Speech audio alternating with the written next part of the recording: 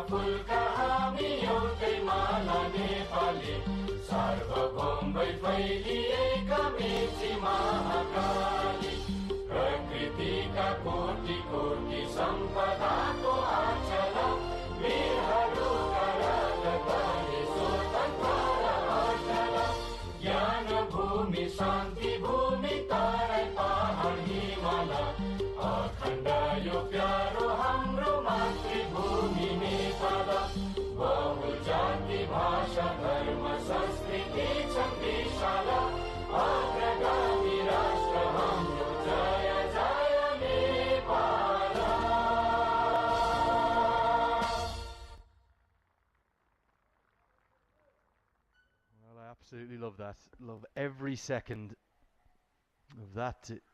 Not quite the same volume as the 30,000 or so who sung it here on March 16th. I was actually out there announcing it that day, and I had full body goosebumps as every single person in and around the TU International Cricket Ground stood and sang Jaya Jaya Nepala. Beautiful national anthem. There is the state of play. Just 2 games remain in the group stages, and for Nepal the equation is simple. They are already into the semi-finals, but they don't want to finish in second place for a couple of reasons. One, they want to ensure that they get their home semi-final here. The winners of Group A will play here. They also want to ensure that if there is rain about, and there could be rain on Saturday, it'll be the winners of the group that will advance automatically, because there is no reserve day for the semi-final. So it's a very important match today for Nepal to keep their winning track going. Unbeaten in the competition. The only other unbeaten side are Hong Kong. They're going to be tested today, because if Kuwait can beat them in Group B, Kuwait will advance. And what's more, that would mean that UAE would end up as the Group B victors. Well, almost certainly, unless something remarkable happens with net run rate and Kuwait trounce Hong Kong. But the reality is, if Kuwait beat Hong Kong, they will move into second place. So if Nepal could win here and Kuwait win up in Mulpani, it would be a Nepal versus Kuwait semi-final. I think the hosts would quite like that. So here we go. Andrew Leonard here with you as always. Great to be back in action for a Nepal game. We've waited a little while for this after the washout on Monday up at the Mulpani ground. I've got Paresh Lahani alongside me. Paresh, you have to say, Nepal big favourites today, but it's been a funny old tournament. We've seen some good performances from all 10 of the sides. A very good morning, Lenny, and good morning to all the viewers who have just tuned in. Yeah, it'll be a good test for the Nepali batters. They're put to bat. Early start, a little gloomy start in the morning. If they can stay there the first half an hour or 45 minutes without losing a wicket, it'll be a run feast in this wicket. It looks a very flat track. And even Rohit Paudel, the captain of Nepal, said if he had won the toss, he would bat first. So it can be a good toss to lose for Nepal if they start off good. On the other hand, the captain of Qatar said he would like to bowl first, because first half an hour, 45 minutes, the new ball will do something. And if they can extract something out of it, this is Kushal Bhurtel, list A career at 44 matches, 952 runs, a decent strike rate of 83. And both of these openers will be looking for some runs. Fresh off ducks in their previous game, and of course with that washout up at the Mulpani ground, but probably just a little bit lacking in touch. So today's a good opportunity ahead of the semi-final to get back into some form. We've moved to a fresher wicket, and we're right in the centre of the square. I suspect this will be the wicket we'll use for the final, so should be a good track. We'll expect runs and plenty of them again, and the fans just starting to filter in. Very early starts here during this ACC Men's Premier Cup. 9 a.m. local time, in fact just a minute before, so we might be getting off to a very prompt start. Here comes Ikramullah to get things going. Tends to bowl around the wicket with his left arm seam. Funny makeup to the Qatar team. They have very few right arm seamers. In fact, I think in their entire squad it's really just Kamran Khan who bowls some part-time right arm seam, but they've got four different left arm quicks. Funny how that goes. Yes, Ikramullah, he always starts around the wicket for the right hand and even for the left handers as well. A good length, back of the length, the ball coming into the right hander, and very rightly said Lenny, these opening batsmen of Nepal, Kushal Bhurtel and Asif Sheikh, were out for a duck in the second match they played against Oman. The third match was abandoned due to rain. They need some runs under their belt moving towards the semi-finals. Today Kushal Bhurtel looks a bit relaxed. Yeah, they both just want some runs to not just influence today's contest, but also to build some form ahead of the semi-final.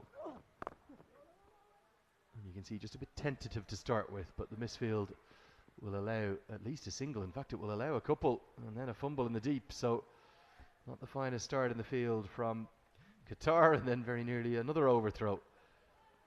Bhurtel, nice way to get off the mark. What about our match officials today? We can see our two standing umpires. That's Naresh D'Souza, who's joined. He's from Kuwait, joined by Vinod Babu. Vinod Babu from Oman. Our TV umpire today is Asif Iqbal from the UAE. And then Rahat Ali, the ever-smiling Rahat Ali from Saudi Arabia, is our reserve umpire. He'll be bringing out the spare balls, and we could have a few the way that Kushal Malla et al. Strike them. And then they're all overseen by the ACC match referee, Sarika Prasad. I think everyone, particularly our match officials and our production crew, are very much in need of that rest day tomorrow. It's been a lot of hard yakka across 2 weeks without a day off. Look at all the cameramen there in the background. They've been working every hour under the sun, so credit to all of them. And our thanks to all of you for all your kind comments. We know you've really been enjoying the coverage at this 1xBat ACC Men's Premier Cup. Yeah, the last time these two teams met in 2008, the ACC Elite Cup, Nepal won by 7 wickets. It's been ages that they've played a 50 over match. They've played T20 after that. It was going down the leg side.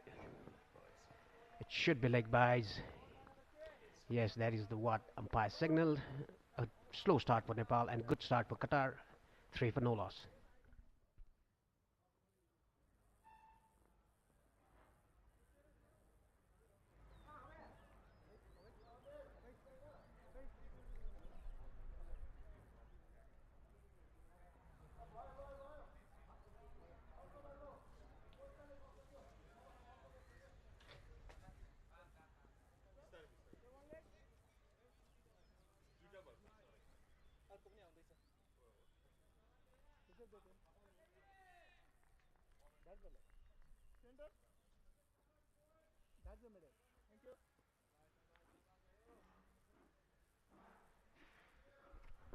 Gain Buttika will take the second new ball from the pavilion end. The second over of the innings, and Nepal off to a slow start. 3 for no loss in the first over. And this is interesting, and there's no third man. The third man fielder is inside the circle. There's a bracket point. Short extra cover mid-off, mid-on and mid-wicket, and short fine in the 45 angle.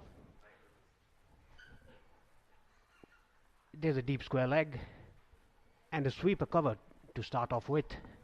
The second over. This is his first game in this tournament. He's a good bowler. He's got a slingy action. He's one of a few players who've got some first class experience as well. Gayan Buttika. You can really tell with the names, can't you? The origin. Born in Sri Lanka. He's played a little bit of cricket there. Not at the first class level, sorry, but good club level there. He's tended to be very good in T20I cricket. And he's just picked up the first wicket. The troubles at the top of the order continue. It's the angle around the wicket that is cramped up Kushal Bertel, and all he can do is chip it up to the mid-wicket fielder. He takes the simplest of catches, and Qatar, oh, they are delighted with that. They're going to relish playing the party poopers because Bertel is gone. Yes, he just played it in front of his legs. That's a very good catch, smart catch. Didn't time it, straight to the short midfielder. I think Bertel tried to hit it over his head, but hit it straight to him. He's gone for 2. Bad runs continues for him in this tournament. It's 3 for 1.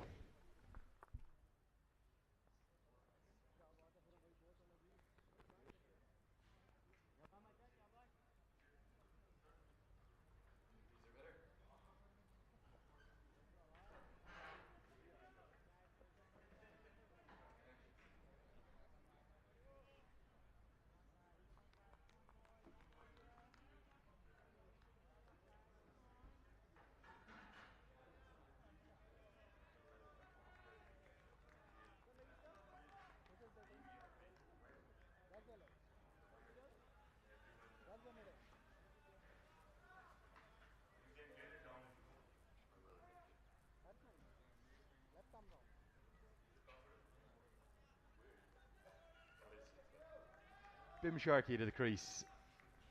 He's in at number 3, and he's in early again. The troubles at the top continue for Nepal. Good slingy action. You think he's got shades of of Mitchell Johnson. Not quite the same pace as Mitchell Johnson, but certainly that load up. I can see what you mean, Paresh. Yes, and the load up and the release point is exactly similar to Mitchell Johnson. Not that pace, not that height. This is another bowler from Qatar who fancies bowling around the wicket to the right-hander in the start with the new ball. Beam Sharkey, as in the second match against Oman, has come into the crease early. Look at that load up and release point. It resembles Mitchell Johnson.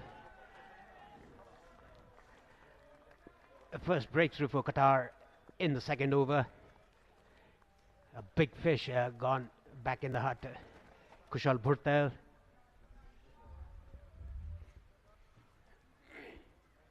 I've seen lots of messages on social media about the slight lack of runs at the top of the order for Bhurtel and Sheikh over a very small sample size, I'd like to add. This is just the third innings for the batters in this competition. Lovely cover drive straight to the man. I think it's too small a sample size to even comment upon, because if you look at the conditions that Bilal Khan and Kalimullah bowled in that game against Oman, it was almost like an English morning in April. The ball was hooping around corners. It was very, very difficult for the batters.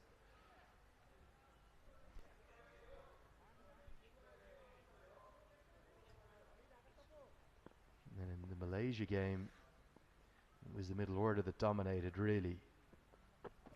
I think they'll stick with the same opening pairing for the final two games, whatever happens, but certainly they'd like a few more runs from both Bhurtel and Sheikh, although Sheikh's yet to face the ball, and Bim Sharkey will keep the strike. 2 overs have been bowled. It's 4 for 1.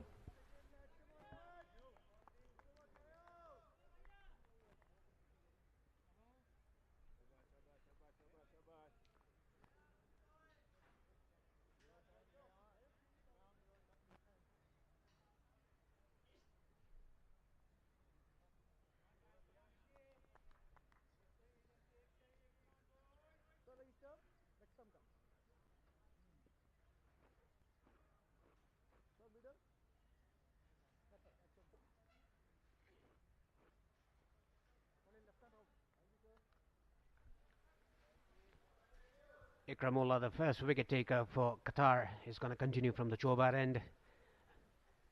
First strike, first blood for Qatar, taking the wicket of Kushal Bhurtel. I think Nepal will be well served not to underestimate Qatar. They're a fine side, particularly a fine bowling side. We've seen in their performances thus far in this tournament, they very nearly upset Oman in that opening game. Yes, they were disappointing against Saudi Arabia, who outplayed them.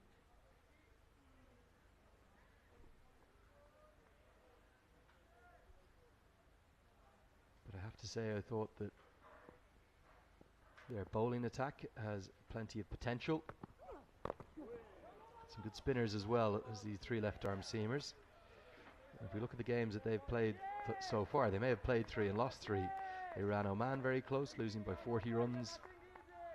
Yes, they were disappointing, but that was really with the bat against Saudi Arabia, where they only posted 216 on a good batting wicket. And then it was a final over thriller against Malaysia, who just got the better of them, but marvellous innings from Syed Aziz took that game away from them. So Nepal, they cannot underestimate any opposition. They know that historically. And they're in early trouble, and the ball's moving around, but Sharkey gets that one through the gap. Outfield, it's still rapid, and it's going to be 4, the first boundary of the final day of the group stages.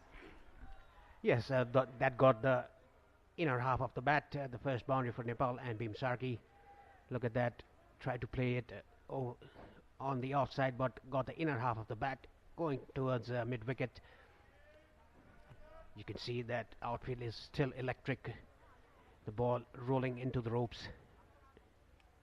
Bim Sharkey off to a good start, hitting his first boundary.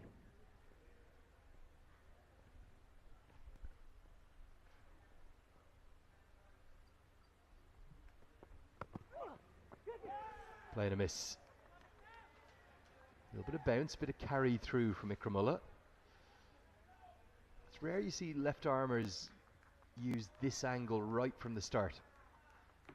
It'll tend to be used in the middle overs of 50 over clashes, sometimes towards the death of T20 games, but these left armers, they're coming over the wicket, not at all, around the wicket. They're using that angle and they're closing off the options for the right-handers, and it started very effectively. You've got to be tight with your line. Sharky's quick, so he'll get home for the single. Do you think there's a reason they don't go over the wicket, Paresh? Is it because they're not swinging the ball back into the right-hander? Yeah, because he's using that angle, bowling around the wicket. I think he's used to it, and he's pitching the ball very outside the off stump, and with that angle, he's getting the ball to come sharply into the right-hander. That is why he's so comfortable bowling around the wicket in the start with the new ball. That has shown his effectiveness, taking the wicket of Kushal Bhurtel with that angle as well. It'll be very difficult for the batters to play those angle deliveries coming around the wicket by the left-hander.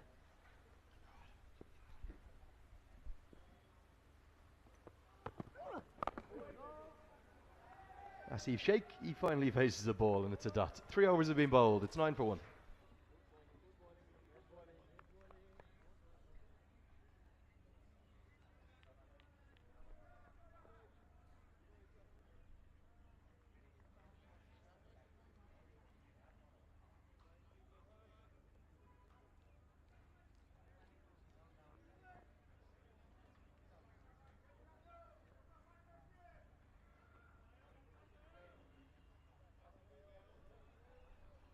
Bhuttika is going to continue a good first over for him. He also fancies coming around the wicket, the left-hander. He's the one who's taken the wicket of Kushal Bhurtel. A good first over by him. Again, good length by him. The ball coming sharply into the right-hander. This is a good start for Qatar. A probing start by Qatar. It's an interesting field. The ball is coming in very sharply to the right-hander, bowling around the wicket. The left-hander, there's a short find, a deep square leg, and I don't know why there's a sweeper cover in place. It would be very hard for the batsman to play in that area because the bowling coming sharply into them. You can see that again. The length is perfect, back of the length.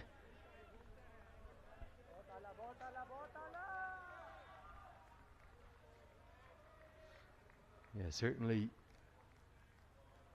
not the start that Nepal will have wanted. Also not really the toss result they'd have wanted either, I don't think. They would have liked to have bowled first. But batting first does give them a chance. Get a full innings together. Remember, they batted first against Oman in very difficult conditions. Posted 310. And that is an outrageous stroke. And Bim Sharkey's going to pay the price. It's the 4th over of a 50 over game. The ball's doing a bit and he's tried to reverse, scoop it away for 4. But even with that shot on, there's a man at deep third, so maybe the best case result is a single. A moment of madness here for Sharkey. He's gone. Yes, a terrible shot attempted by Bim Sharkey. That came out of nowhere. It's just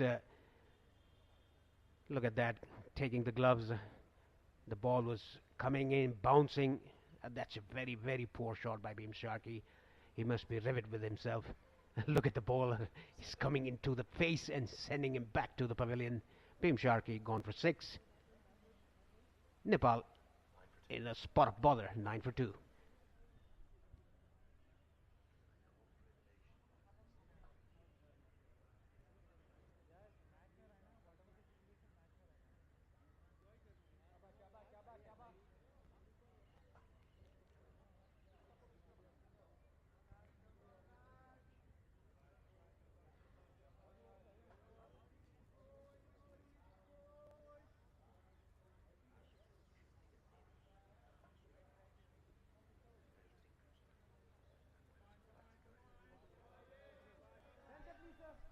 Well, big trouble.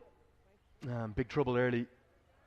Our job up here, we have to call it as we see it. Paresh, and that stroke from Bim Sharkey, it's left a bit to be desired.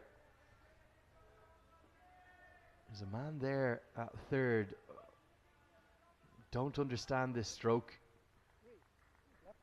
In a T20 international, absolutely, maybe trying to exploit the power play the first 6.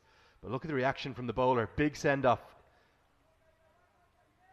There's pace, there's bounce, there's good carry. That, even if it goes for 4, is a very low percentage shot in my book. As Rohit Paudel gets off the mark immediately. Just the man for a crisis. He's had to be a couple of times in this tournament, and he flicks it away for 4. Yeah, this is the difference between Rohit Kumar Paudel and Bim Sharkey. The approach. Look at that. He just waited for the ball. It was on his pads. Just flicked it away down to fine leg for 4 runs. Look at that. He played it late. Let the ball come to him. That is the difference between Rohit Kumar Paudel and Bim Sharkey. The approach. The other thing we have to do up here in the commentary box, we can't apply results-based thinking. So if that is paddled away for 4 and he gets an edge wide of the keeper, I don't think we can say brilliant shot, because it's not necessarily the percentage call at this stage of the game. It's a 50 over clash. You've got 300 balls to play. And we tend to see with these balls, 2 new balls in operation, we've said it over and over again, 8 to 10 overs of movement, that's it. Then it flattens out, the good batting conditions come into play, and you can cash in and take advantage. And the thing that surprises me about that shot is that Bim Sharkey got through a really difficult patch against Bilal Khan of Oman, another left-arm seamer, where the ball was swinging back into him and he looked in all sorts of trouble, but he battled through that period. And that was actually a key knock, even though he didn't kick on, to assist Nepal in posting over 300 in that match, alongside Rohit Paudel's innings. Got to get through difficult periods sometimes when you lose the toss and you're inserted to bat with 9 a.m. starts. Nepal are in early trouble. They're 14 for 2.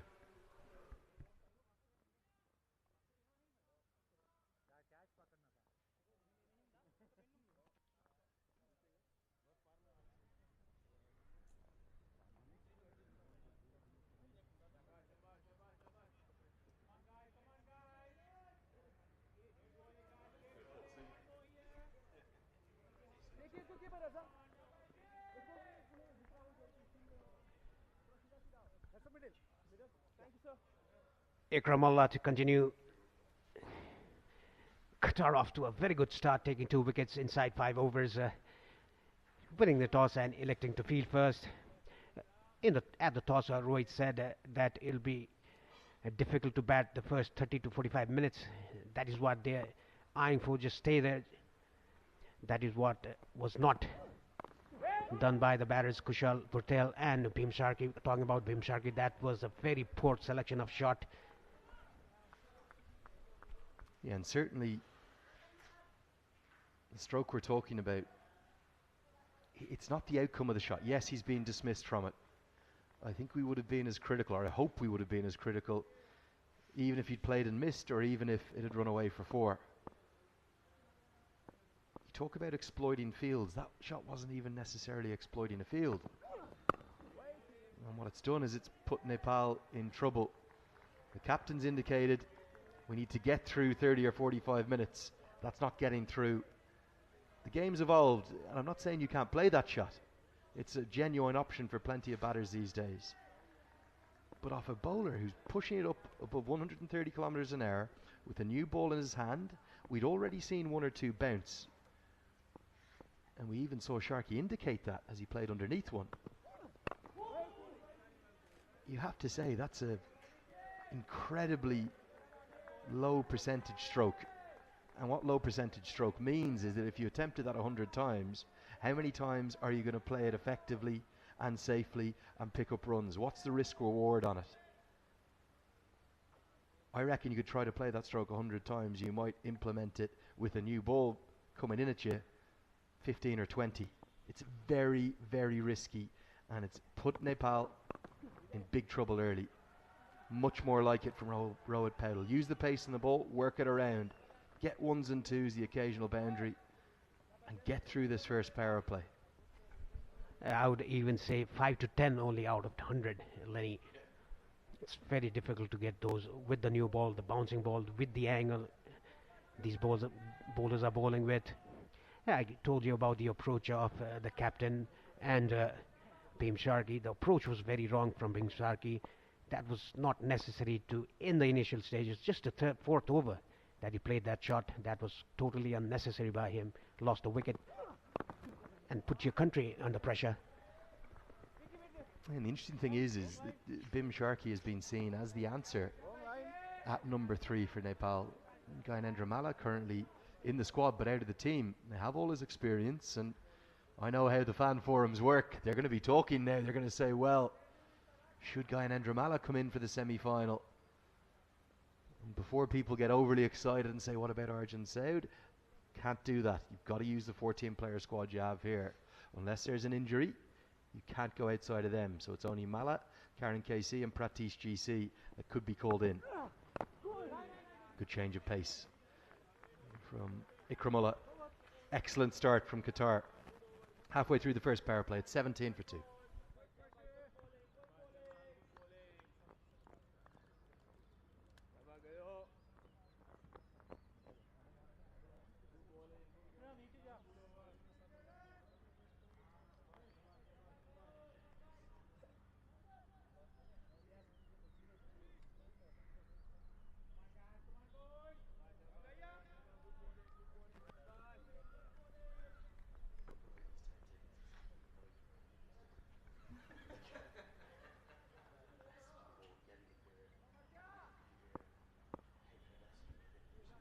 But the guy is going to continue.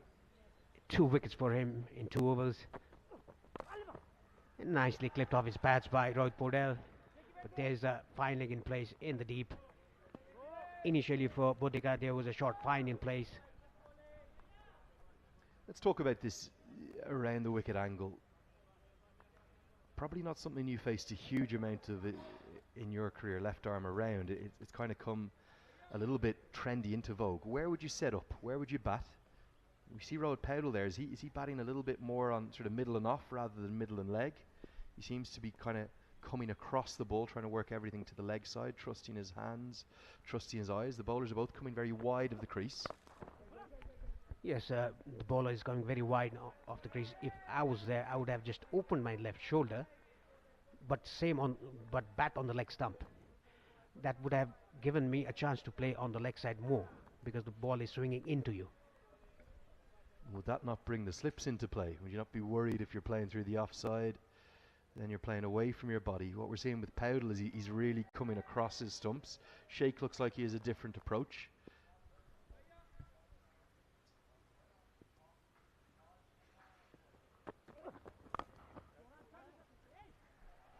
And Sheikh is going to get off the mark. Nicely guided into the offside. Just a smattering of applause. The fans are really starting to come in across the grass banks. A reminder, if you do want to come, you can buy the tickets in advance, get a 25% discount if you get them online, or if you come down in person, 200 rupees on the gate. And hopefully myself and Paresh might get up to meet a few of you on the grass banks. Yes, we might. And talking about the left arm bowlers coming around the wicket, I would have my left shoulder a bit open stance so that I can even play on the offside and more on the leg side because the ball is very angling. Yeah, right. Like those balls, I can just defend it or just try to guide it down the third man because the third man feelers it inside the circle. That is an option. What we're seeing though with Podell is a very different approach, isn't it? It looks to me like he's batting on middle and off stump. So he's covering all of his stumps, and then his trigger movement, which is his initial press as a batter, that's actually putting him even further across his stumps. So the one thing he might be prone to with this approach is a in-swinging Yorker, one that comes in and traps him right in front. But he's trusting his hand-eye coordination. Look at his setup here as we come back to the main view. Batting on middle and off. The trigger movement moves it across. That's pitched on off stump, but he's whipping it into the leg side. It's an approach that Jonathan Trott used really successfully. Steve Smith uses a lot as well. And if you've got good hand-eye coordination like Rohit Podell does, it really closes down that threat from around the wicket. Good execution of technique from Rohit Podell. Yes, very right. If you trust your judgment, if you trust your hand-eye coordination, that is a very good approach for the left-arm medium pacers who are bowling around the wicket with that angle into you. A very good approach by Rohit Podel. Talking about Asif Sheikh, it's not that kind of, it's a different approach by him. He just played 5 balls. Nicely driven that down over the cover area for a boundary. Beautiful way to finish the 6th over. Sheikh gets his account starting to motor. It's 26 for 2.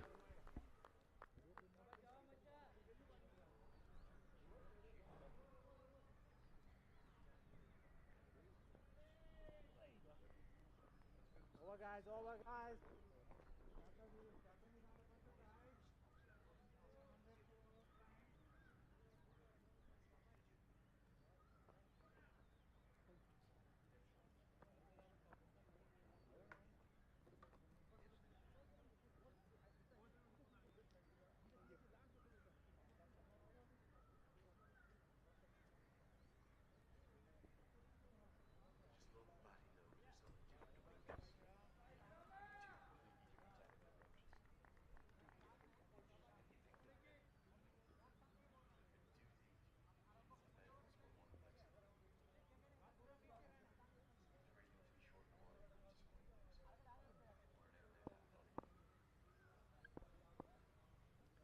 This trial by left arm seam will continue.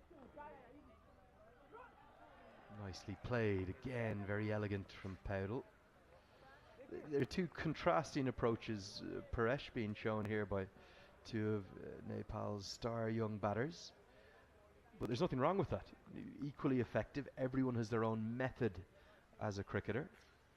And as long as you know what your game plan is, you can trust your technique, you can still implement it and score runs. It's all about trusting your techniques, trusting your hand-eye coordination as well. 2 different approaches. Look at this again. The ball sharply coming into the right hander. It was flicked off the middle stump, mind you. Misfield there that allows them to take 2 runs. They were looking for 3. And if you're wondering just how different the approaches are,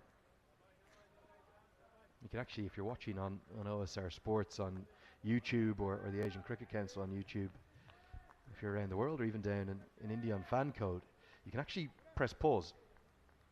If you pause it at the point of release, so not here in the setup, the point of release of the bowler, what you'll be able to see when Asif Sheikh is batting is you will see all 3 stumps. When Rohit Powdell is on strike, you're barely seeing the off stump.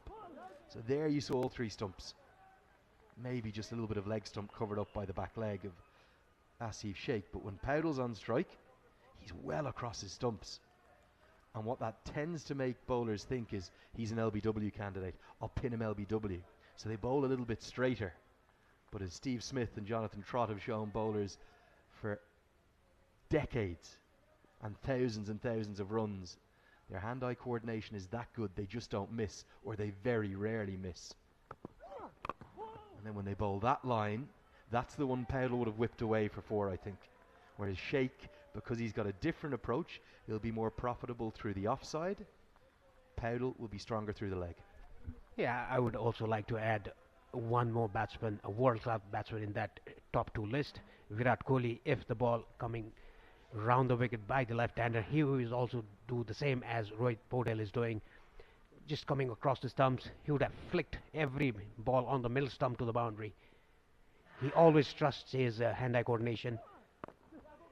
A slower ball, nicely played with soft hands for a single. This is what these 2 batsmen should do. If they're a boundary ball, they can hit it. If there's not, just play with soft hands, rotate the strike, just frustrate the bowlers. Yeah, Kohli's a great shout. Actually, how have we left him? Have I forgotten about him? He's the king of that, King Kohli. But also for Nepal, this is a really good examination of the technique that could be tested if they did get to a final against Oman. They can't play Oman in the semis, obviously, in the same group. But if Oman won their semi and Nepal won theirs, Bilal Khan around the wicket in the death overs in particular will be a similar test. Powell says, no, Asif Sheikh, go back.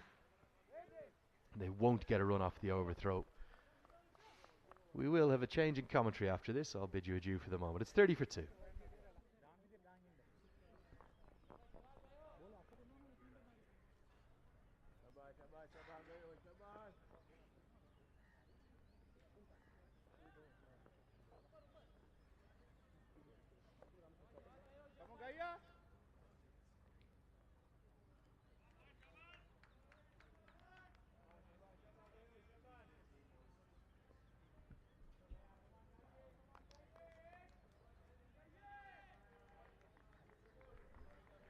To Nepal, a good partnership building up between Podel and Asif Sheikh. Purtal gone for 2, and Bhim Sargi played that very poor shot, gone for 6. And I would like to invite Sharad Biswakar here in the commentary box. Good morning, Sharad. Good morning, Parish. Good morning to everyone listening to us around the world.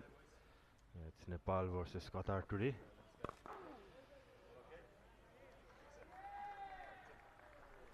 Having a good morning, Parish. How is it going for you? Yeah, I'm having a very good morning. A bit hazy day. It was a bright sunny morning, but it turns out to be a hazy day. We were talking about the approach to play against the left arm round the wicket with the new ball. We've seen two different approaches from Rohit Podel and Asif Sheikh. What would have been your approach? You have batted at number 3, at number 4, and batted in the middle order as a finisher for your team, for the national side.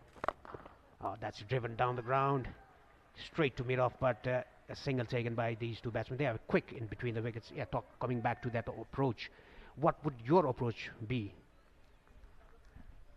Well, it's about knowing your game, Parish, knowing what your strengths are. If you know your game well and you know the bowler's angle and the kind of balls he's bowling at you, you can use that to your advantage and have some tactical plans against them.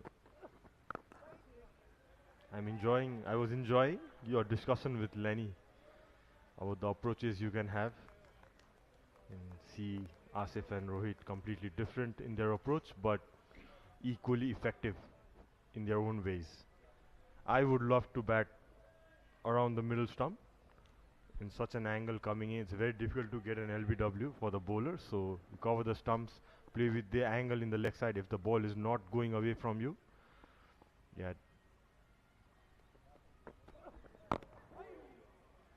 I like the approach what Rohit is taking against the left arm seamers, covering the stumps, and he's very good with his hands, plays under the eyes. How about you, Parish? How would you like to go against left arm seamers coming around the wicket? Yeah, if the left arm seamers are getting the ball come into you from round the wicket, my approach, like I said, a little bit open left shoulder, my front shoulder, and I would exactly like what Asif is doing. I'll have an approach like that. I'll trust my skills. I'll trust my hand-eye coordination. In the meantime, a very quick single taken by these two batsmen. Yeah, that will be my approach. And the other thing is, if they're bowling a very tight line and then bowling outside the offside and bringing the ball into you, I would just shuffle around the crease just to disrupt their length and line. That is always what I used to do. If the ball was swinging away, I used to bat outside the crease to cover the swing. If they were bowling back of the length, I would go a bit into the crease and bat. You have to have a different approaches to different style of bowling. And one thing I forgot, Sharad, you also opened the batting for Nepal as well. Yeah, I've been actually all over the place from number 1 to 7. Yeah, but enjoyed every bit of it. As you can see, the ball coming in. Asif trying to play against the angle. It's looking good. Asif has got a nice start. It's 8 overs done. Nepal 32 for 2.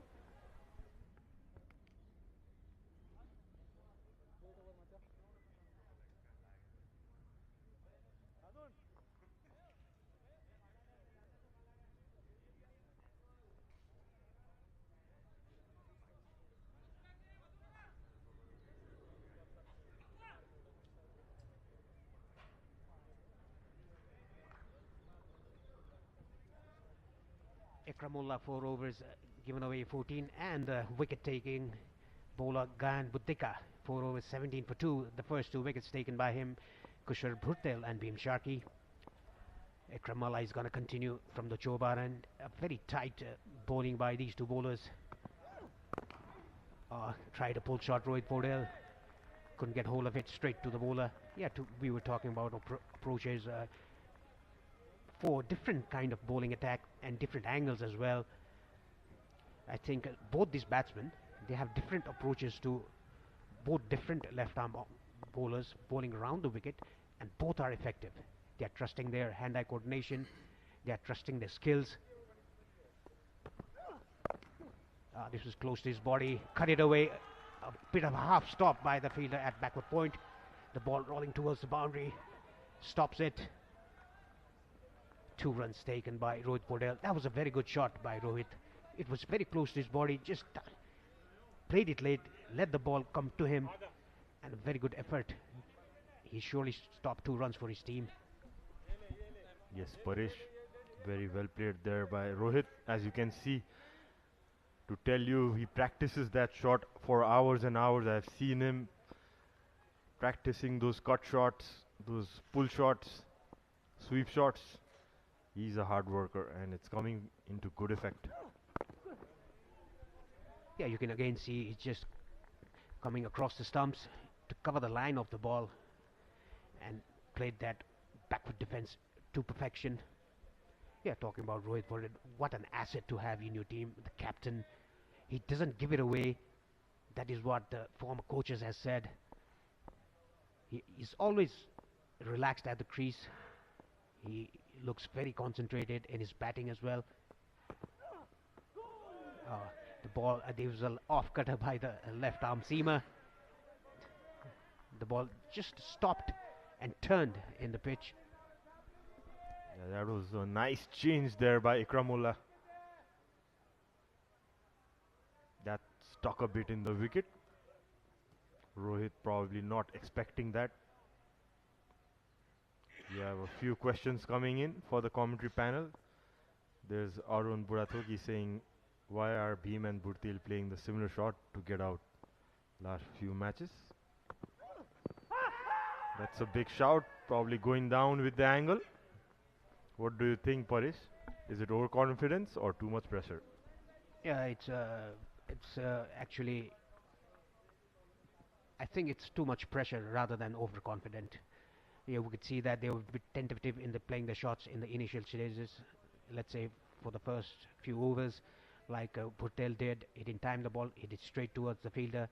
This was definitely angling down the leg side.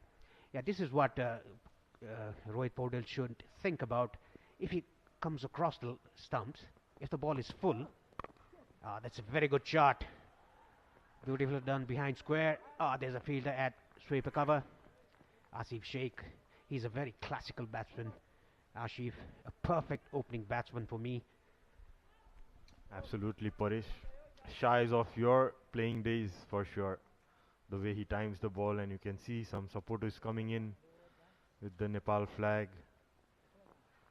It's 9 overs done. Nepal are 37 for 2.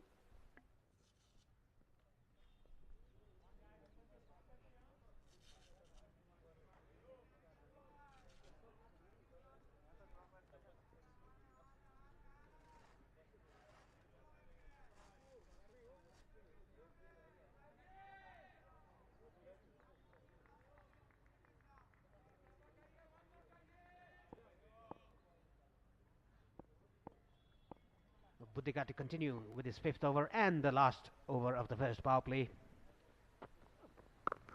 Again the ball angling in. A very smart batting by Rohit Podel, just covering the stumps and playing it late. That is the key to a batsman in some sort of a wicket, when the ball is hurrying to you, or it's a bit stopping to you. That is why Kushal Bhurtel was out. The ball stopped on him. He played it a bit early. Rohit Podel never plays it early. He just waits for the ball, let the ball come to him. He plays it right under his eyes. That is why he's been so successful till now.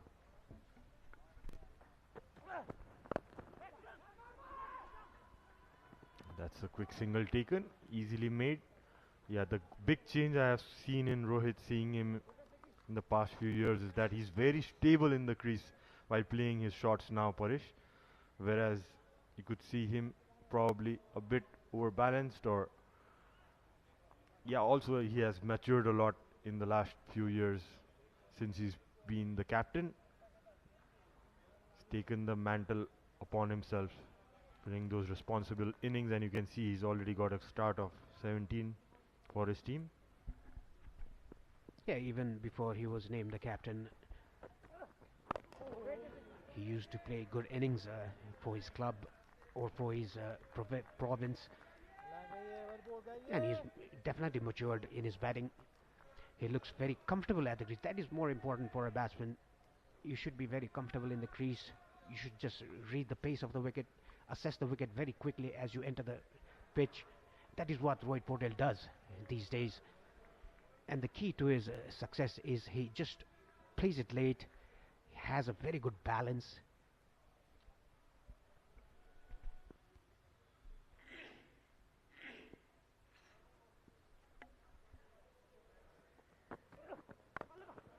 That's well played. Played with soft hands right in the gap. Picks up another run.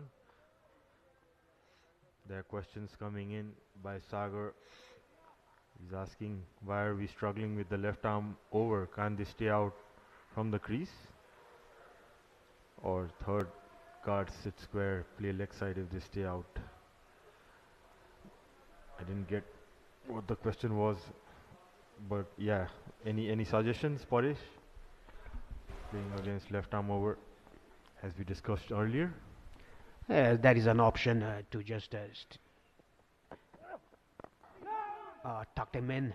Yeah, that is an option, just batting outside the crease, just to cut that angle.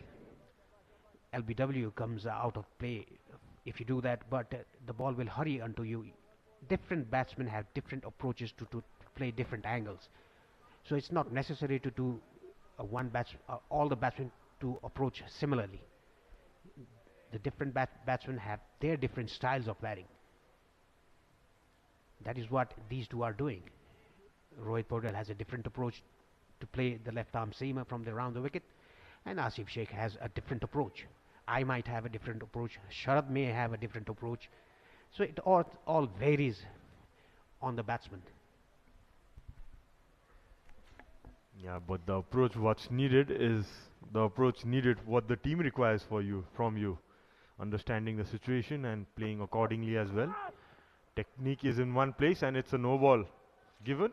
That probably will be a free hit. Yeah, I bet that's a front foot no ball. In the last ball, the sweeper cover was brought inside the circle.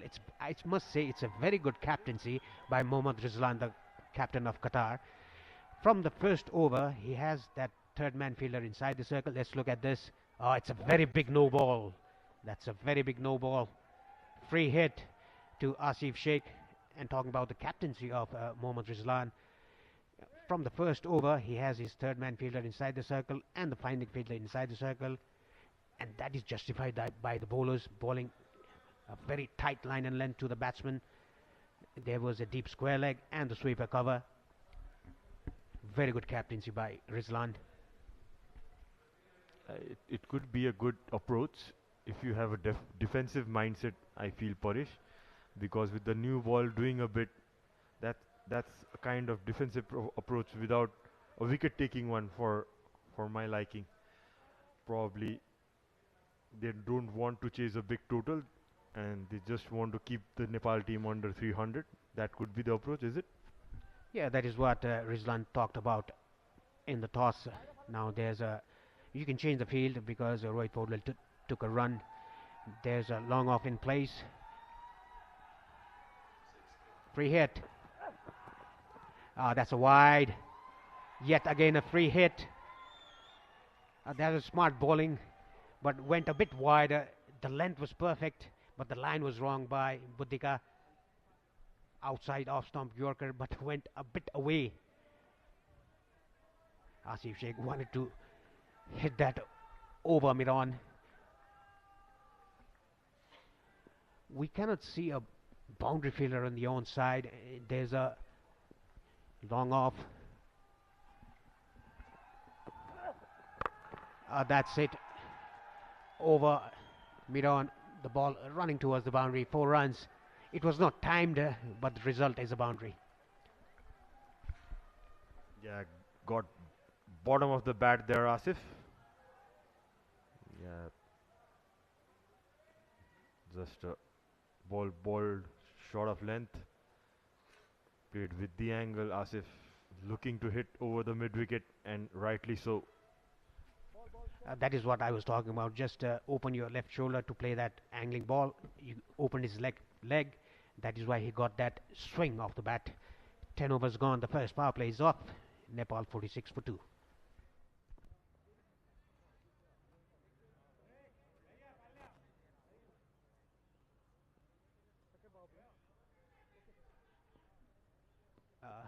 A decent start in the first power play. The 10 overs.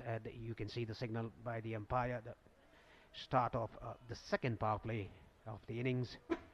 Ikramullah with his 6th over has given away only 18 runs. There's a fine leg for him. A third man. Deep sweeper cover. Oh, it's a short ball. A good short ball bowled by Ikramullah. That seemed to have jumped from back of the length. As you can see, that went almost carried to the shoulder high into the keeper. They're putting some extra effort there, as you can see from Ikramullah. Rohit trying to guide it towards the third man region, probably not expecting that much of height. Nicely guided down to third man. Yeah, talking about the last bouncer, that was very accurate. It surprised Rohit Podal as well, and in also the keeper, he took it in front of his eyes. Look at this again. Look at the keeper jumping around. Good pace by Ikramullah.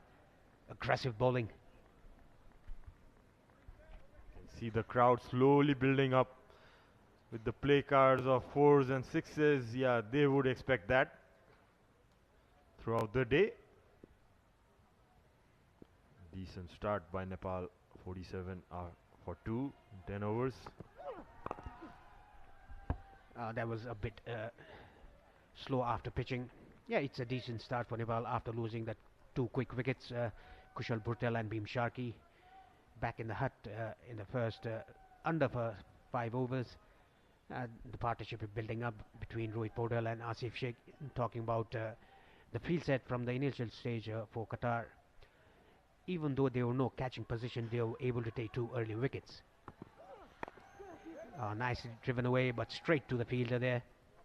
You can see that the ball is not going through. It's just holding his pace. If you use your shoulder and your hip, the fast bowlers, you can extract that bounce and pace. Smart bowling by Ikramullah.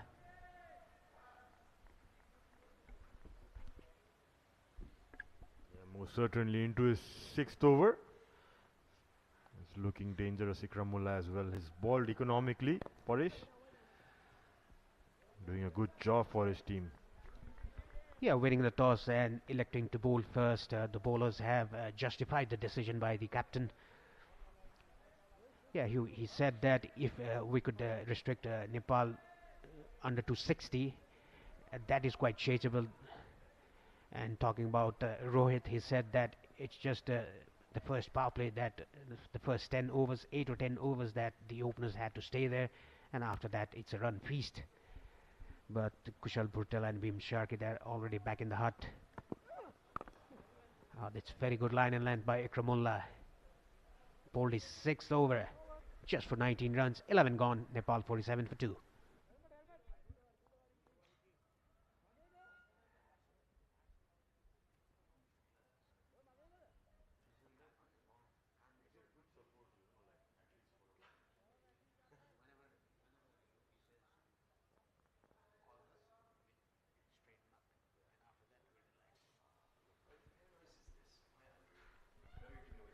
Kushal Bhurtel and Bhim Sharkey, the 2 wickets to go for Nepal.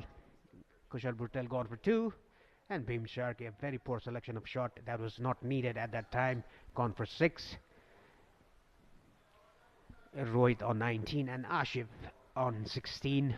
Nepal 47 for 2 in 11 overs. A good build up by these two batsmen.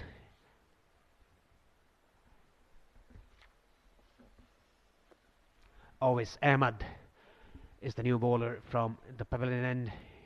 He has played 2 matches. His economy rate is also good. Yet to take a wicket in this tournament, the ACC Men's Premier Cup 2023. Left arm orthodox. How often we see 1 or 2 left arm orthodox in each team in the associate and in world cricket as well.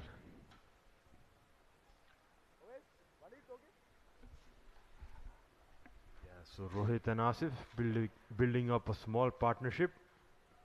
Looking good, both of them. Yeah, they are short of, I wouldn't say short of runs, but definitely they would like to make a big contribution for the team today before going to the important semi-finals. And that's 4 runs, slightly pitched up. Rohit made full use of it. And it's another boundary for him. Rohit Paudel at his best. Look at this. A gentle loosener by the bowler, and Rohit hits it down to extra cover for 4 runs. What a beautiful cover ride. And look at the balance of his body. Look at the stability as well. All there for Rohit Paudel. A shorter one, played it off the back foot, down to sweeper cover. Yeah, talking about Rohit, moves to 24 of 28. Very gloomy out there in the center. The sun is gone. There's a fog and the air pollution covering the ground. So it's Asif on strike now. Has been a little short of runs in the last 3-4 ODIs of scores of 0, 1 and 0 against UAE, Malaysia and Oman in the last 3 games.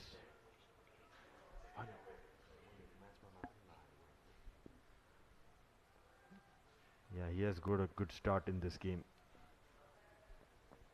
OP Mix is looking good for a big one for sure as he clips that away, running away to the fine leg. Well stopped before the boundary by Ikramullah. Yeah, football skills shown by Ikramullah. No wonder the FIFA World Cup was held in Qatar in 2022. Nicely flicked off his hips, off his pads rather, by Asif Sheikh. Moves to 18. A good partnership building up here between these two batsmen. Nice bowling, right on the money. The ball just dipping down onto the batsman. A good flight, a good pace for the left arm orthodox.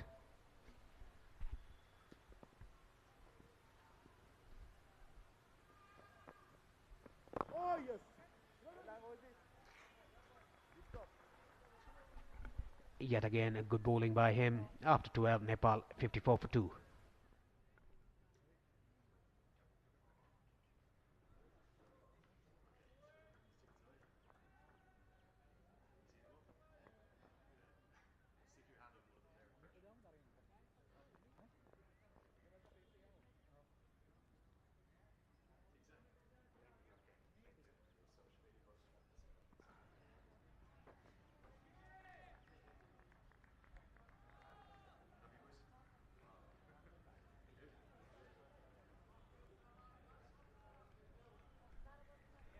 Ikramullah with his 7th over of his spell.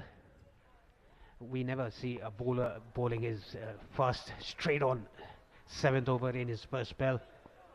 He looks to be very fit and he's doing very well. As nicely driven on the rise by Rohit Paudel. But there's a fielder, there's a boundary rider on the offside sweeper cover.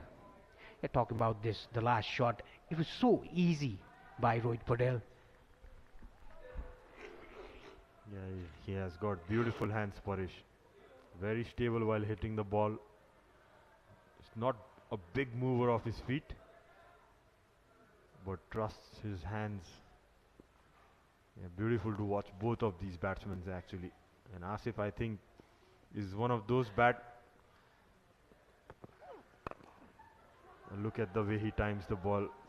Reminds of your batting for sure, Paresh. I have not seen a better timer of the ball after you.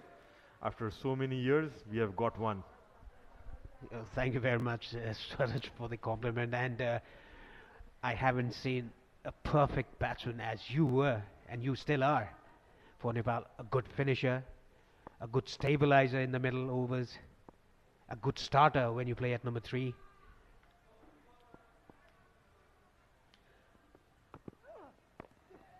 Played with soft hand. This is Rohit Paudel at his best. Absolutely. He's going to take this game till the end, Rohit. He will be looking to build up that partnership. Keep playing. You can see the Nepal's dugout. Gyanendra Bonla giving some tips to the youngsters. We don't see this often. Gyanendra Bonla and Karan Keshe, the 2 senior pros with a beep on. And you can see behind Pratish GC, Akash Gupta, the assistant coach. Oh, that's pulled away. Oh, straight to the fielder. That was timed so well. It went straight to the fielder. The fielder didn't have to move. 3rd wicket down for Nepal. It was Mohammad Tanveer, the catch taker.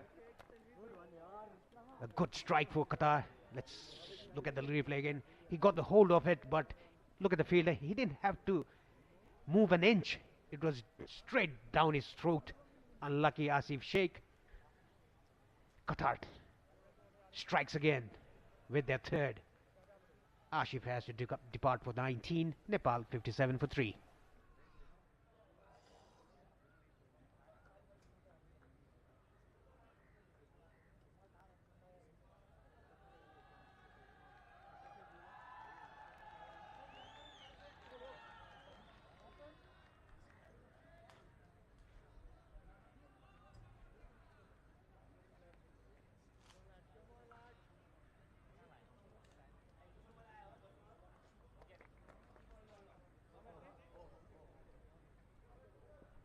It's very interesting to see Sompal Kami in at number 5. The way he batted against Oman, made 60 odd not out. A match-winning innings played by him. The last match Nepal played in this ACC Men's Premier Cup. And I think that is why the coach Monty Desai has sent Sompal Kami at number 5. Is this one of those Monty balls created by Monty Desai? Absolutely, Paresh. But not surprising to see him being sent up the order with the form he is in. Sompal in the last game struck 63 runs for his team. Yeah, he's one of those all-rounders for sure. We have such a batting lineup, Paresh. You can send anyone from number 1 to 10 in any place in the order according to the situation. Yes, very rightly said, Sharad. And the innings that he played against Oman, that was also under pressure that he played that. Kushal Malla was going good from the other end. And he came in. Let's look at the wicket, the last wicket of all of Asif Sheikh. He timed the ball very well, but unlucky straight to the fielder. The fielder didn't have to move an inch down his throat. A credit goes to the captain and the bowler. The ball, Ikramullah bowled, and good captaincy as well by Rizlan. Guided down to 3rd man. Off the mark, Sompal Kami. Yeah, you can see the positiveness in the batsman, and you can see the Nepal dressing room.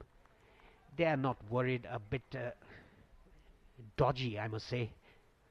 You can see Monty Desai behind the table there.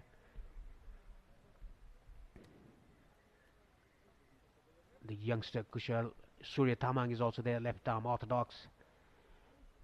And look at the wickets to fall. First wicket to go on 3, the second on 9, and the third on 57.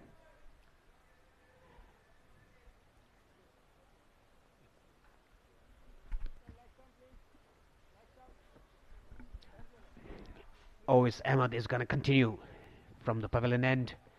13 overs gone. Nepal 58 for 3. A good time to break the partnership between Rohit Paudel and Asif Sheikh. by Qatar, and Qatar dugout looks very relaxed. Why wouldn't they be? They've taken 3 wickets already inside 15 overs.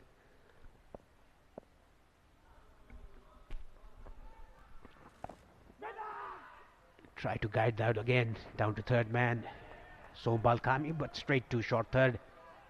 Yeah, this is what Sompal Kami does in the first 4 or 5 is when he's in, he just tries to maneuver the ball around, try to take singles, and mind you, he's very quick between the wickets as well. Nicely tossed it up. I think there was an edge there. The bowler was very frustrated there.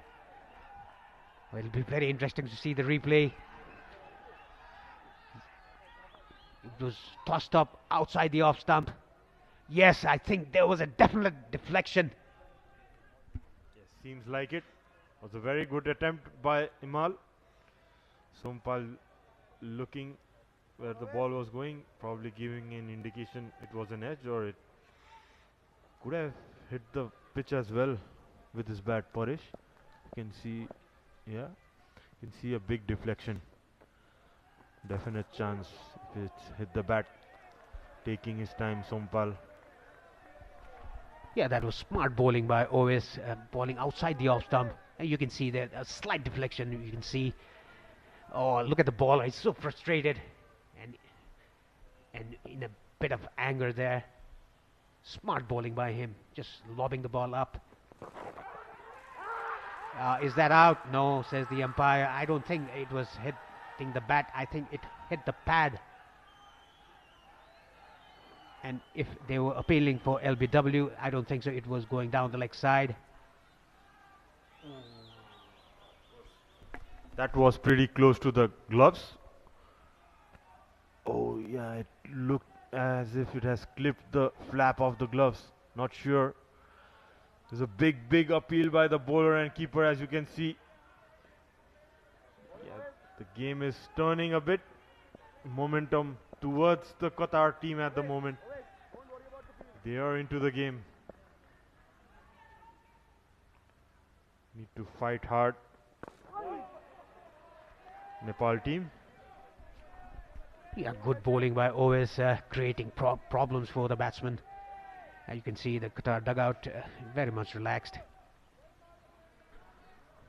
Yeah, Sompal Kami, he doesn't have to play those kind of shots, taking risk. He can just play out the good overs. Still more overs to bat on. This was going down to the leg side, rightfully so, given as a wide. I think Ovis was going for a glory ball to pitch outside the leg stump and turning that ball, but didn't turn, went with the arm. At the moment, Qatar right on top.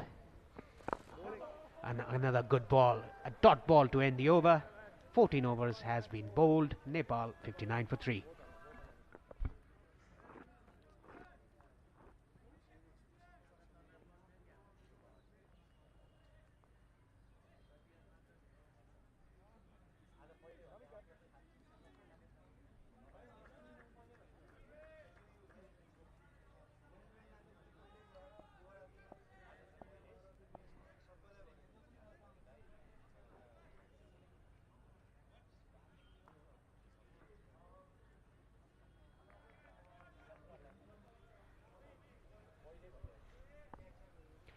Ikramullah to continue with his 8th over of his first spell.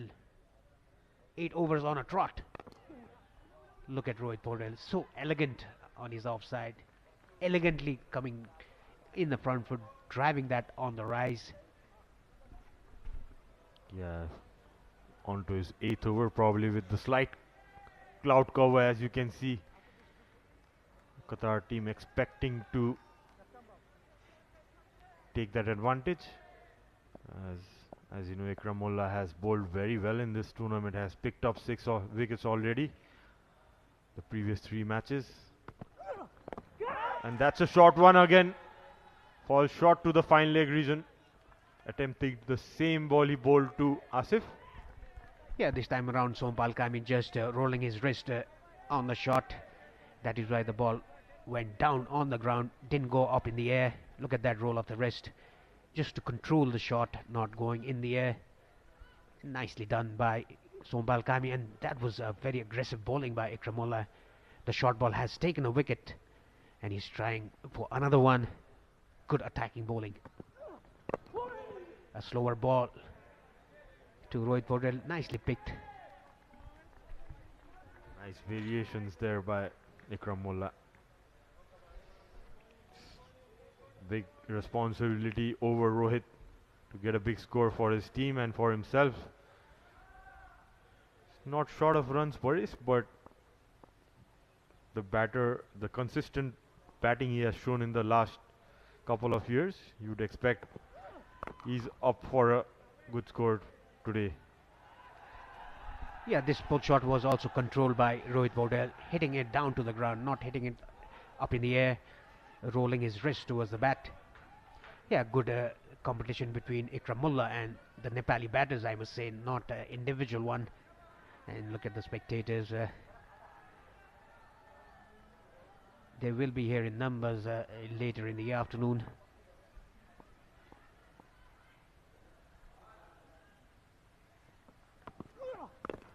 A good short ball again. He's mixing his length, he's mixing his pace, he's mixing his line. Smart bowling, a good fast bowling we have seen here. Absolutely. Talking about left arm seamers, we have one in our team as well, in Nepal team. That's Pratish GC Paresh, still very early days in his career.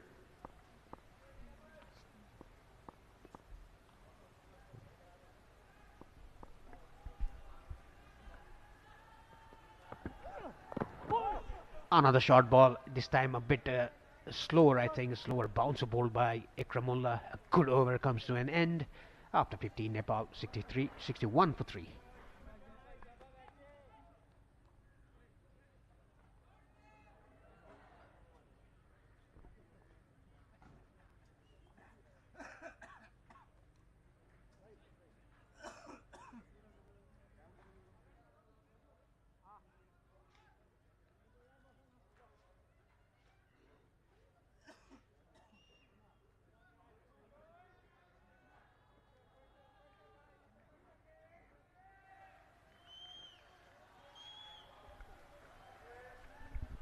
Always Ahmed to continue from the pavilion, and the last over was very interesting of him. A drop catch and a big shout off caught behind. A bit of a fumble there by the bowler. Yes, Paresh, a bit of cloud cover as you can see in the sky. But hopefully the rain gods will stay away. Is that punch down by Sompal? Yes, this is what Sompal Kami must do for his team. Just nudge the ball around. He takes singles and doubles. They are very quick between the wickets. Just built up a partnership again. It was building up with Asif Sheikh. Again trying for a cheeky shot. Yes, gets an edge. Rohit is not impressed with the decision, but he has to go. Yeah, trying to late cut that ball, Rohit. Not sure. He got an edge by judging by his reactions. He's not one of those guys who will give you an impression. It's very tough to, yeah, it looked as if there was a gap between bat and ball. Tough one to say. No ultra edge here to touch that one. Good catch. Big wicket for the Qatari team. Rohit goes for 27. Nepal are 62 for 4, and it's time for drinks.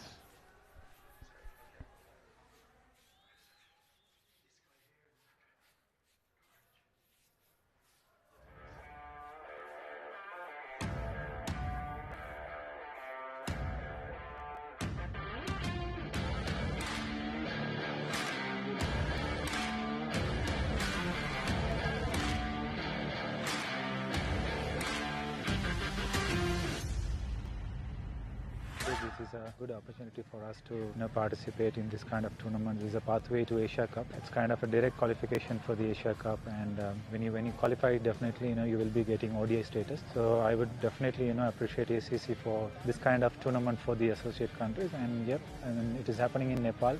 It's a very nice place to play, and this is the first time we as a team here to play this kind of tournament, and we are having a good time in Nepal.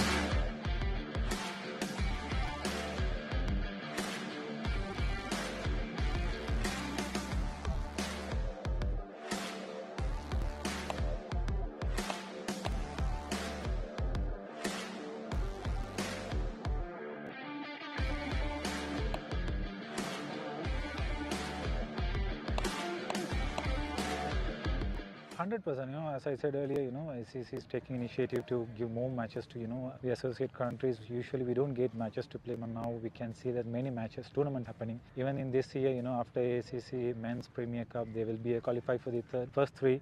Then you are going to next level, and then from there Asia Cup as well.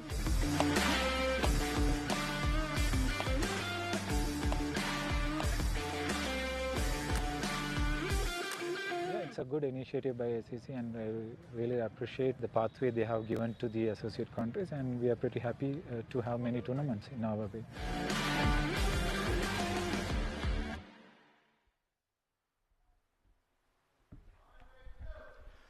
Well, a warm welcome back after the drinks break, and our thanks to the Asian Cricket Council digital team who have been producing some brilliant content, I have to say. So if you are enjoying the tournament, get over to either the Asian Cricket Council's Facebook or Instagram page. I think they're on Twitter as well. And you can enjoy all of that brilliant content. The quality of that, it really makes such a difference, and it adds to the occasion, and it adds to these teams, makes them feel special, and it starts to build up the heroes for these countries, which is exactly what every country needs. Now, a big moment in the match just before the drinks break. The captain dismissed. We're going to get another look at it in a moment, but it brings Kushal Malla to the crease. He's in a real hot streak of form. But this Qatari bowling attack is causing more than a few problems right now.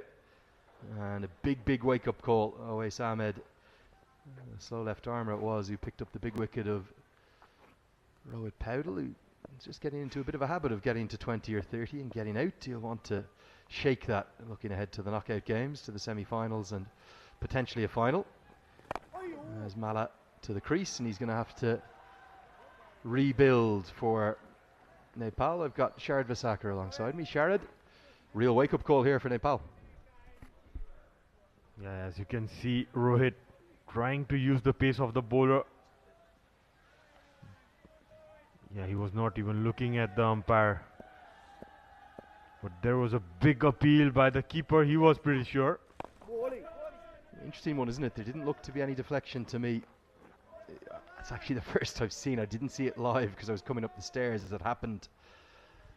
But just looking back at that replay there, the slips angle would be an interesting one, wouldn't it? To see if there was any contact made at all. Down the leg side will be signalled as a wide. Paudel tends to be a pretty honest young man. This is the angle we want. He seemed disappointed. Was there anything on this? Not for me. A big shot by the bowler and keeper. Yeah, Rohit looked disappointed there. It's 16 overs done. Nepal are 64 for 4.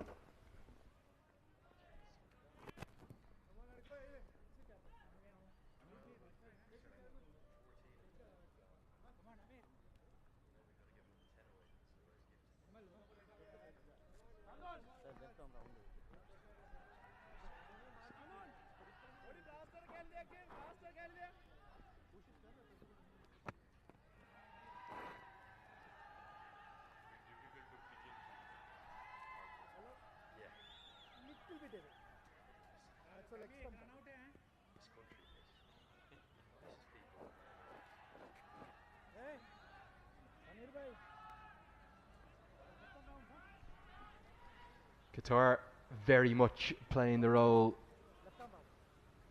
of party poopers, spoilers, whatever way you want to describe it.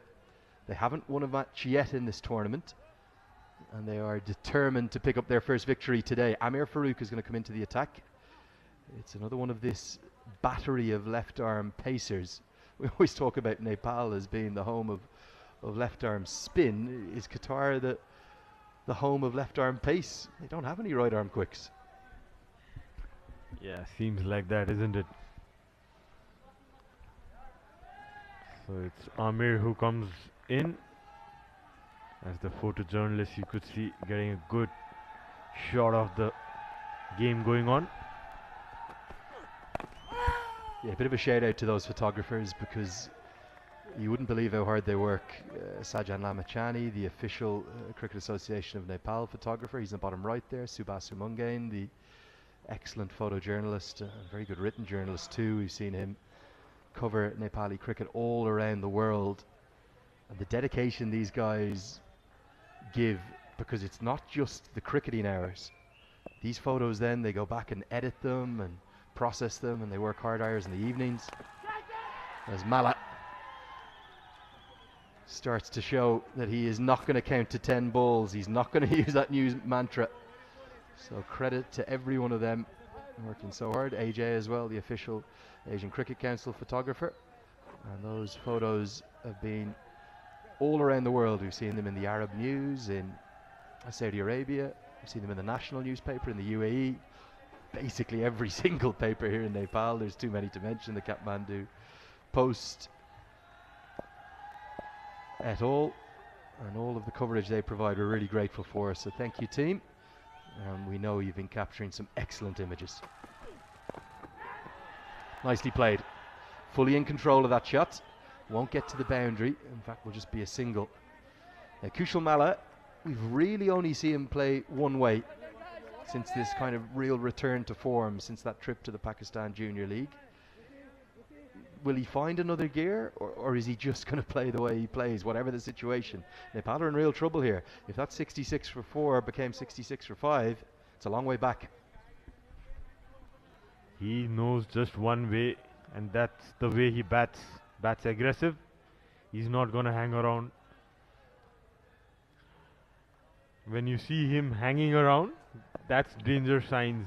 That's the indication that he might get out early. But good to see that intent shown in the last ball. Yeah, he's going to play his game. Strokes like that sum up why he's such an exciting prospect. He's absolutely smoked that. He's drilled it to mid-on. Such was the ferocity that it was hit with. It's cannoned off the fielder. Picks up a single. This is a ball striker of a quality that you do not see often in associate cricket. And the reason why he is a world-class ball striker, that's how good this youngster is. If he can stay grounded, which I think he will because of his character,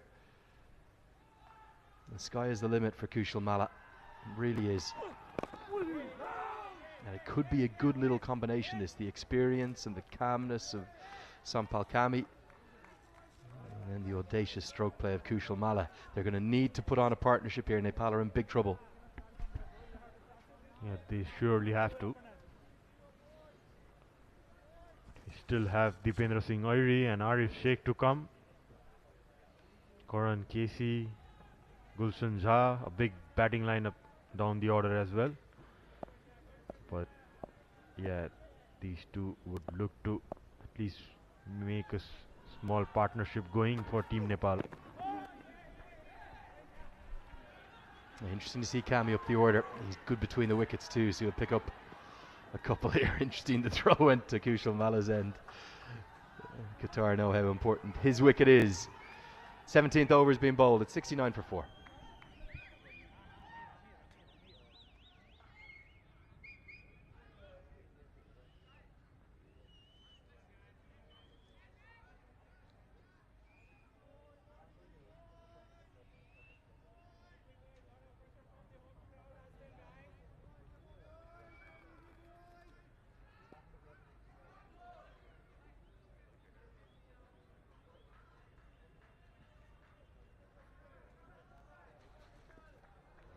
shots provided by our drone camera, sponsored by the team at DAFA News. You're watching live coverage of the 1xBet ACC Men's Premier Cup 2023. It's the final day of the group stages, and what a group stages it's been.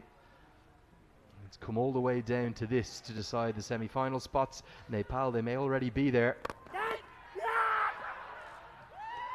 Mala is gone. He lives by the sword, and this time he dies by it. It's a very sharp catch. Owais Ahmed has held on to a really good one. It was there to be hit, but drilled back at the left arm spinner. He was taking a very good catch, even a nod of appreciation from Mala. That was hit fiercely, but just stuck his hands out and taken nicely Owais. That was a hard hit. Never easy to take off their own bowling. Malla goes for 3. Nepal are 69 for 5.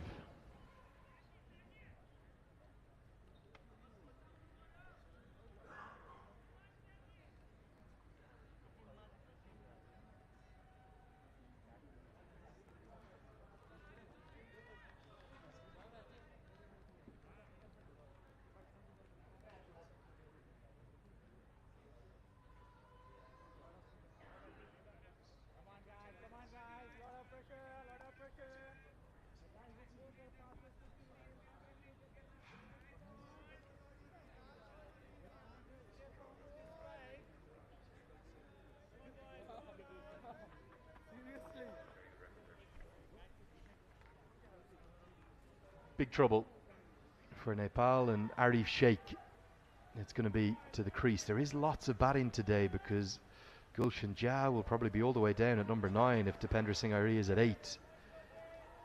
If Nepal were looking for a test, they've got one. They've managed to conspire to find a way to lose regular wickets. Qatar have bowled well, but potentially a few errant strokes, particularly Bim Sharkey's, that will be a real talking point. You could maybe even say Asif Sheikh's, even though he hit that puller hook shot pretty well, caught down at fine leg. And then Kushal Malla, thanks to an excellent catch, and it really was a sharp catch. He's been dismissed early to put Nepal in all sorts of bother. Monty Desai's era has been full of nothing but success. 11 wins from 12 in Cricket World Cup League 2, unbeaten in the ACC Men's Premier. There's been plenty of wobbles in that period, plenty of fight backs needed.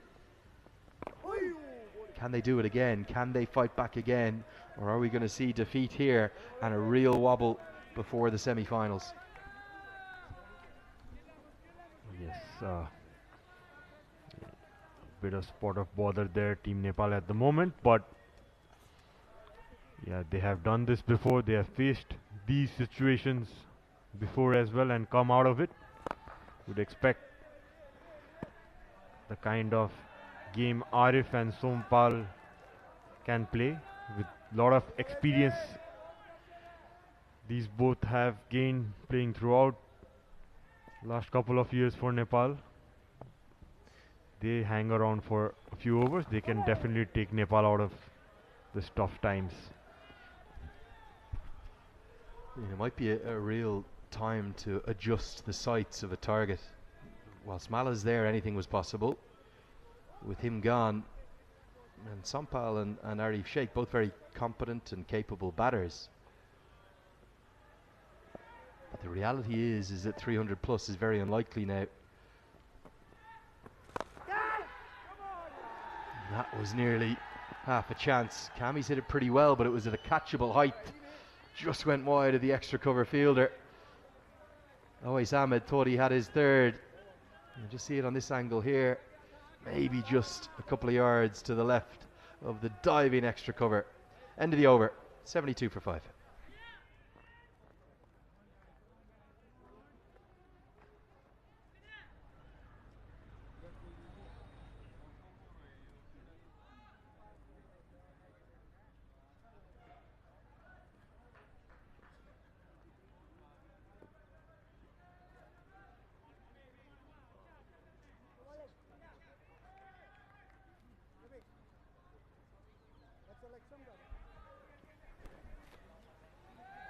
So 4 bowlers used so far, and all 4 left armers. A real rarity, you see that in any cricketing 11 really. They've also left a left arm seamer out today, who's a very competent one, Mohammad Murad. So there's something in the water there in Qatar. All left arm attack. Again, that angle. They've exclusively bowled around the wicket, haven't they? They've not bowled over the wicket at all, and Nepal will have done their homework. They'll have known this coming in. They haven't really adjusted or reacted well. Qatar have bowled excellently, but Nepal have got themselves into this trouble. Yes, with the support staff of Team Nepal, Raman Shivakoti, and the coach himself, Monty, would have probably given some plans to the batters to deal with this kind of bowling. As you can see, it's played nicely by Arif, played it late down to the third man. One of the things I love about covering cricket here in Nepal is the amount of passion you see from the fans, and messages from all over the world come into us. And if you do want to get in touch, use that hashtag ACC Premier Cup, or you can message directly me here, Andrew Leonard, at Cricket Badge. If you have any questions for Sharad or Paresh, one's come in unprompted. I want to ask you this one, Sharad. I think it's a good one. But you can get in touch on Twitter or Instagram there. Yeah, that's a poor piece of work from the keeper, 2 wides. This comes from Sabal Gamire, who's watching on from Bhaktapur. He says, can you please ask Sharad, can he leave the commentary box and run down to the sidelines and come on as an impact sub for Nepal? Nepal need him. That's out of the rules. Sabal, maybe next time. I think he's been watching too much IPL, hasn't he? There is no player impact sub here at the ACC Men's Premier Cup. But I will agree with you, Sabal. He would be a big impact player. And he would come in, I reckon he'd get 65 not out off probably 75 balls. Not too quick, but not too slow. Just right. And he'd help to build things up for Nepal. Still plenty of cricket in the great man sitting to my left, Sharad Visakar. So if you do have any questions, do get in touch. Cricket Badge, I'll ask the 2 legends of Nepali cricket, who I'm delighted to share the commentary box with me. The fans really starting to come in now. And remember, if you are in the area, or whether you're watching on Kantapur or OSR Sports or Fan Code in India or around the world on the Asian Cricket Council YouTube, get in touch and do send us in your questions. We'll try and get to those when the seamers are bowling. What is the approach? Let's just say we'll transport you into the team. You're out there with Sampal Kami, someone you know very well. What would your approach be for the remainder of this innings? We see the 5 wickets fallen. Kushal Bertel a little soft. A shot that Bim Sharkey just won't be able to believe looking back upon. I'm not sure Asif Sheikh would be too happy with that one either. It was a very well directed bouncer. Powell was unlucky. I'm not sure he's edged that. And then Mala, well, just the way he plays, I suppose. But at least 3 of those 5 dismissals a little bit soft. Sampal Kami nearly chops on. What would your approach be out there with Sampal? Yeah, at the moment, we are going around 4 runs per over. With 5 wickets down in the 19th over, I would look to build up a partnership in the next 5 overs. Just play to the merit of the ball. See the percentage shots where I could take minimum risk. And the scoring areas where I could play against those bowlers bowling on at the moment. Yeah, just build up, just have a small target of maybe 20-25 runs and take it from there. Yeah, only going at 4 and over at the moment. It's always easier said than done, no risk, particularly with 5 down. 19 bowled now. Qatar, they're right on top. 76 for 5.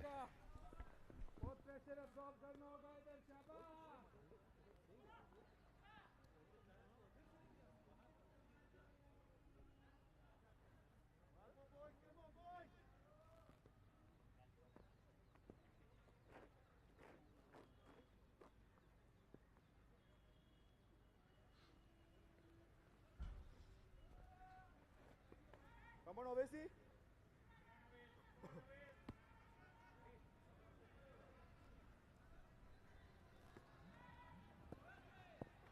So already comments flooding in. And try to get to those when the fast bowlers are bowling. The spinners are too quick. You can use that hashtag that has been trending across Nepal throughout the tournament. It really has. ACC Premier Cup. My thanks to the Asian Cricket Council team. They're doing, I have to say, an outstanding job. The new pathway that they've put in place, it is perfect for all of these teams. And a reminder, if you are sending in a message, let us know where you're watching from. We always love to hear the global audience and the global feel of Nepali cricket in particular. If you're watching on from Qatar as well, let us know about the game there. It's that hashtag ACC Men's Premier Cup, hashtag ACC if it's easier, or directly to me, Andrew Leonard at Cricket Badge, and we will get to those questions. Owais Ahmed looks like a left arm spinner, Sharad. Good control, not a big turner of the ball. But again, another one of these left armers using this angle that the Nepali batters haven't found an answer to. Yes, he's been bowling well. As you can see, he's not having a slip in place, which is a bit surprising from the Qatar's point of view. With the turn he's getting. And also 5 wickets down. They would love to. Oh, that's a no ball. Otherwise, it would have been a close one. A free hit, a lucky escape, I would say. Well, well, well, what have we just seen? My opinion, I think this is out. Certainly as a spin bowler. Yeah, you can see he's overstretched just marginally. So it's a no ball, but if we go back to the LBW appeal, the umpire's probably thinking just as well, I didn't have to give a decision. Because this, to me, maybe angling down, was it? Doesn't matter. The arm is outstretched and the lasso has come out, meaning the free hit is incoming. Big moment in the match. Instead of Sampal Kami maybe being gone and it being 77 for 6, it's 78 for 5. And the free hit's incoming. Remember, the field can't change either. Only deep mid-wicket and long on out on the leg side. Speared in, it's going to be a wide. You'll have to reload that. I'm not sure what Owais Ahmed's giving out about. Clearly a wide. Another free hit incoming.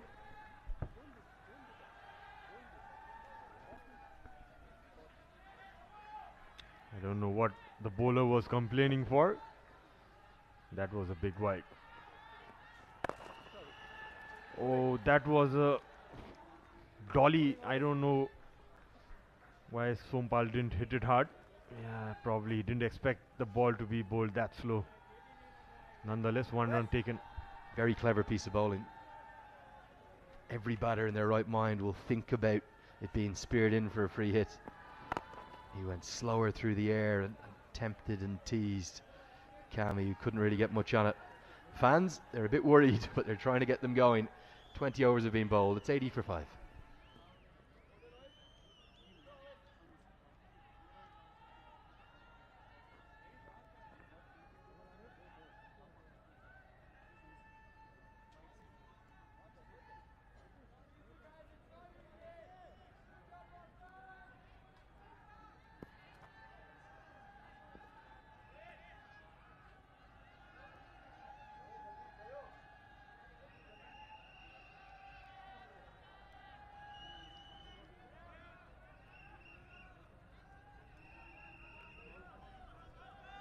Really good crowd is expected. They'll filter in throughout the afternoon. It's only about 10:30 a.m. A reminder, if you are coming, get down here soon. Enjoy the action.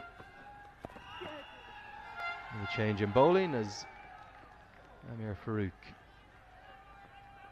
one of the battery of left arm seamers, continues. Got some questions coming in, Sharad. They're brilliant to see them from all over the world. We'll start with this one from Sunil Powdell. He's watching on the ACC's YouTube channel from Edmonton in Canada. I can only imagine what time it is there. My brain's probably not going to comprehend it. Probably about 1 o'clock in the morning or something. He's saying the pitch looks a bit slow. It's overcast conditions and there's been some poor shot selections. What would be a competitive score, Sharad?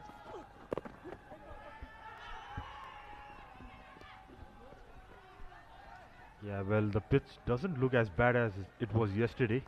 It was turning square from the first, second over yesterday, but Yeah, after a long time we can see Nepal in some bit of trouble. Probably they should not think of a big target at the moment. Take 5 overs at a time.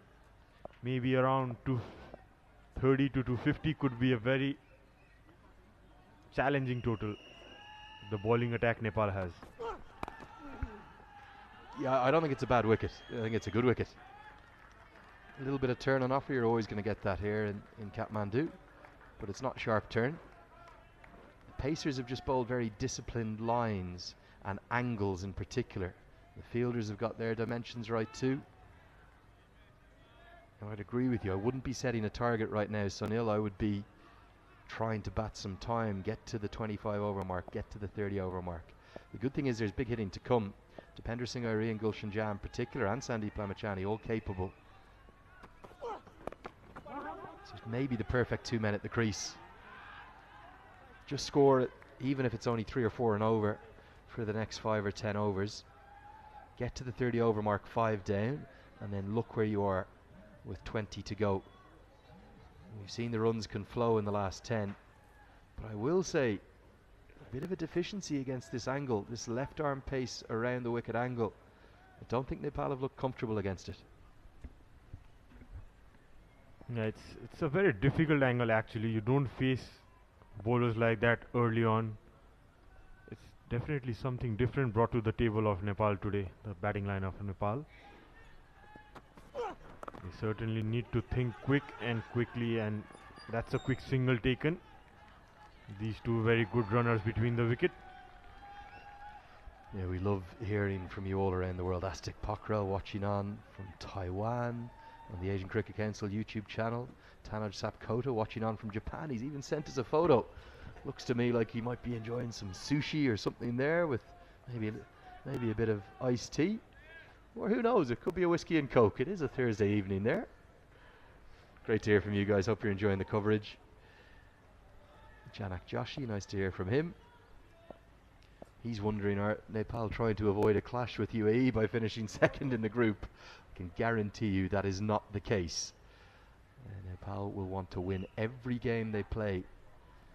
The point about it being a bit overcast though is a good one. A few of our VIPs in, enjoying the action. Few questions coming in. My Twitter handle as well today. Lenny as Sompal pulls it straight into the hands. And as always points to the sky. That was mistimed, straight to the square leg. I think it's the first delivery bowled over the wicket in the match. And would you believe it, it's got a wicket. Again, an errant stroke. Oais, so fortunate. He's juggled it up into the air. Look at the celebrations. Another big send-off. Qatar not happy with the way they played thus far, and they are turning it around in a big way. Nepal are in all sorts of trouble. They've lost 6 wickets in a hurry. Kami's the latest to depart thanks to that juggling catch. He's gone for 11. It's 84 for 6.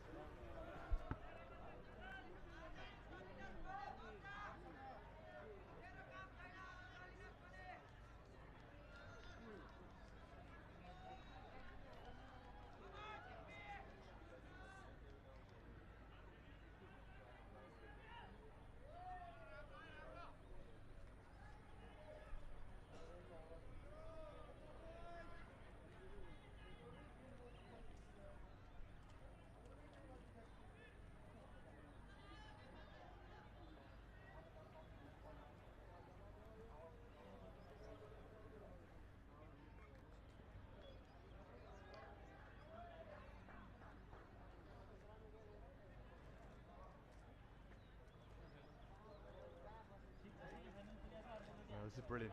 Absolutely excellent stuff from Qatar. A little bit of fortune in the catch. It's almost like a volleyball pop-up. Look at the celebrations. They know for Qatar this would be a big, big win for them. Good toss to win, certainly. I'm pretty sure that Nepal would have looked to bowl first as well. And look at the passion. They may be out of this competition. They don't want to go home with 4 defeats. Singapore the only side to have done that And right now, Dipender Singh Airi's come to the crease. He's at the non-striker's end. Qatar are looking very much like they are in the ascendancy. They are going to spring a big upset. And if we look at the score up at the Mulpani ground, where Kuwait are battling hard against Hong Kong, who knows, we may have two upsets today. They're 87 for 4 in the 21st over. It's a great demonstration, not just today, but throughout this tournament, Sharad. Look at Kuwait against UAE. If they hold their catches, they probably beat them. Look at Saudi Arabia yesterday. If they could just have bowled a little better and read the conditions better, I think they could well have beaten Oman. You cannot underestimate any side in associate cricket, particularly in this Asian region. It's so strong. And all 10 of these teams, the top 10 in the associate world at this ACC Men's Premier Cup, they're all capable of beating each other on their day. And right now, Nepal, they have it all to do. That's a nice start by Airi. Gets off the mark, punches it down. Yes, it's a very competitive Asian region. The ACC Premier Cup 2023. Hasn't it been fantastic? And I tell you, Lenny, in the past, whenever we have played Qatar, many times, as Paresh also knows, we have lost to them. In the 50-over format, in the T20 as well.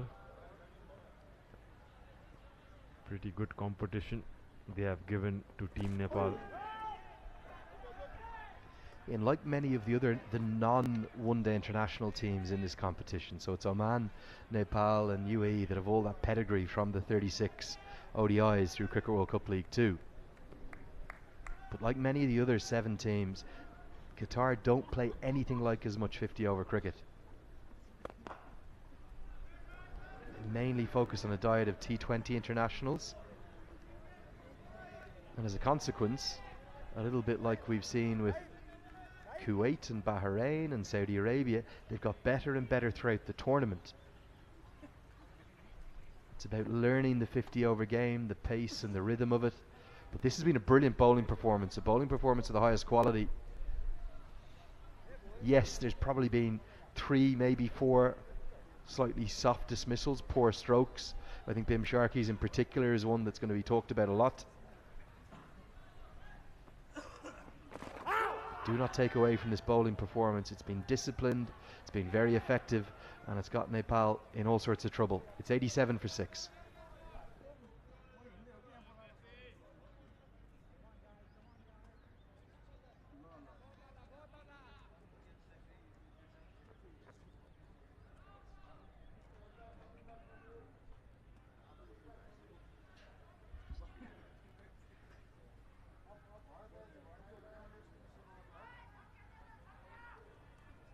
Yeah, the questions continue to come in. We're trying to keep track of them here with the smartphone devices out. Sushant from Japa says, at cricket badge. Andrew, I guess Gayanu Dai could get a chance today. That's what he wanted, but he didn't. He wants me to ask you, Sharad, do you think that Gyanendra should open in that semi-final game in 2 days' time? Yeah, he definitely has that experience. That's a very tight run taken. Big shout. Umpire not sending it upstairs. There's only one man in the world, I reckon, who could have made this comfortably. It's Dipender Singh Airi. This is a very sharp single. He's so quick. He's like a sprinter off the blocks. This is straight at the fielder. And look at Airi. He's ludicrously quick. He's almost blurred into focus there. Looking at him run, he's like the animal version of cheetah. So quick. And talking about Gyanendra, yeah, that could be a good option in the coach's mind, in the team management's mind. The experience he has, he could definitely be a good addition if required. The only thing I was a little surprised with today was felt like a good chance to give Gyanendra a game, time in the middle. It's too full, driven but straight to the man. There's a huge amount on this match in terms of winning the group, finishing top of the group. Nepal are already in the semi-finals, but I know he has all that experience, but it would be asking a lot to bring him in for the semi-final cold, having not played an international for over a month. Yeah, that's right, but I'm sure he would be licking his heels to get a game. Yeah, as we know, we have seen in Monty's interviews in the past, he likes stability in the team. And that's what we have seen. He's backing his players. He's backed that 11 which is performing. So probably too early to say that this game could go either way. Still Nepal could go on to win this game. Yeah, but yes, surely we can hope to see him in the upcoming games for sure. It is a 14-player squad. The three with the yellow bibs on there are the only three options. Getting lots of questions saying, what about Arjun Saud? He's a talented young batter. He really is. You can see Mala there. Mala, I think, is talking about the left armers. He's talking about the angles and the difficulty. In theory, Gulshan Jah should play them a little easier. Back around the wicket now, Amir.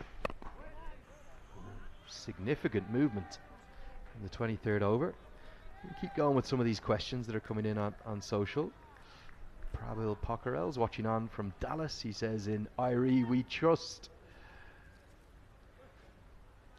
Good question this, and I think a good one for you. This is from Alex Kadke.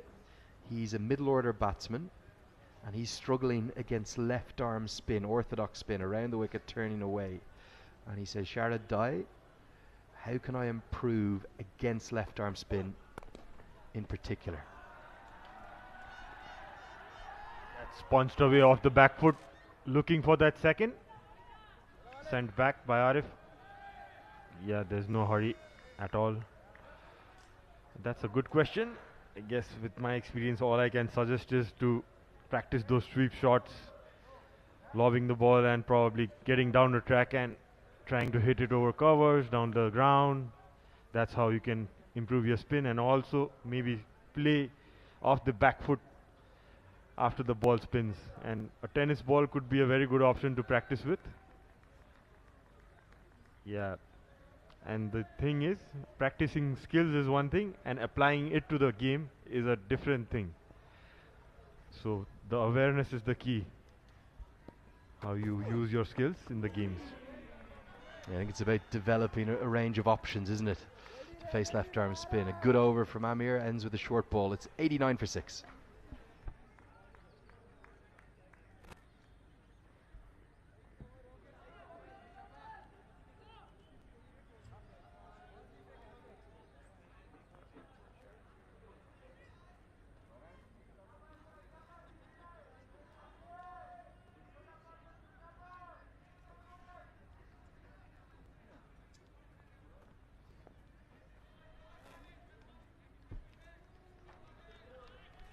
Four bowlers used so far, they've all been excellent. We've had a quick shuffle up here in the commentary box.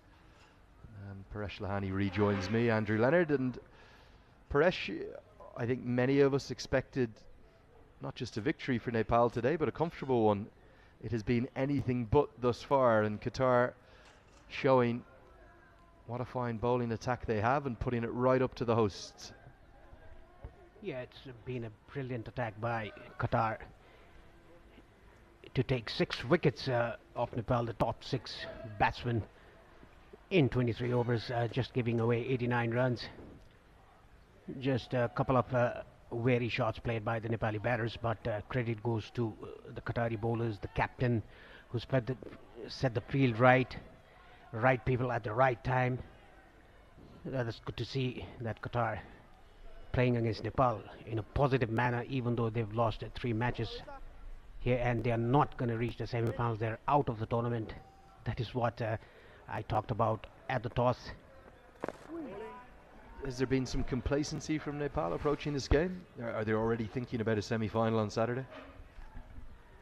Well, I don't think it's that case, but like I said, a poor selection of shots played by a few of the Nepali batters. And even Rohit Podal said that he would like to bat first if they've won the toss, just to feel how you go ahead batting first That is what they did against Oman. They were put to best. Oh, that was slightly up in the air but wide off the bowler. I think the ball stopped on a bit. I just feel that Nepal haven't adjusted. All of the teams now, even at this level of team analysts, and they'll have known that there would be a huge number of left-arm bowlers. Now, did they think about the angles? Did they think that those left-arm seamers would come around the wicket? And if they did they do enough preparation to adjust for it? Or did they just maybe have half an eye on the semi-final? Because 5 of the 6 wickets have fell around the wicket, that angle coming in and closing off room. Good confidence stroke down the ground for a single. And then the short ball over the wicket, producing the dismissal at square leg. I don't know if it's complacency, but something from Nepal has not been up to their standards of the last 2 or 3 months today. And they're in trouble. Yes, 80% of the game won by Nepal in the last 2 months were chasing the target. Oh, look at that, giving that air. After 24, Nepal 92 for 6.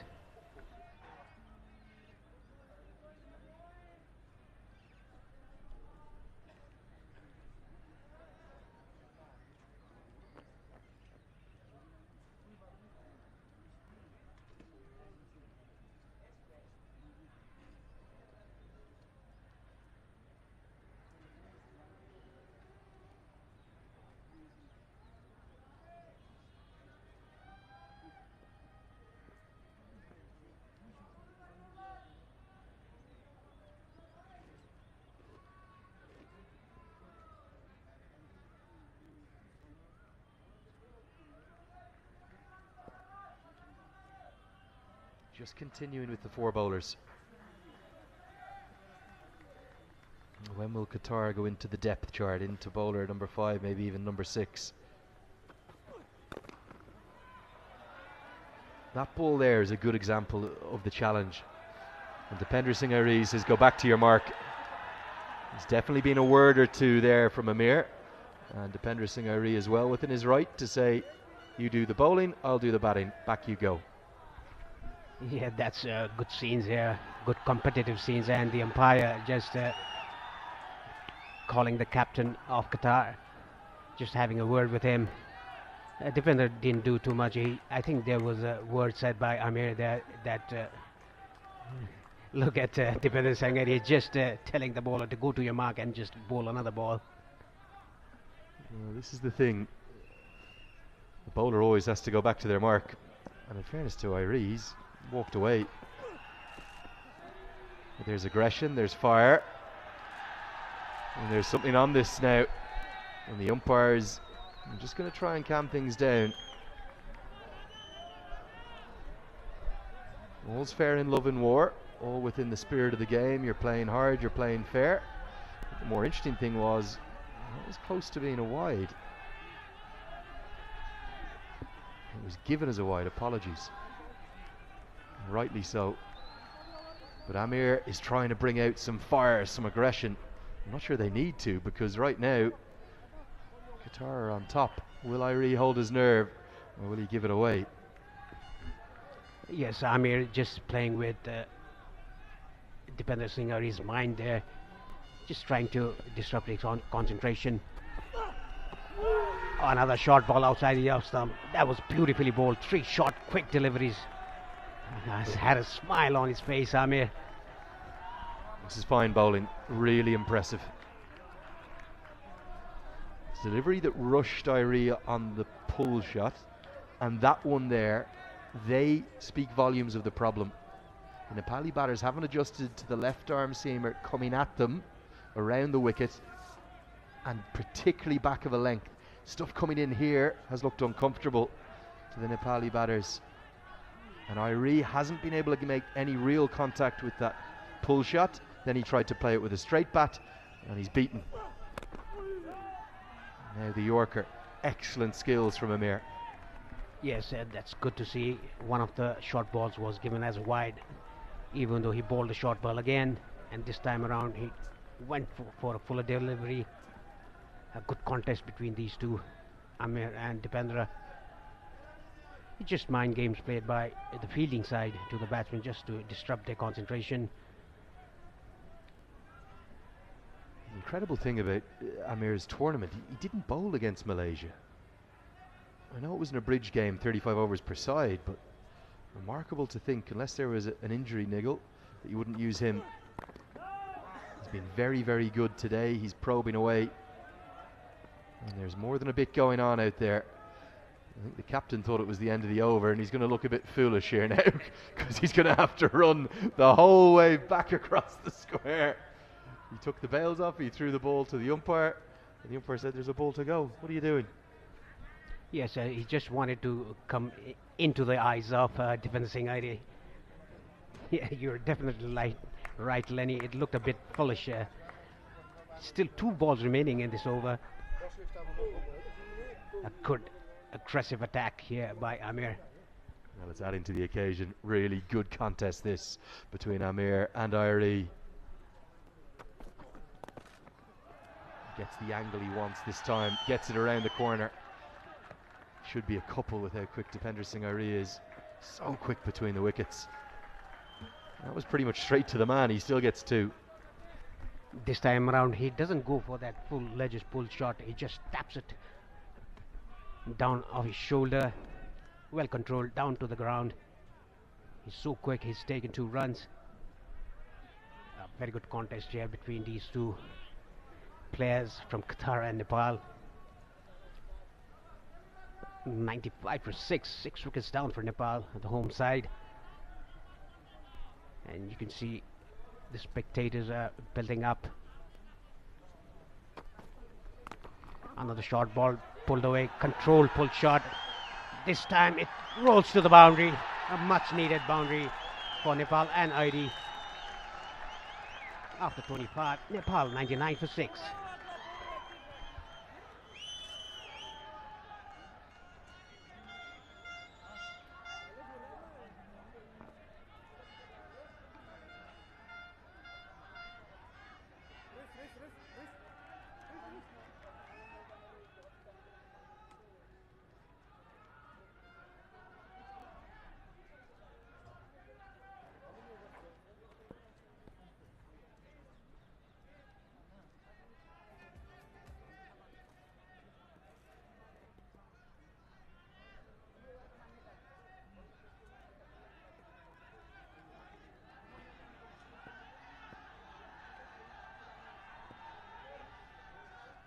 Halfway stage of the first innings. Nepal inserted to bat first and in real trouble.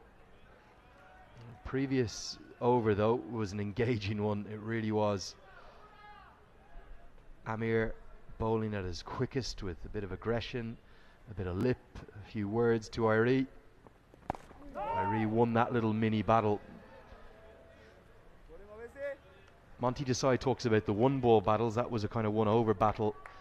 And finally we saw some control from a hook shot. From high to low. Rode the bounce. Didn't try to hit it hard. Just went with it and still got 4. I have to say the way Oasis bowled has been very impressive as well. All 4 of the Qatari bowlers right on the money. Yes, this is his 8th over. Has taken 2 wickets already. And he's mixing his pace and he's mixing his line as well. Look at this, slow through the air. Was that a drop catch? Well, it's a very difficult chance, but I think it's a drop. It was short, it was wide, it was maybe the worst delivery he's bowled. And a flying effort from Kamran Khan. It's to his weaker side. He's a right-hander. One of the few right-handers in this team. And it's a great effort. The fine batter is Kamran Khan. Probably 3 runs saved, really, rather than a dropped catch as much as anything. He did get a full hand to it, though.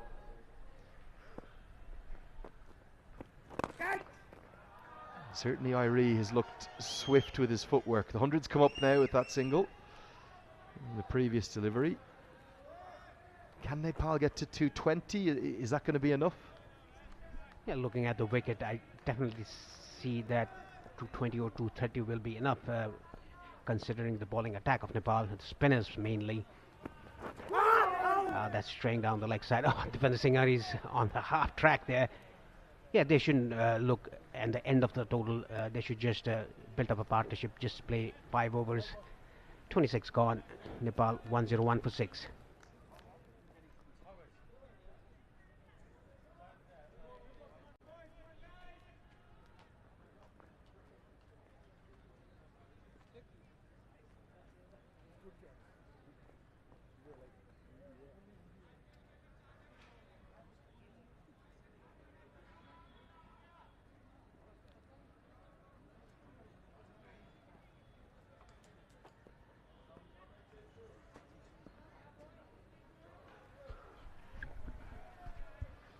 It's been slow going, particularly that second 50 for Nepal, where they've lost those wickets after what was, I thought, a good third wicket partnership between Rohit Paudel and Asif Sheikh.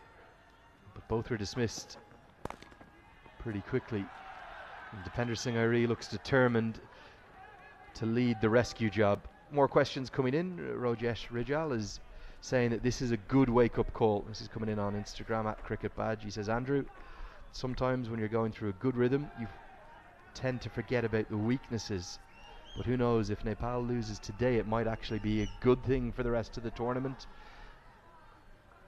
given that Nepal always loses to UAE in semi-finals. I agree with you, Rajesh, it could be a good wake-up call. There's one problem though, Paresh. Kuwait could beat Hong Kong and Nepal could still play UAE. In that case, it would be UAE winning Group B and then Nepal finishing second in Group A. The permutations carved away, and it is a man at deep third, and he takes the catch. Sheikh has also fallen to the short ball, and look at the celebrations. How pumped up is Amir? It's another errant stroke, I have to say. He's probably been looking to go squarer, but the pace from Amir guides it down to deep third, and Qatar, they are on fire. Yeah, this was created by Amir because of his hostile attack, the short balls that he bowled to Defender Singh Airi, and his smart catch taken in the boundary line at third man. This was aggressive bowling by Amir. It's all started from the last over against Defender Singh Airi. The hostile attack, the short balls into the body, resulting a wicket of Arif Sheikh. He has to depart for 11. Nepal 102 for 7.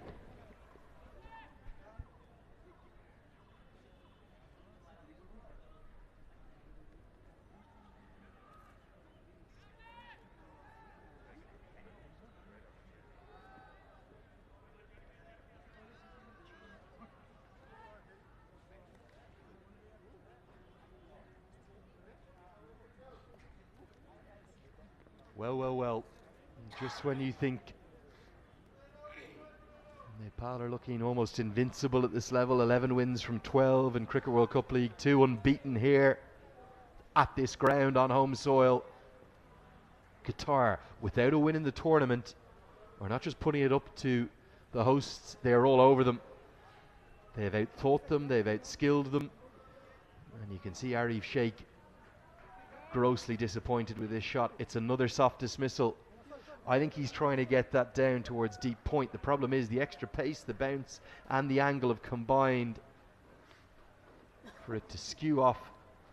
And another send-off. There's been a few words, isn't there, from Qatar. I'm not sure that's needed from Mohammad Rizlan, the captain of all people.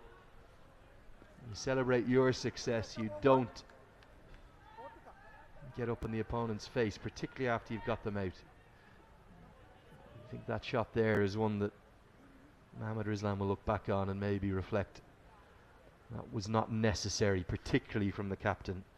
You almost expect it from a fiery fast bowler at points. Captain should be better than that. Amir's been excellent though. In comes Gulsen Jah. And it's been a trial by short balls, pace, fire, aggression.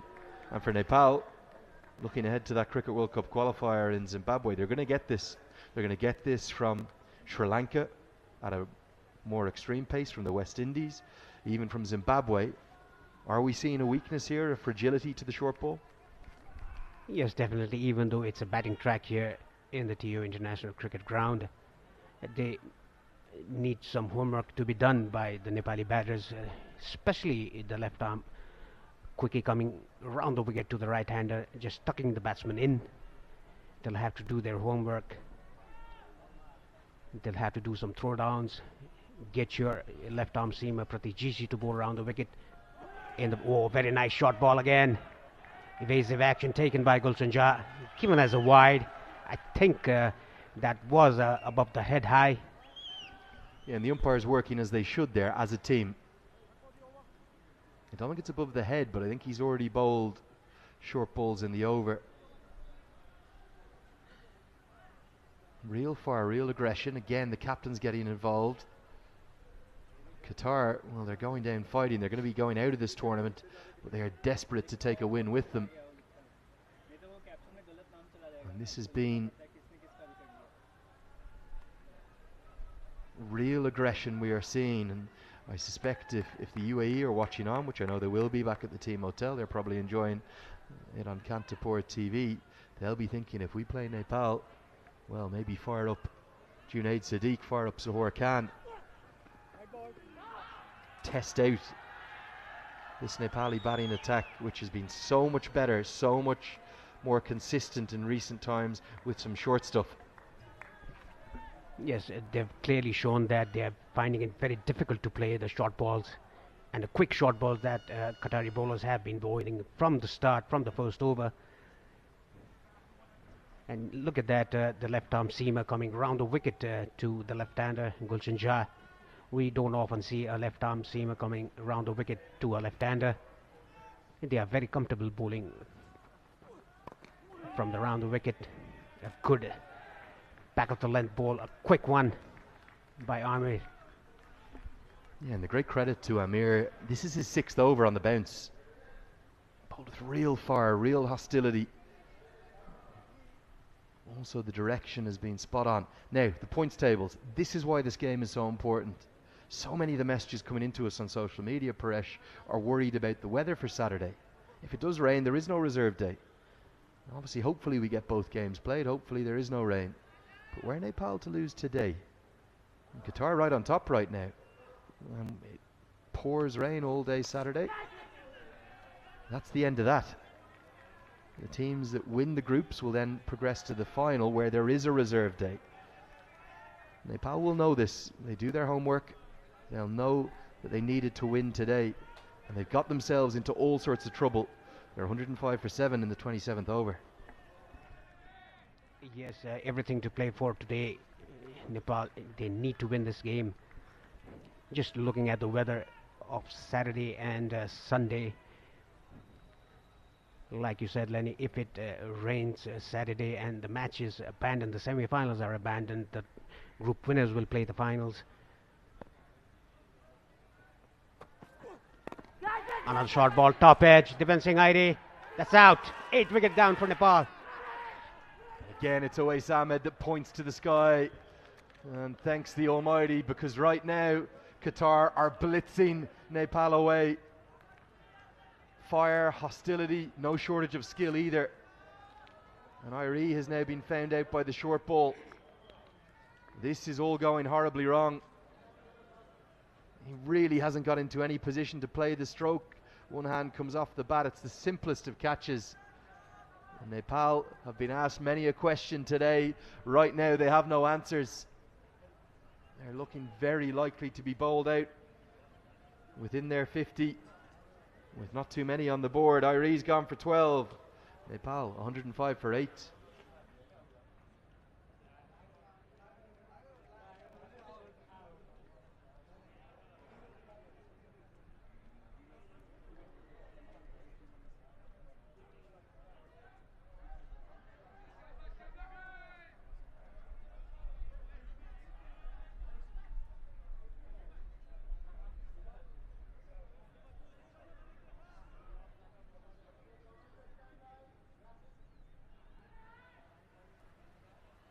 Well, here he comes, the record breaker, the history maker.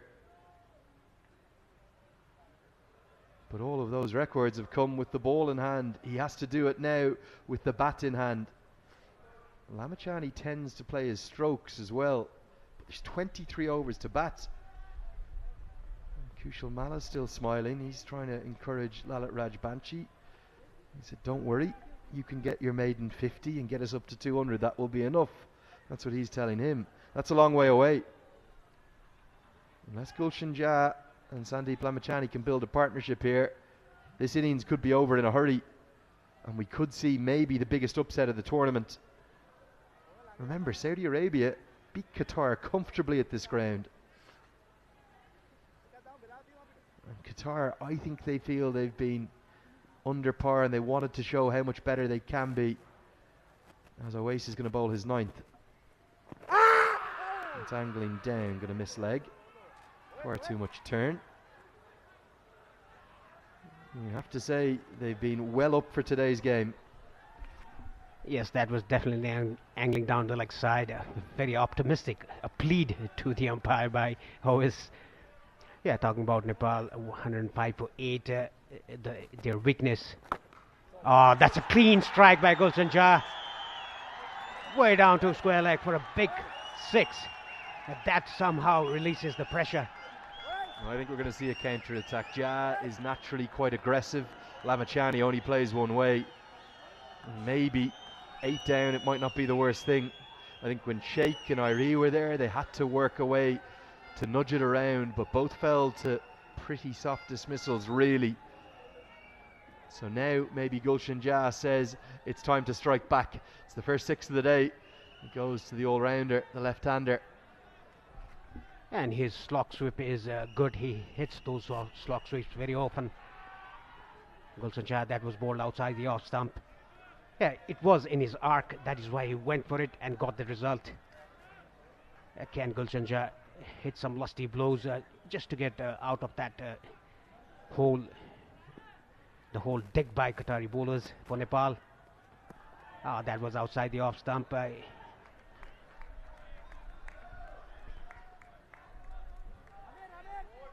We've seen Nepal tested throughout Cricket World Cup League 2, none more so than when Rohit Paudel and Karen KC had to rescue the side from 120 odd for 8, chasing 210 against Scotland. Still don't know why they won that game. Today's another test.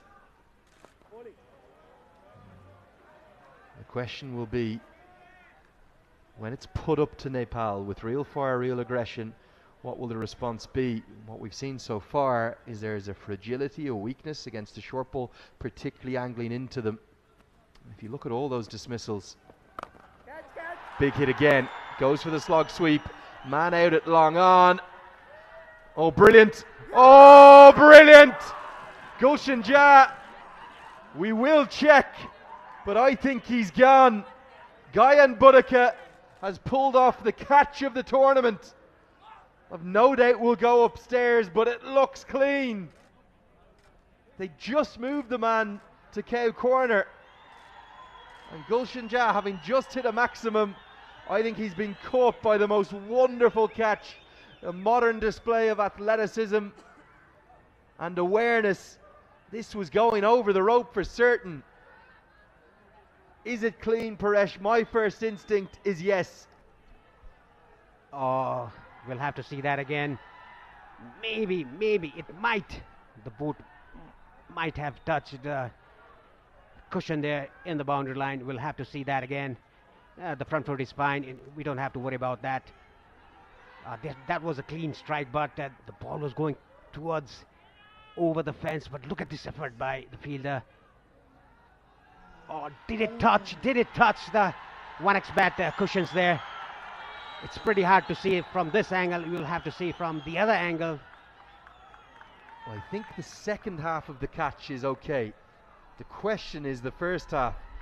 And has that cushion moved? Because if it has, it's 6. What does this angle tell us?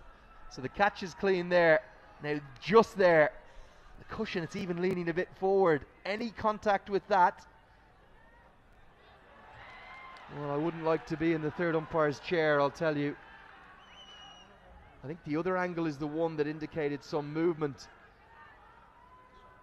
This one here. So he's definitely caught it cleanly. That's fine, but just there. just there on the 1X bat branding, has the very front of his shoe flicked. And was there contact? Is it 6 or is it out? It's not for us to decide. The pressure, the man in the hot seat, it's on Asif Iqbal. Yeah, in this position is fine, but after he turns his leg, his heels turn, I think the toe of the boot just flicks the 1X bat cushion there. It's just we are just saying it from here in the commentary box. The result is coming from the TV umpire. The completion of the catch is clean. The second half, that's fine. Here's the moment. Red is out. It's given. And look at the celebrations. It was incredibly marginal. And on the evidence we have, the third umpire has decided that is out. Oase has a third wicket. He's gone. Caught in the deep, trying to counter-attack. One more look at it here. It was pretty well struck. Excellent skills and athleticism from Gyan Budika. Came to within probably centimetres of that boundary, but the end result is he's gone. Gulshan's gone for 7. It's 1-1-1 for 9.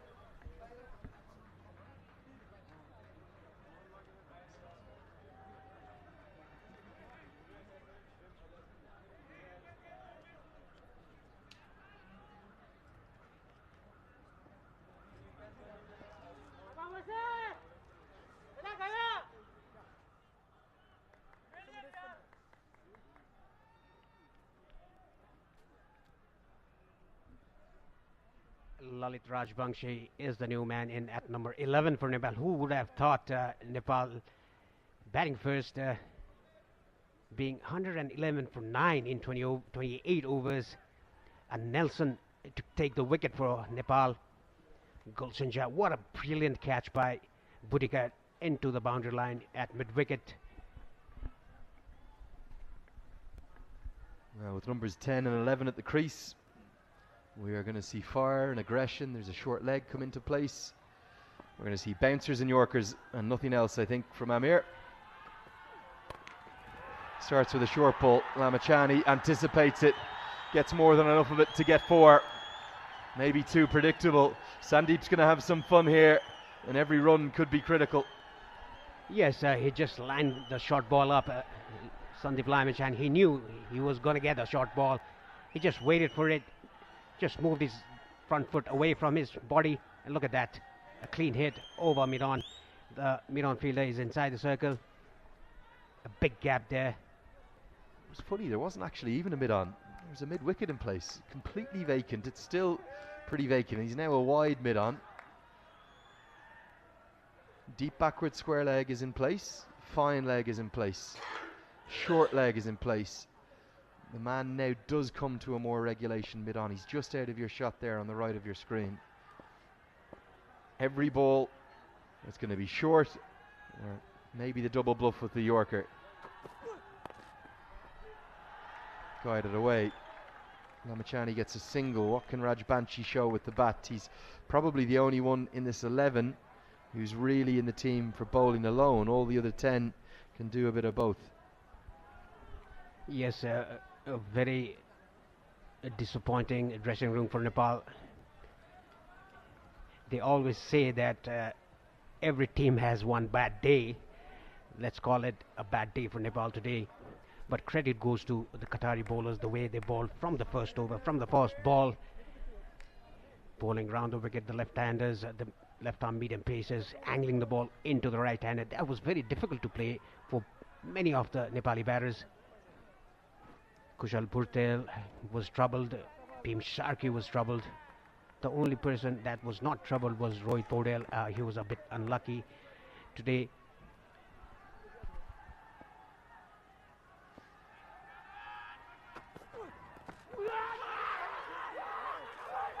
I think this has come off probably the arm of Lalit Rajbanshi. Amir was certain. Qatar, they just need to keep a lid on their emotions here. They've been excellent, they've been brilliant. They're getting a bit carried away. Maybe the shoulder, if anything. He's nowhere near that. He's dropped his hands. They're absolutely entitled to appeal. You just can't get too carried away. And Sandeep says, Amir, you're bowling beautifully, calm down. Yes, it was clearly off the sleeve of his right hand. Lalit Rajbanshi just dropped his bat at the right moment. Yeah, fiery spell by Amir. He's taken 3 wickets already in his 7th over. What a spell we've seen from Qatar.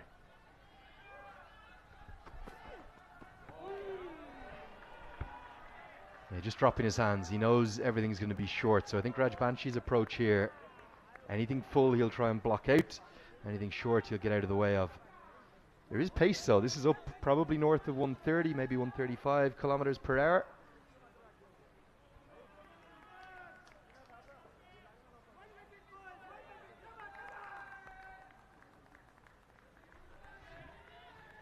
Nepal, being honest, they haven't had any answers. Being blitzed away with an excellent bowling performance.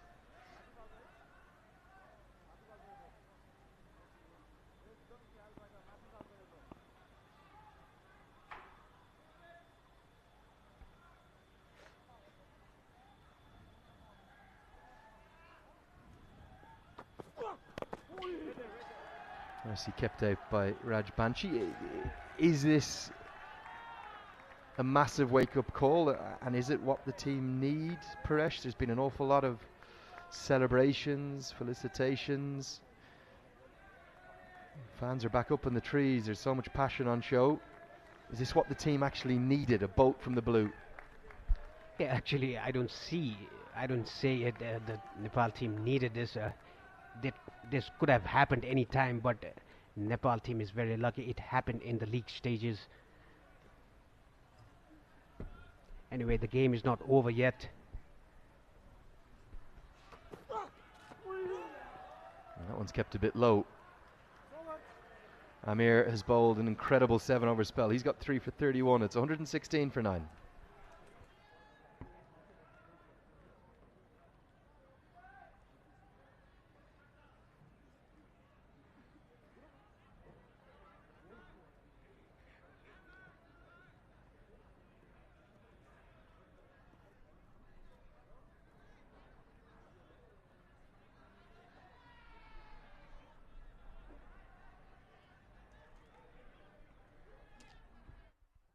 With 29 overs bowled, it's time to pause for the second drinks break. Back with you with all the action in about 5 minutes' time.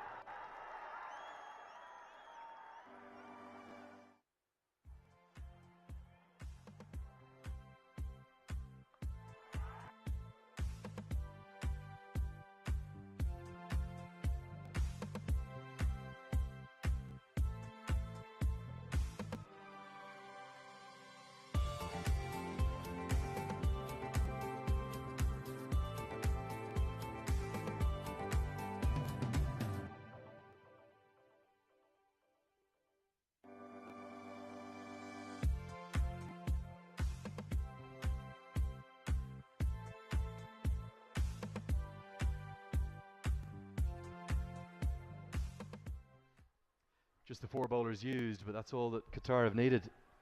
They are looking certain to bowl Nepal out and be well on course to provide the biggest shock so far in the ACC Men's Premier Cup on the 10th and final day of the group stages.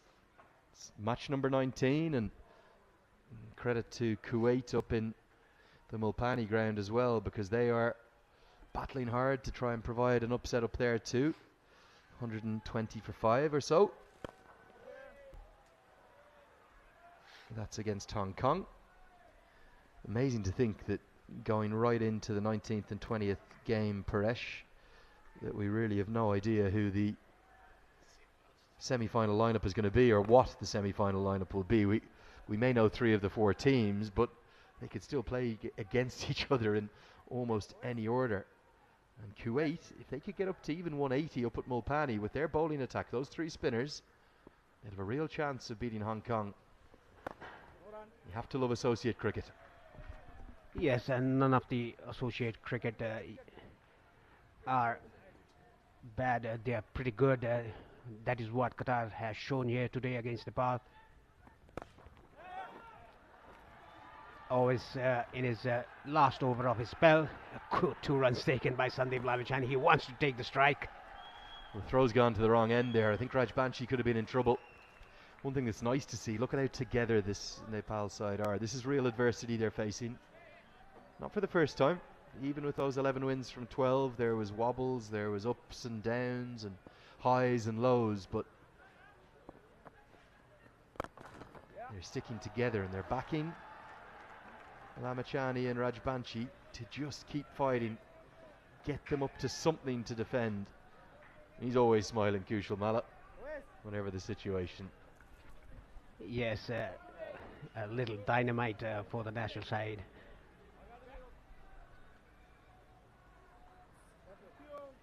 Sandeep Lamachani will want all the strike. This is the last ball of Oasis' spell. A very good spell by him. 9.5 overs, 3 for 35, his figures. The sweeper cover is coming inside the circle. A packed out offside field. There's a silly point as well. It's very interesting to see there's no slips there. Just the last wicket to go for Nepal.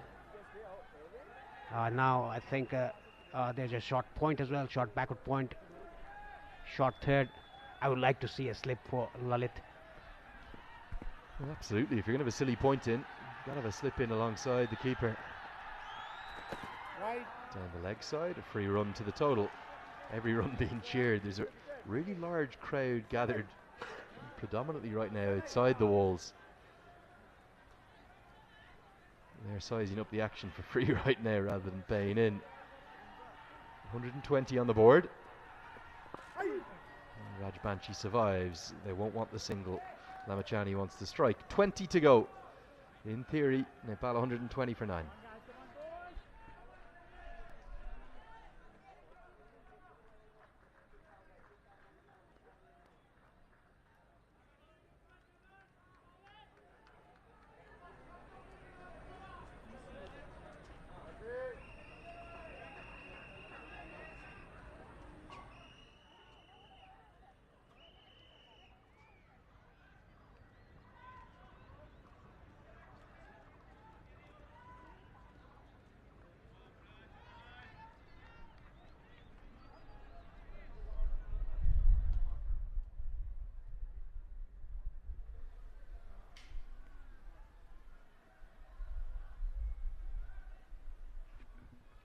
Amir Farooq with his 8th over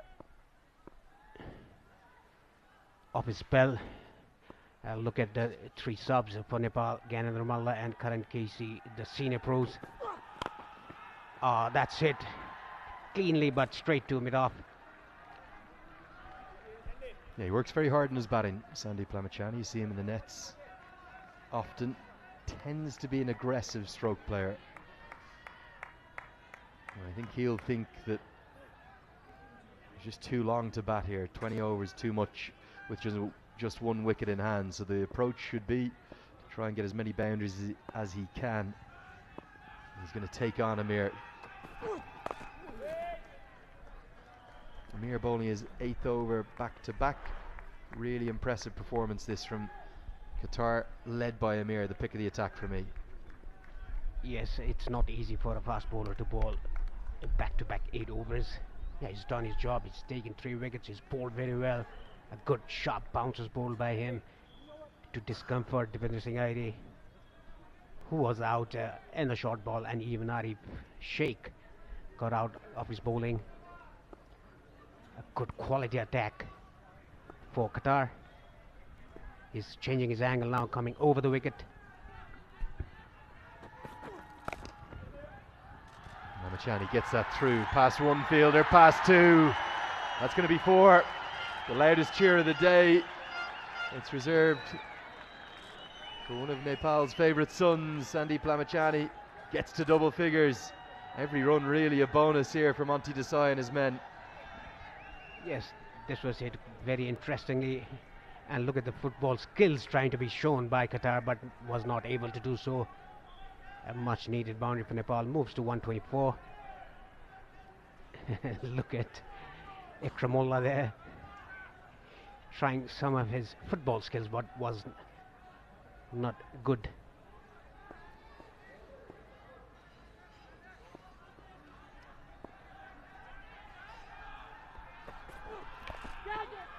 Guided away. There's pace on that ball. It's going to be back-to-back boundaries. Monty Desai very, very pleased with that. And a punch of the gloves from Ramachani and Raj Banshi. Where was this from the top order? Where was this from the batters above Sandeep Ramachani? Yes, he's a very clever operator, Sandeep Ramachani, in batting as well.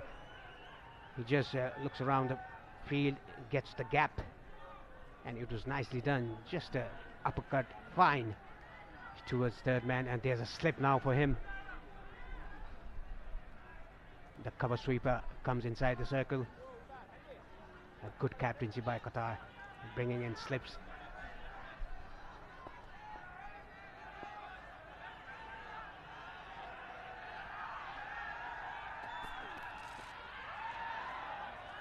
Down the track, big swing and a miss. I think a word or two from Amir again.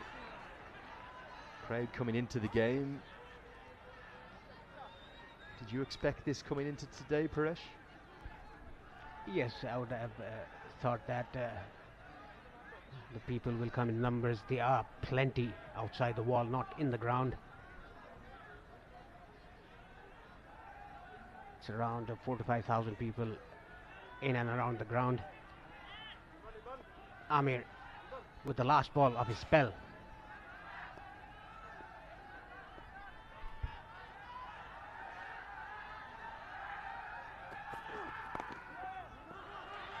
Critically, Ramachani will get the single. It's just what he wants. He wants to face as much of the bowling as he can in these remaining overs. Nice to see that, a hug from Ramachani and Amir.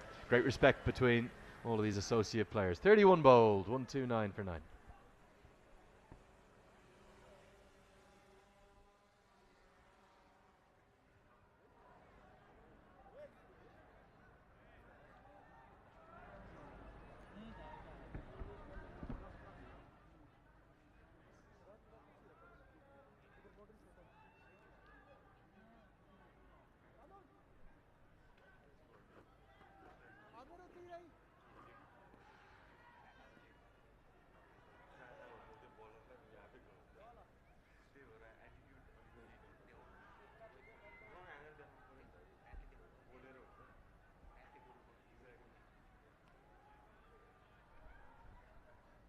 Ikramullah into the attack with his second spell. He bowled 8 consecutive overs in his first spell. Look at his economy rate. Has taken a wicket. There's still no third man to be seen of his bowling. He's coming round the wicket. Has done successfully doing so. Another good ball angling into the right-hander. And I think the Nepali top order should learn something from Sandeep Ramachani to how to counter-attack the angle from the left-hander bowling round the wicket. You can see the crowd from our drone footage. They are quite in numbers, not in full capacity, but they are here to support the team. Coming one or two steps down the track, but hitting straight to mid-wicket, and I'd like to invite Sharad Vaisakar here in the commentary box. Sharad, it's still a morning, but Nepal 9 down. Yeah, surprised to say. You could see fans risking their lives and climbing those tall trees, but they are enjoying themselves,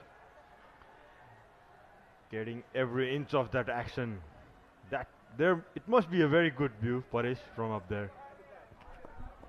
Yeah, it's eagle-eye view, I presume, from the top of the trees. This shows the passion of cricket in Nepal, risking their lives to watch Nepal play. A very nice drone footage there, just across the tree. In the meanwhile, Qatar, doing a very good job winning the toss and electing to field first, has justified the decision by the captain, Mohammad Rizlan. And what a spell by Owais Ahmed and by Amir. And look at Ikramullah in his 9th over, his second spell, 4 dot balls. I guess it's good captaincy from Rizlan to bring on his premier bowlers. Just used those 4 bowlers till now. Rightly, they are expecting to get Nepal team all out before the 40 overs. But the good thing is Sandeep is showing some maturity, playing those early 4 and 5 balls in the over, rotating the strike after the 4th ball, facing most of the deliveries in the over, and that's the right way to go. Now the Nepali top order should learn something from Lamechani, how to counter-attack the left-arm seamer coming round the wicket, just getting back in the line of ball, playing it very soft hands without playing a risky shot, a poor shot played by Bhim Sharkey earlier. That was very disappointing. So he was in a very good touch, 2 back-to-back 50s. And 30 odd runs against Oman. After 32, Nepal won 30 for 9.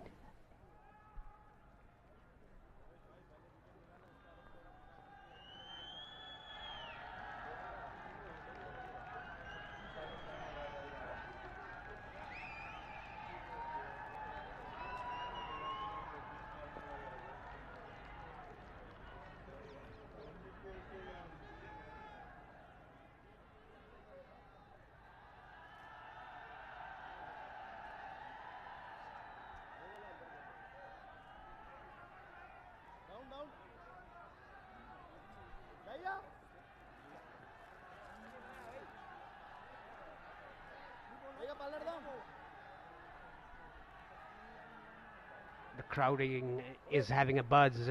Mohammad Tanveer is the new bowler introduced from the Chobar end. This is the 5th bowler used by Mohammad Rizlan, the captain of Qatar. Sandeep Lamechani on strike, he's on 18 of 19, whereas Lalit is just giving him company, hasn't opened his account. If Sandeep plays another, let's say, 5 or 7 overs, I think the score will be around 170, 175. Yeah, he needs to play smartly. Probably he would be eyeing that boundary, 1 boundary per over, getting 4 to 5 runs in each over till he bats. Just brought the bat in time. That was pushed through in the air. Yes, a very smart batsman, Sandeep Lamechani. He works very hard on his batting. We could see on his in the nets and even in the warm-up sessions. That was cut but straight to the fielder. In the warm-up session before the game, he doesn't take the ball and does some leg spin. He takes the bat and has a knock. That's how he warms up, probably. You see a bowling change from the Chobar end. It's Tanveer on. As the batsmen, they were thinking of 2 runs, but sent back by Sandeep. Yeah, there was a bit of a fumble there in the boundary line by the fielder.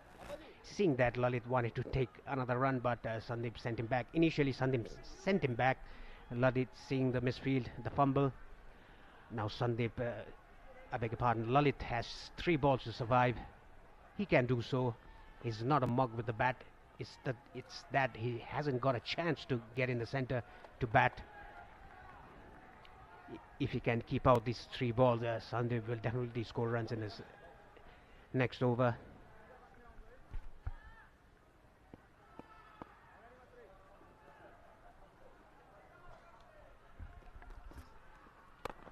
Interesting to see. That's well played by Lalit. Punches it down to the long off region. Paresh with the last wicket left. Are you surprised that they are not attacking a bit the Qatari team with a slip or bringing the fielders in? No, they can attack Lalit. I was surprised for Lalit. They could have brought up slip, a short extra cover, or even a catching position on the leg side. Just attack, take the wicket. That was a full toss. Nicely done by Sandeep Lamechani. The 5th ball of the over. Just a ball to take for Lalit Rajbangshi. So as the questions are coming in, Paresh, Sailesh is asking, who would you prefer in the semis, UAE or Hong Kong, Team Nepal?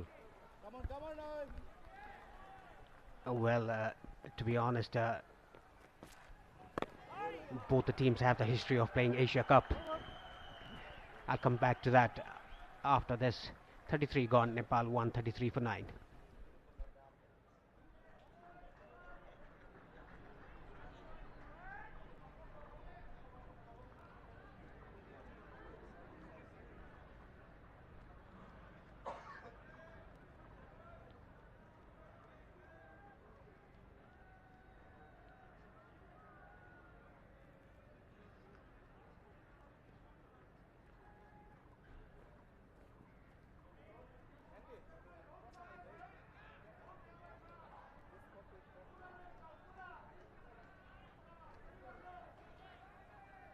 Muhammad Ikramullah to continue with his final over of his spell. What a spell he has. 9 overs, 26 for 1. Sandeep is on strike. I tried to guide that down to third man. There is no third man in the boundary line. Clever batting by Sandeep. He's moved to 20 of 24.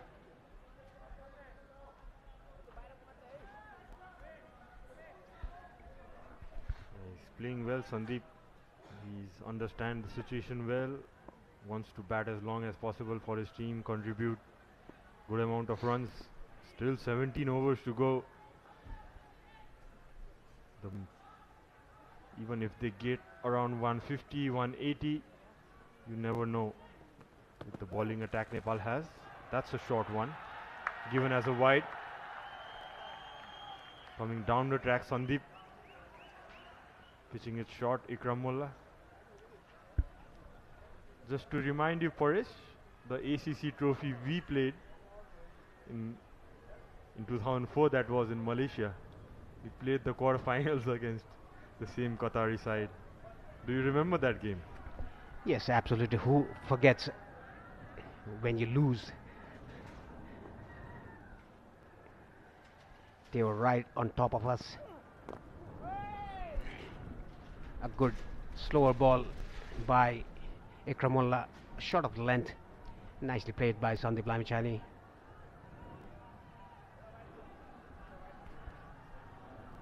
Nice crowd building up there, talking about that ACC trophy in 2004. Need to check the scorecards, but we lost that game against Qatar in a soggy wicket. Had to bat first. We scored around 150 odd Paresh, if I remember correctly. It's nicely cut away. Trying to find that gap outside the off stump. Sandeep is trying to exploit the offside field. There are no boundary riders in the deep. All the fielders on the offside are inside this 30-yard circle. It's just trying to get the gap in between. That is why he's giving himself room, creating a space on the offside and try to hit the gap.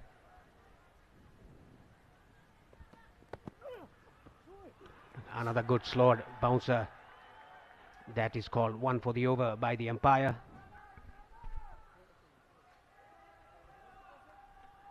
Sandeep, yeah, his highest score in List A cricket is 35 not out, Parish. So he would like to get past that mark. If he does, Nepal would surely be giving a fighting total, I would say. Currently at 134 for 9. If somehow Nepal reach 200, that'll be a very good score to defend. Having that quality bowling attack of Nepal, Sandeep Lamishani on the top of that list, Lalit Rajbangshi, as well Sompal Kami, Dipendra Singh Airi, Arif Sheikh, Gulsanja, a top quality attack for Nepal.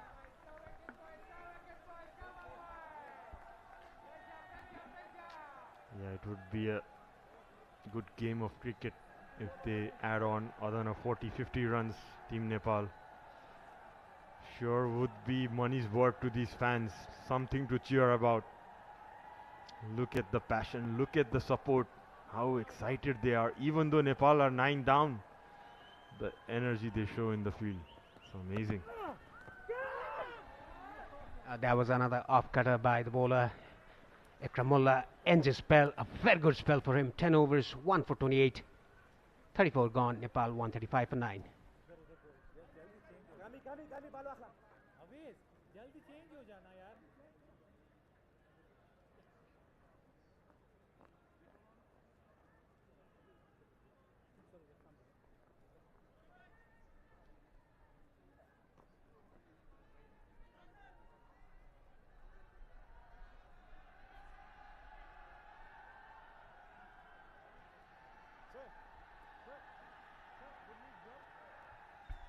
Look at the Manhattan chart for Nepal. Wicket going in regular intervals after, let's say, after the 10 overs. Wicket going on 11 overs, 16, 18, 21, 2 wickets on 28, 29.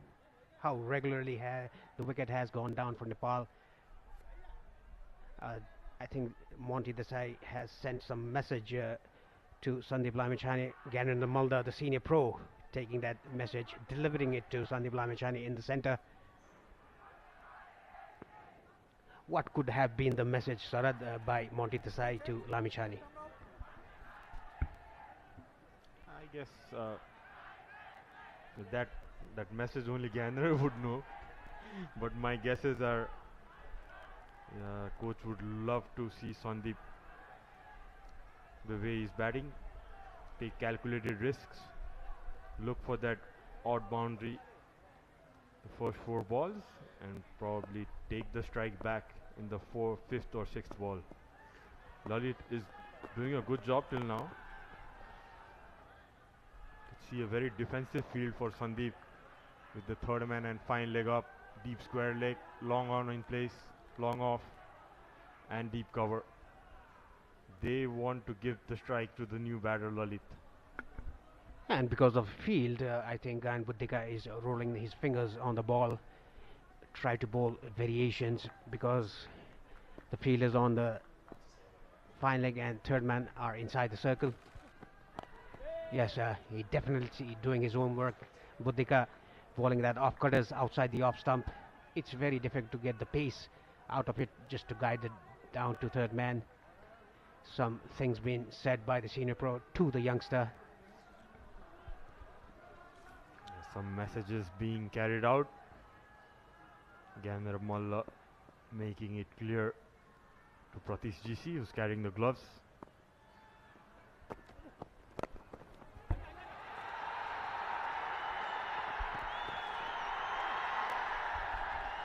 That was well timed by Sandeep Lamishani.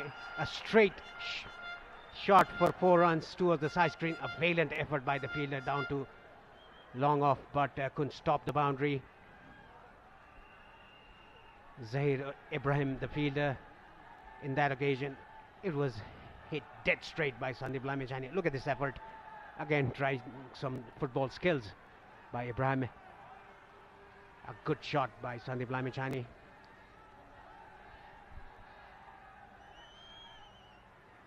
Yeah, that's well played by Sandeep. Got that boundary in the third ball. Doesn't take any risks for the. That's just threw the bat at that one. Sandeep trying to hit the gap between short third man and point. As the third man is up, as you can see, he would look to take a single in the next ball for sure. Third man slowly dropping back. That was the first loose shot played by Sandeep Lamichhane in this innings of 25. A pace on delivery, cut it away down to sweeper cover. A good single taken. If Lalit makes it through this ball, Sandeep will take the strike.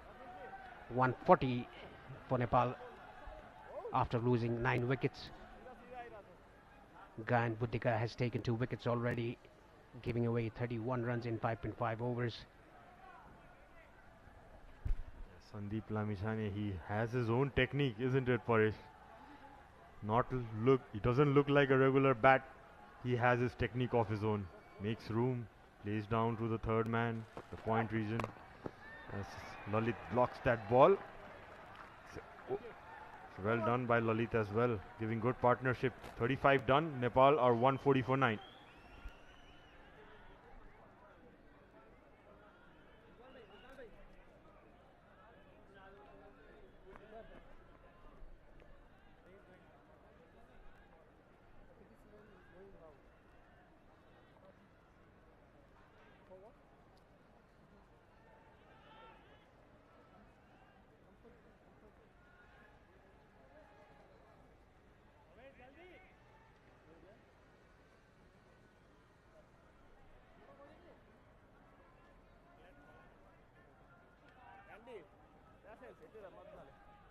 You can see the partnerships, 48 between Rohit and Ashif, and this is the second highest partnership between Lalit and Sandeep, 29 put by these two.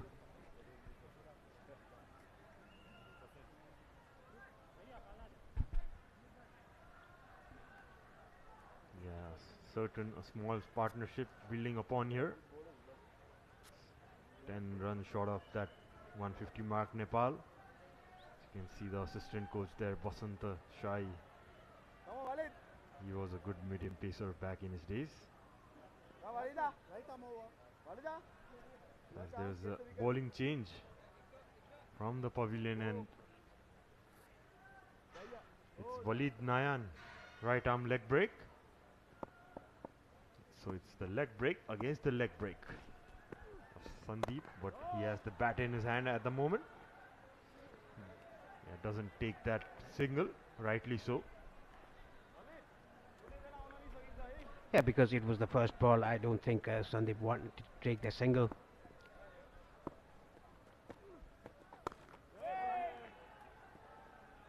A bit quicker through the air, the leg spinner starts off with 2 dot balls. Look at Basant Shai, the assistant coach of Nepal. That was cracked behind square. A boundary, a much needed boundary for Sandeep and Nepal team. Moves to 30 of 36 now, Sandeep. That was well struck. Cut away. Slapped it. Sandeep runs away to the boundary. He's got that boundary in the over. No run. Moved on to 30 runs. 30 valuable runs, that is. Too many shots played by the Nepali batters earlier in the innings. And that is why the fall of the wicket. Nicely done by Sandeep, down to long on for a single. The 5th ball. Just a ball to defend by Rajbangshi. Talking about the 9 wickets to fall. Every batsman played the shots at the wrong time. If they could have stayed there, just calculated their innings, it could have been a different story for Nepal. Yeah, most certainly. Also credit goes to Lalit as well. He's doing what's required for the team. And that's 36 done. Nepal are 145 for 9.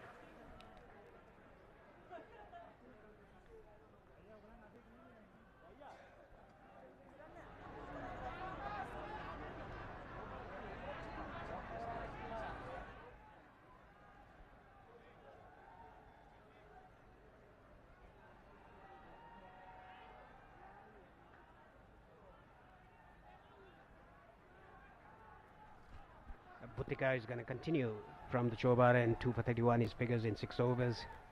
A good job here by Lalit and Sandeep. A good partnership building here for the 10th wicket. A spread field for Sandeep. The third man has been pushed back. The mid-off fielder is inside the circle. Try to go over extra cover, but in time it ball rolling towards the fielder. You can see the head coach there, Monty Desai, looks pretty relaxed. And Mr. Raman Shivakoti to his left. He's been the analyst for the team for many years now. More than a decade he has been. He knows the team, knows his stats well. That was slashed on the offside. The fielder there, diving effort, but couldn't make it. Another boundary for Sandeep Lamichhane. What a cracking shot on the off stump. Look at the cheers from the dressing room. He's playing a blinder for his team, Sandeep Lamichhane. Look at the wit he got and made full use of it. Just running away. Good diving effort there in the deep. That was flashed away nicely. That's the shot he plays well. Makes room outside the off stump.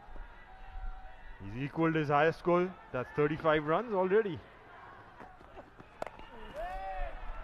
Nicely behind the ball. That is what was required from the top order batsman. Getting behind the ball, getting your body behind the ball and playing your shots. That was not done by the top order batsman. Sandeep Lamichhane is showing how is it done in the centre. With the experience he's got playing those international franchise leagues, he has seen it all. He's looking confident, and look at that front foot defense, Paresh. One of his own kind. Yes, putting your body behind the ball. A perfect defensive shot, and look at Karan Casey. He would have relished the situation out in the centre, even Gyanendra Malla. They are not in the starting 11 today.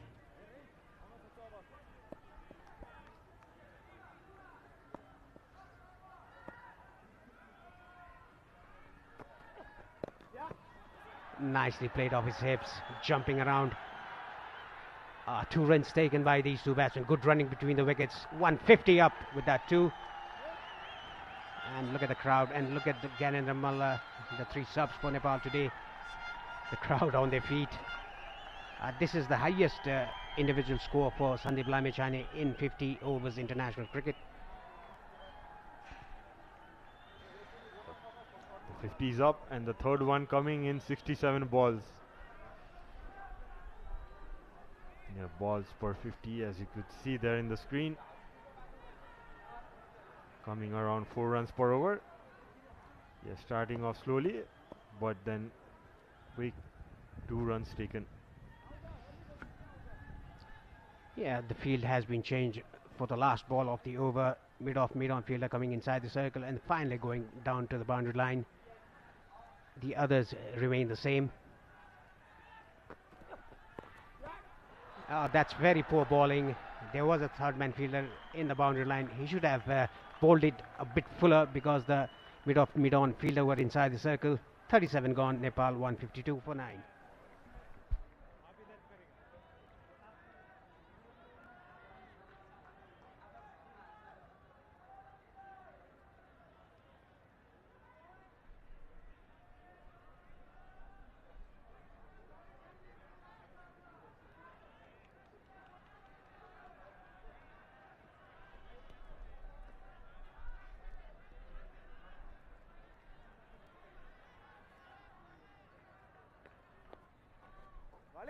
No short ball. Sandeep Lamichhani playing a good knock here. A good partnership for the 10th wicket for Nepal. If they can somehow reach 200, it will be a very good score to defend, like I said, with that bowling attack of Nepal. Another slash outside the off stump, straight to the fielder. Walid, if he bowls short outside the off stump, I don't think Sandeep Lamichhani will just defend it. He'll go for it. He's just looking the gap between short third and backward point. That was pulled down to long on. Didn't take a single. Sandeep Lamichhani, he wants the strike. Walid, come. A single denied with 4 more balls more to go. Rightly so.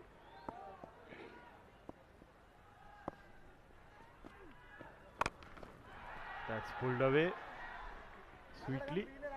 Single taken this time. Third ball of the over, showing some trust over Lalit. Yeah, like I said, Lalit is not a mug with the bat. He can bat. There's a spinner going on. That is why Sandeep has trusted his partner, the 11th batsman for Nepal. He can just stay there, give company to No single. Sandeep. The figures shows that he's faced 10 balls. Wide. A short ball given as a wide. That ball didn't bounce as much as Lalit wanted it. That was short and wide, throwing his bat Lalit, but given as a wide. These two already have batted, Parish, around 10 overs, showing the top order bat how to bat. Yes, exactly. They're showing the top order how to bat. The openers, Kushal Bhurtel and Asif Sheikh, and the number 3 batsman, Bhim Sharkey, Rohit Paudel, Divan Singh Airi, Arif Sheikh, Kulsan Jha, Sompal Kami.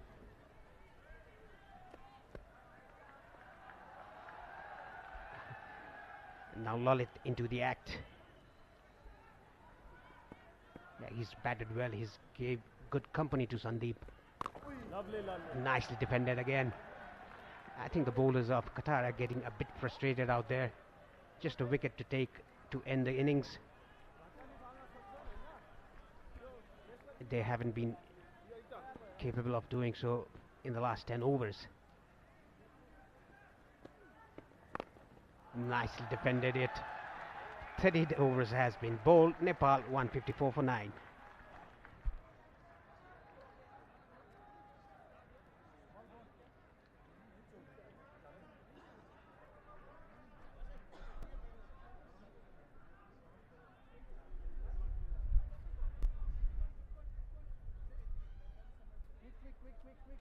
Quick, Sandeep.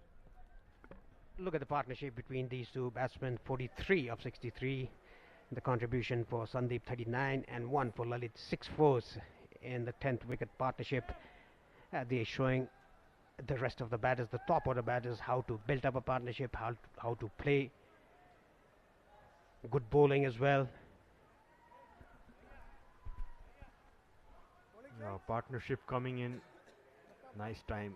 43 runs added these two of 63 balls. It's coming in at the right moment for Team Nepal. Already given a good fight, these two, Sandeep and Lalit, being the senior member. Sandeep carrying his bat. Amir Farooq with his second burst. 8 consecutive overs bowled by him in his first spell. Comes back into the attack to get the last wicket. Look at that defensive shot by Sandeep. He's batting well. Scored 39 runs already. 48 of 48 balls. Would be eyeing his first 50 in his international career. And a quick update from the other ground in Molpani. The 20th match, an important one going on in the Group B against Kuwait and Hong Kong. And Kuwait at the moment are 192 for 6 in the 42nd over. Again, just not taking the single, Sandeep Lamichhane. That's a bit right. There's a medium pacer bowling, and Lalit can play the spinners, but he didn't trust him. Sandeep didn't trust his partner against the left arm quickie, who is bowled very well. 43 runs, and you can see just a run contribution from Lalit out of those 43 runs. Speaks about the game these two are playing. It's not about your personal score. It's what's required at the moment for the team, and he has given good partnership, Paresh. Yes, he has. It's not about individual scores, it's about the team. That is what Lalit has been showing. 13 balls faced by him, giving a good partnership to Sandeep. And look at Sandeep's batting. His body's right behind the line of the ball, defending it very comfortably, I must say. This is the 9th over for Amir Farooq, who's taken 3 wickets already with those short balls.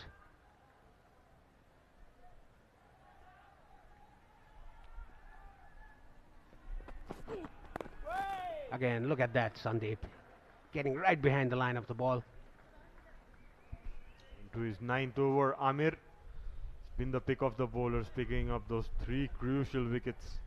And Sandeep giving respect to Amir. Doesn't need to take any extra chance against him.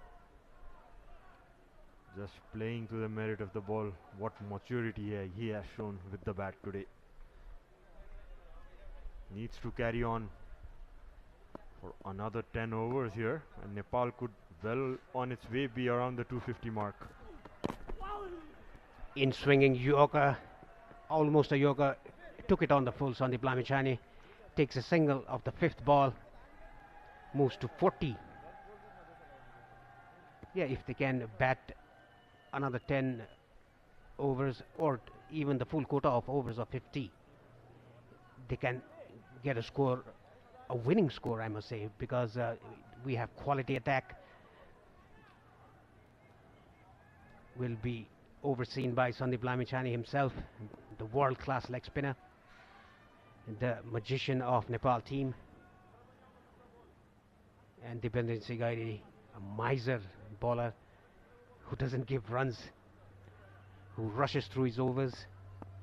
Sompal Kami, the experienced medium pacer. Kushal Malla as well, the left arm orthodox. Arif Sheikh, the cutter. And Gulzan Shah, another quickie.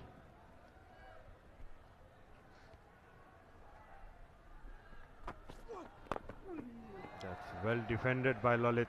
He's a tough customer. He won't let his wicket away. It's 39 done. Nepal are 155 for 9.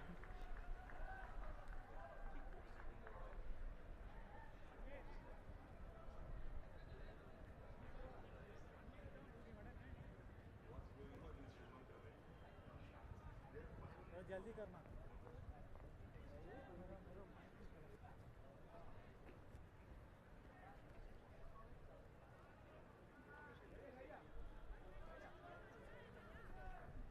Nepal's projected score from now, if they get from what they're getting now, they'll reach 199. If 5 runs per over from now on, 210, and 7 runs per over, 232. Just let's stick to the first one at the moment, because 9 wickets are already down, and you can see a bit of nervousness seen on the head coach of Qatar. They're yet to take the last wicket. Sandeep and Lalit doing a good job for the team. A very short ball, half tracker, but doesn't take a single. Sandeep Lamichhane, he could have just put that away to the boundary. Tanveer with his 2nd over of his spell. Experienced bowler Tanveer. Good all-rounder for Team Qatar. He's just giving no air whatsoever to Sandeep, expecting him to look for that boundary. Sandeep, and he just walks away. Taking his time. Yeah, good patience, good maturity shown by Sandeep Lamachani in batting. He's taking his time. That was a quicker through the air, the leg spinner. Nicely behind the line of the ball, Sandeep. Look at him, he looks very relaxed, like what Rohit Potter looks in the centre.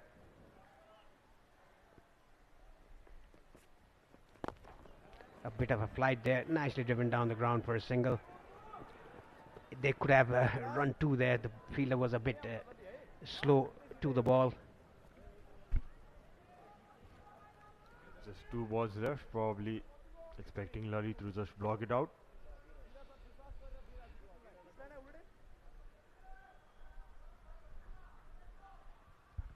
Even though Nepal lost their 9 wickets, quick 9 wickets, the current rate is hovering around 4.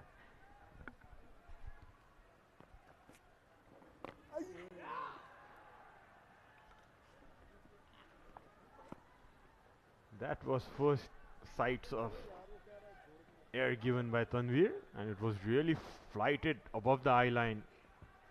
Lalit just flicking it away. No single taken. Last ball coming up. Nicely defended by Lalit again. He's doing a good job for his team. It's 40 run. Nepal are 156 for 9.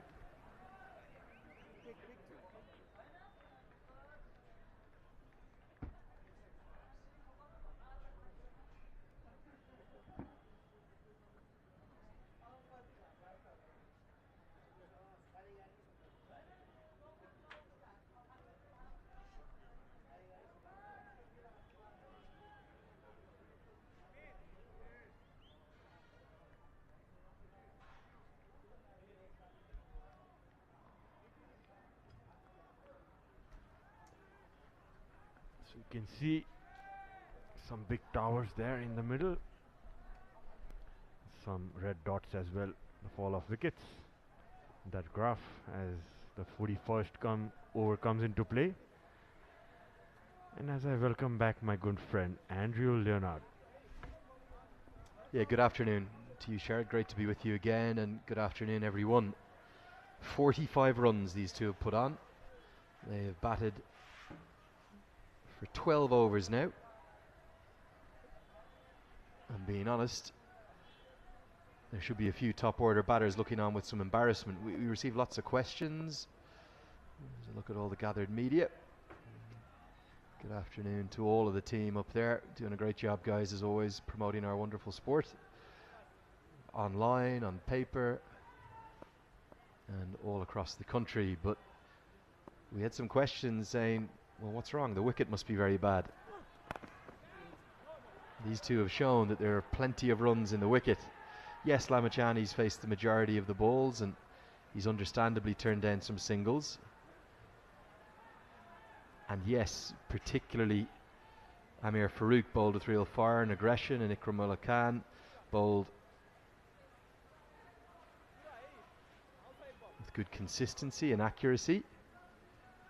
And also Awais Ahmed, the left arm spinner, bowled with good control. But I haven't seen anything in the wicket to suggest it's a 160 wicket. It's a, or whatever score that Nepal end up with. They certainly shouldn't have been 111 for a 9.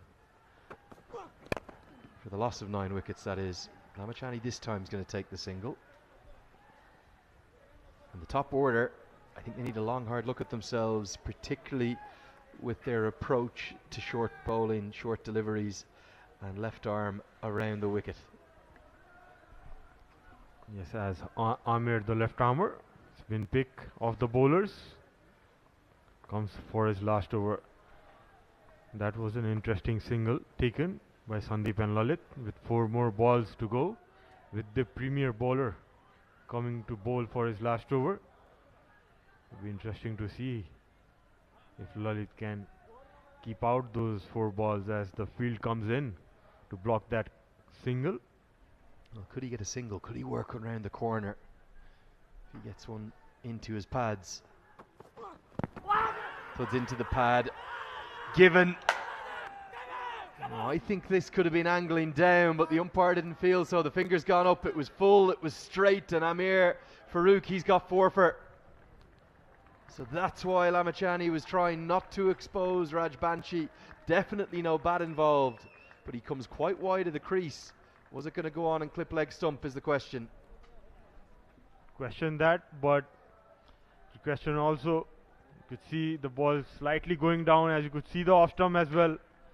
But umpire thinking it would hit the leg stump. Yeah, you would question that decision. Was that single there to be taken? With still 4 more balls to go. Yeah, did well these two. Had a small decent partnership. Lalit goes for one. For me, look at how wide he's released that from. It's impacted in line with probably middle and leg. At best, umpire's call on the leg stump. Either way, the finger's gone up. Rajbanshi can't believe it. The number 11 has been trapped, LBW, to silence the crowd, and Sandeep Lamachani has been left stranded. He batted so impressively with such maturity and responsibility to top scorer. He finishes with 42 not out. And Qatar elated, delighted. They have bowled out the hosts, the unbeaten Nepali side, who have won 11 from 12 in Cricket World Cup League 2, unbeaten on this ground, and then come into this ACC Men's Premier Cup unbeaten too. They bowled them out for 157. And they have given themselves a massive chance of taking what would be one of the bigger wins in their cricketing history, even though they are going to be knocked out of this tournament. And with the way things are going up at the Mulpani ground, I did say I really fancied Kuwait today. I haven't got many predictions right this week, to be honest, but I think this one could come true. Kuwait are 222 for 6, with still 6 overs to bat. Shiraz Khan has 50, and we've seen anything around 250 on that ground is going to be a real challenge for Hong Kong to chase down. Are we going to see the 2 unbeaten teams today beaten on the final day of the group stages? For Hong Kong, defeat would be fatal. It would send Kuwait through to the semi-finals. For Nepal, it won't be. They're in the semis, whatever happens in this second innings. But they're going to have it all to do with the ball, as Qatar have been excellent. Let's take a look at the batting highlights. There's not many of them. 157 is all that they've ended up with, and really outside of that third wicket partnership between Asif Sheikh and Rohit Paudel that added some stability and took the score up to 57 for 2 at one point, there really isn't a lot else to cheer. Very few boundaries. Paudel and Sheikh just getting 2 fours each. Dipender Singh Airi hit 1 in his innings of 12, but the wickets just kept falling over and over again, and it took Sandeep Lamachani's experience and maybe one of his most restrained innings. He often just comes in and really goes at it, but he took his time, he guided the ball around nicely. He hit 6 boundaries in his innings of 42. There's some good shots, responsible batting. Paresh, the 9 men above him, not so much.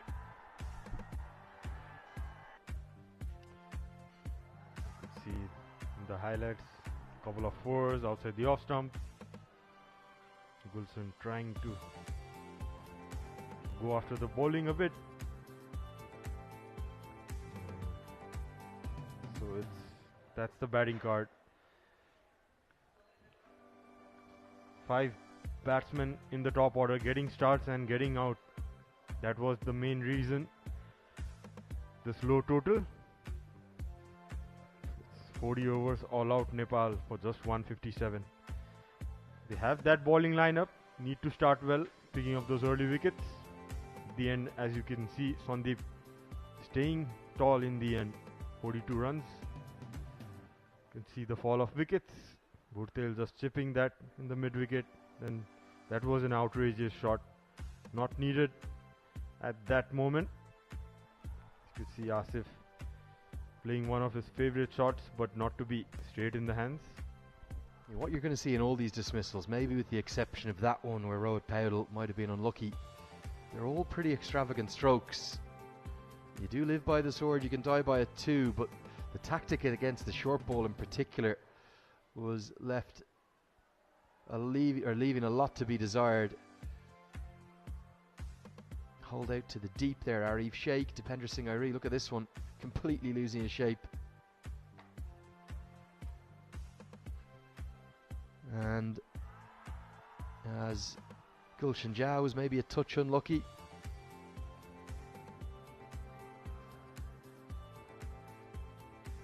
He was caught. It was an excellent athletic piece of work out of cow corner, and then that's that LBW decision that went against Lalit Rajbanshi. As Qatar have had a real day out. Now, can they complete the job? Their bowlers, particularly the top 4 ones, excellent. They shared the 10 wickets between them. 4 for Amir, 3 for Owais Ahmed, 2 for Ghayan. Budaka, who bowled excellently. Maybe the pick of the attack in some ways. Mohammad Ikramullah, so consistent, just 1 for 28. Only going at less than 3 runs per over. So that's going to wrap it all up.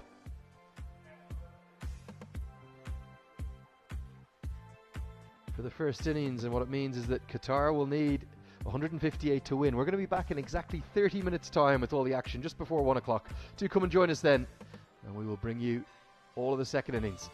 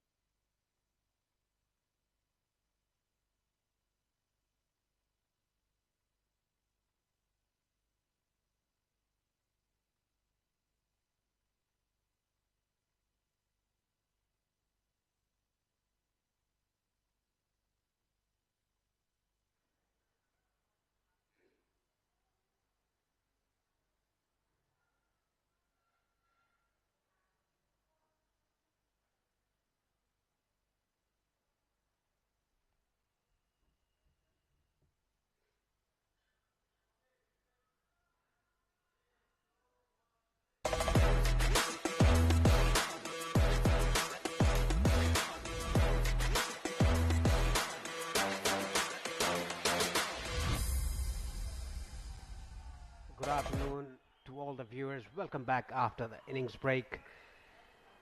You can see the Nepali fielders, they're entering the field. Credit goes to Qatar. They bowled out Nepal for 157. What a bowling performance by Qatar. After winning the toss and electing to bowl first, Qatar need 158 runs in 50 overs. I must say it's a very easy ask. If Nepal break through early, taking 2 or 3 wickets in the first power play, 10 overs. And I would like to invite my co-commentator Sharad Vesakar here in the commentary box. Good afternoon, Sharad. Good afternoon, Paresh, and good afternoon to all the viewers watching this telecast. Yeah, they have their job in their hands. Team Nepal need to pick up those early wickets, especially Kamran Khan, who is an aggressive batter. If he gets going in the first 5-10 overs, they would reach this target pretty early, so need to get the back of him. You can see Sompal marking his run up. Nepal would definitely give a fight here, Paresh. What do you think? Yes, they will definitely give a fight. They want to finish up on the group stages, win the group, and that is what they're playing for before playing the semi-finals. It seems that the left-arm orthodox is going to start the proceedings for Nepal, Lalit Rajbangshi from the pavilion end. Yeah, you were talking about Kamran Khan. His best in this series so far is 36, 11 fours and a 6 in his name. A good healthy strike rate of almost 90. Yeah, it's going to be Lalit to start off the innings for Nepal. There's a slip.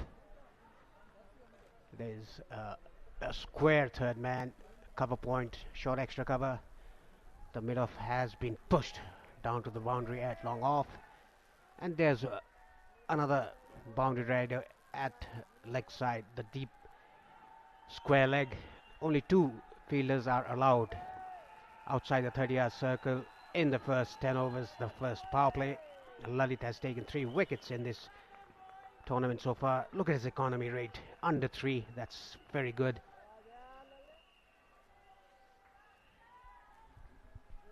Yeah, interesting move from the captain Rohit, getting Lalit to bowl the first over. Will be very interesting to see how much turn he gets from this new ball in this wicket. He has bowled with the new ball quite successfully in the past, in the last 2 months. That is why it's a very low total for Nepal. That is why Lalit will try for a breakthrough in his first over. The first ball.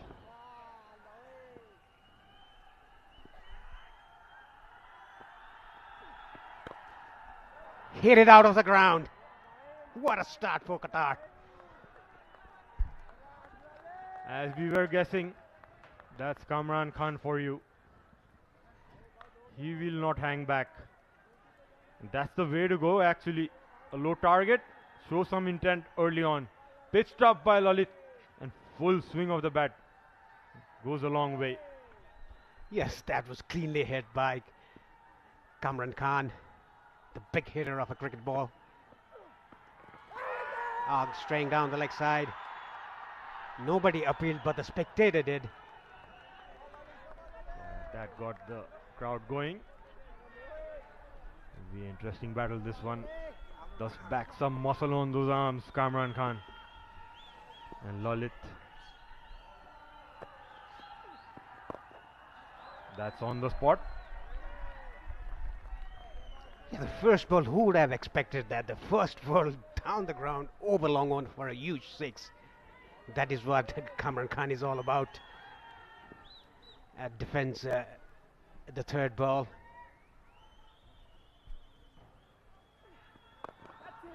Again over the top. There's a fielder.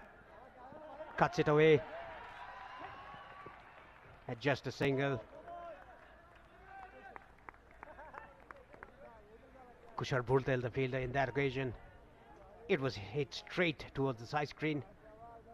But Bhurtel came in between the ball and the fence. Good fielding there by Burtel.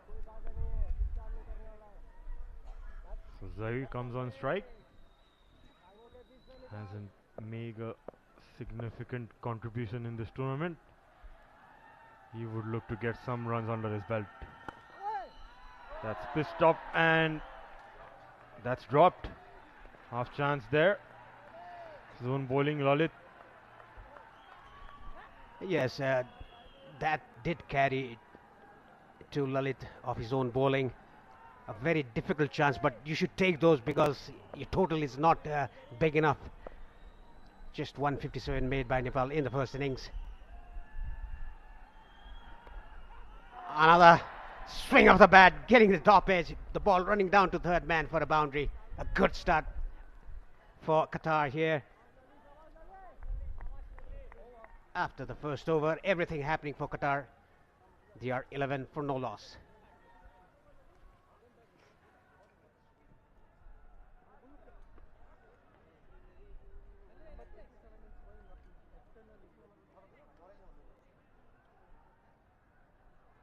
Sahabat kita, sampai sana, Jengki.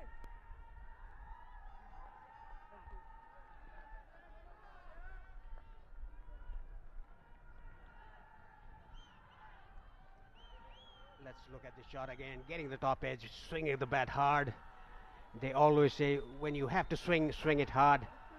That is what Ibrahim did in that occasion. 11 runs of the first over. Sompal Kami into the attack from the Chobar end, taking that second new ball. There's a slip, backward point, cover point, short extra cover, mid off, and the third man in the offside, and mid on and mid wicket in the offside. There is a fine leg. It's just a regulation field for the medium pacer.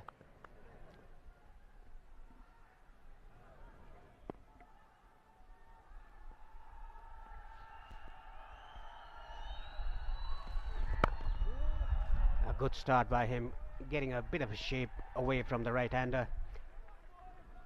He'll try to swing the ball. To do that, he'll have to pitch it up.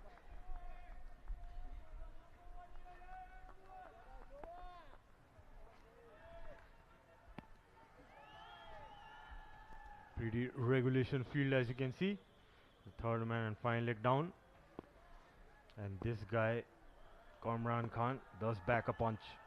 He's gonna not hang back, I suppose. That's a good ball by Sompal.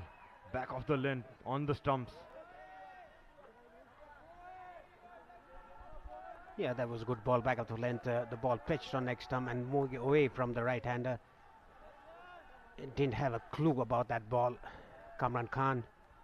Let's look at that again. Pitched on leg stump and slightly moved away after pitching. A good ball to Kamran Khan. The approach shown by Qatar.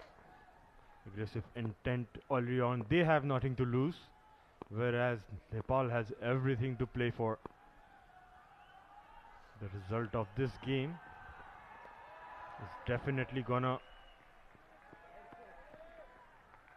make an impact whether whom they are gonna play in the semi-finals. Nepal. Good short one there by Sompal.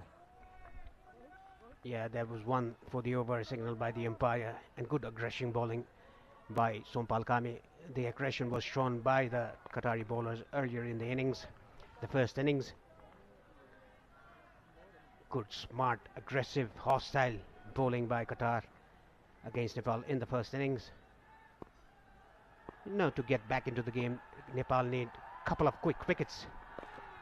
That was straying down the leg side. Nicely played fine towards Kushal Malla, the fielder there at fine leg. Nicely clipped away. Qatar will not hang back for sure. Need to be smart, Team Nepal, to anticipate what Qatar is going to do. Probably show some variation, changes of length early on as well. They're going to swing hard for sure, Qatari team.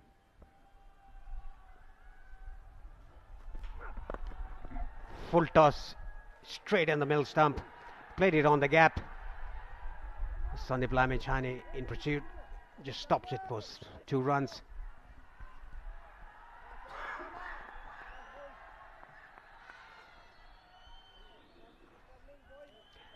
That part of the audience is a bit crowdy one, and there are audiences a bit relaxed in the Grand Spanks. You can see Sandeep Lamechani, whenever he goes to the boundary line, there's a huge cheer from the spectators.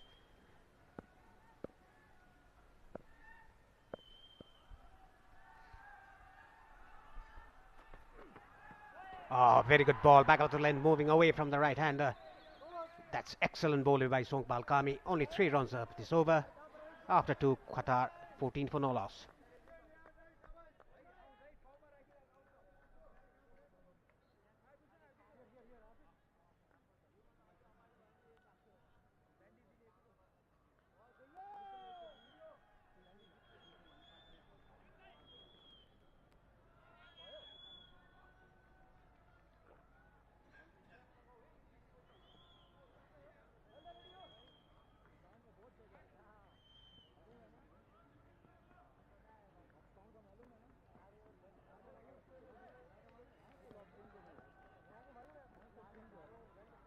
Bowling change straight away by Rohit Paudel, the captain of Nepal. Gulshan Jha into the attack from the pavilion end.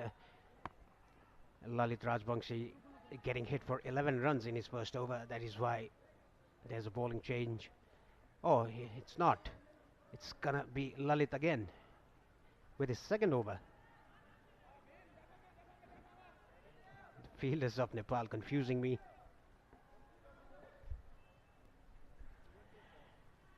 Now this is an opportunity for Qatar to get after him, and it will be an opportunity for him as well to take wickets. He has done it before with the new ball for Nepal. There are 2 boundary riders at deep backward square leg and long on.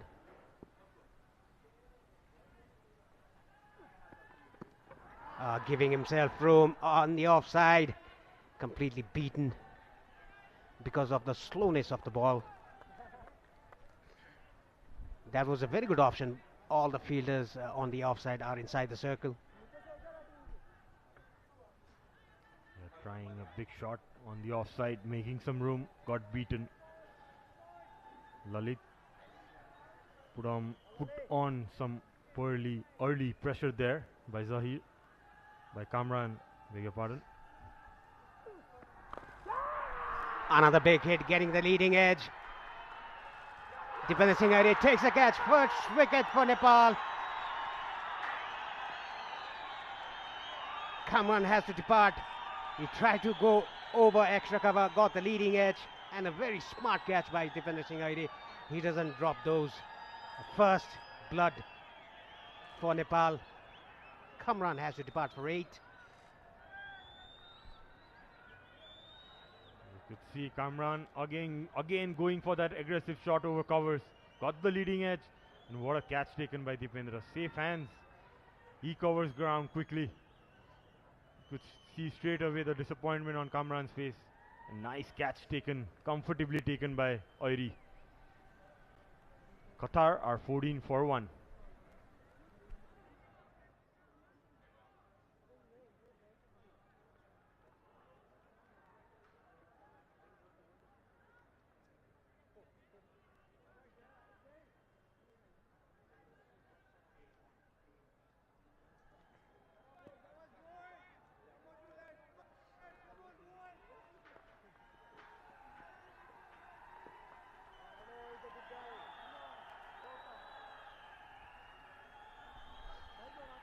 Imal Malindu is the new batsman in. His best in this series is 56, 17 4 scored by him. Total number of runs 114 for him. A decent strike rate of under 90. There's a long on and deep square leg for the left-hander. A left-hander facing and left arm orthodox. There's a slip, a short third, point, short extra, and mid-off on the offside. Oh, nicely ball, slow through the air. The ball just dipping from the line of the batsman's eyes. That is always difficult for a batsman to judge the flight of the ball. A good start here for Nepal, taking the first wicket.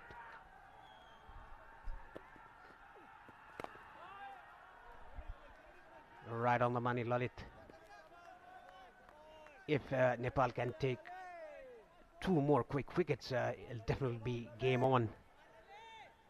The target is just 158.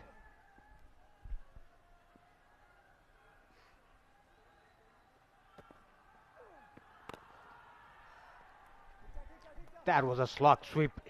The ball went to the fence like a trace of bullet. The first boundary for Himal. Gets off the mark with a well struck boundary over the mid wicket. Slog sweep attempted and right in the gap between the two fielders. Went with the spin. Safe shot. Yeah, this is dangerous for the spinners when the ball in the first power play. You can get wickets or you can get hit for runs. A good length to end the over. A dot ball. 3 overs gone. Qatar 18 for 1.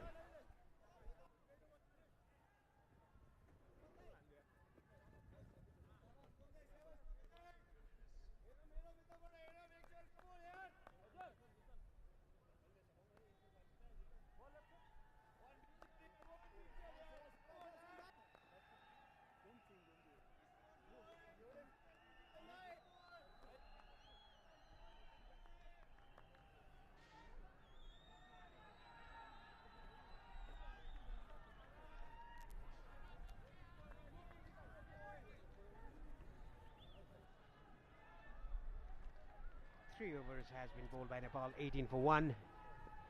Sompal Kami with the 4th over from the Chobar end.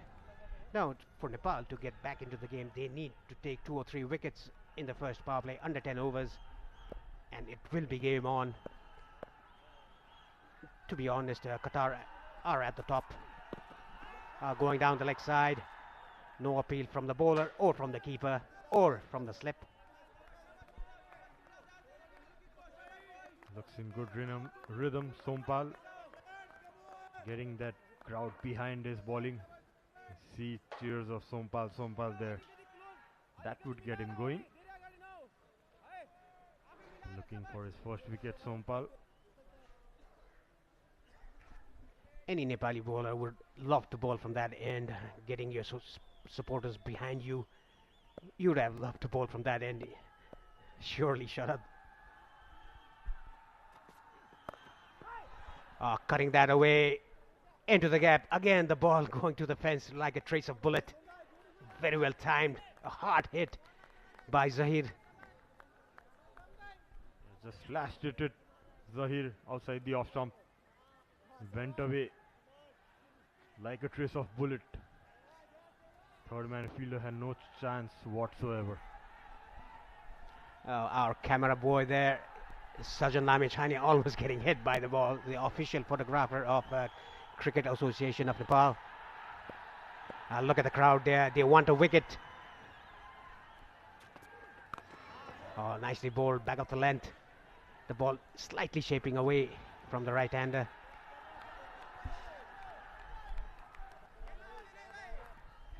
Yeah, this is a perfect length for Sompal Kami and perfect line for him to bowl. That the last ball that got hit for a 4, that was a bit short and wide. This is a perfect line and length for Sompal. Absolutely, he's looking for that room, Zahir. As you can see in the previous balls, having troubles, balls that are ball in the wicket. There you go.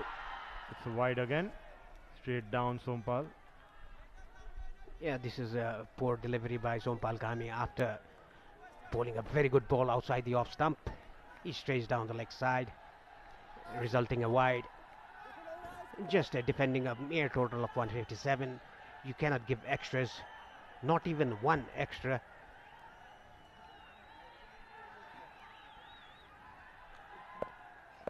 The two Sheikh brothers as the keeper and slips. The good hard length bowled by Sompal Kami.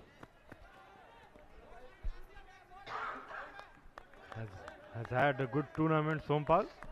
Picked up 3 wickets in his first game against Malaysia, and then against Oman none for 37, but had a good contribution with the bat.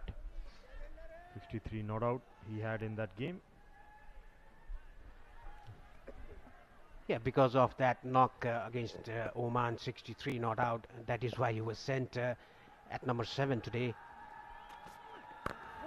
A good back of the length again by Sompal Kami. Good aggression shown by Kami, the fast bowler of Nepal.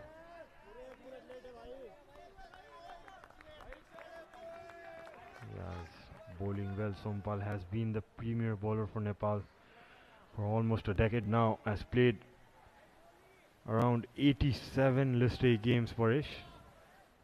That's a record that speaks of his experience, the effort he has put in for Nepal till now. 119 wickets he has taken.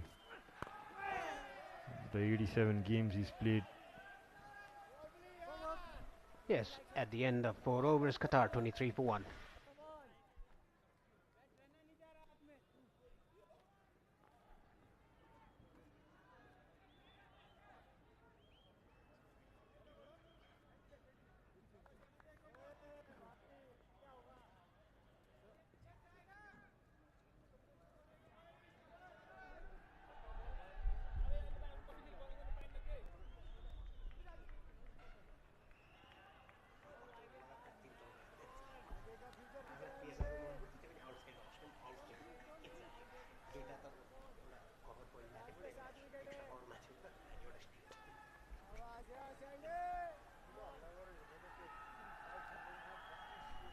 Now Sandeep Lamechani is into the attack. He's taken 6 wickets in this tournament so far.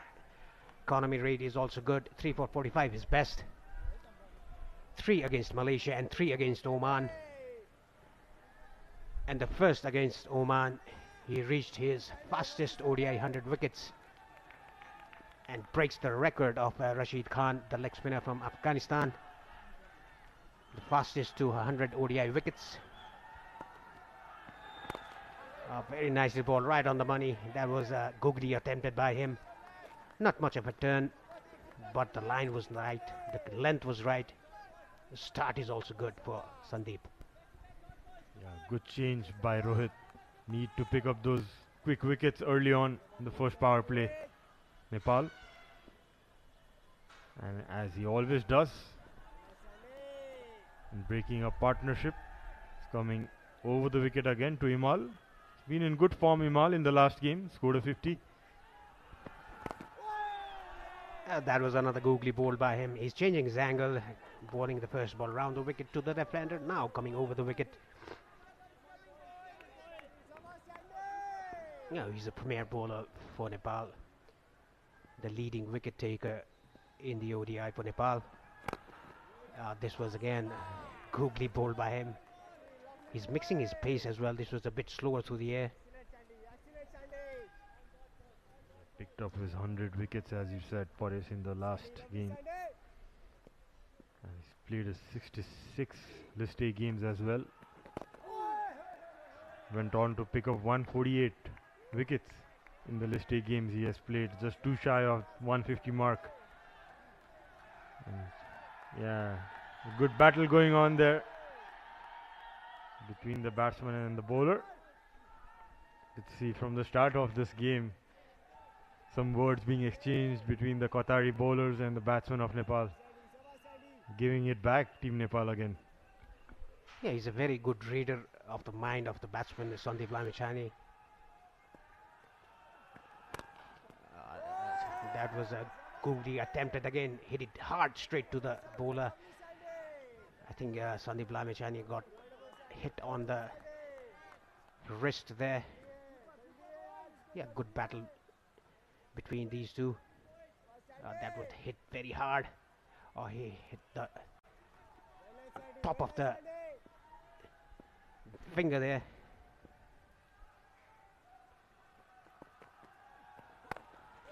That was an off spinner attempted by him. Nicely guided down to the vacant area.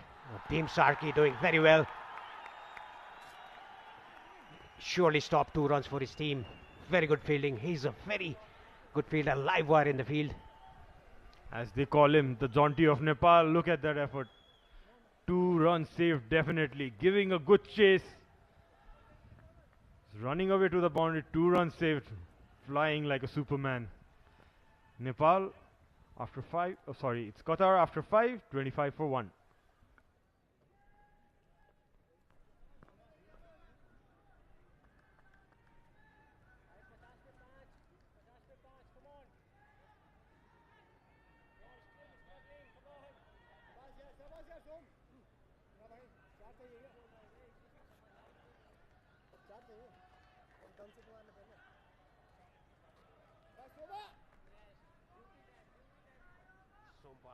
Kami to continue from the throw bar, and Zahir Ibrahim is on strike. He's playing on 10 of 10, and Imal Malindu, the keeper batsman for Qatar,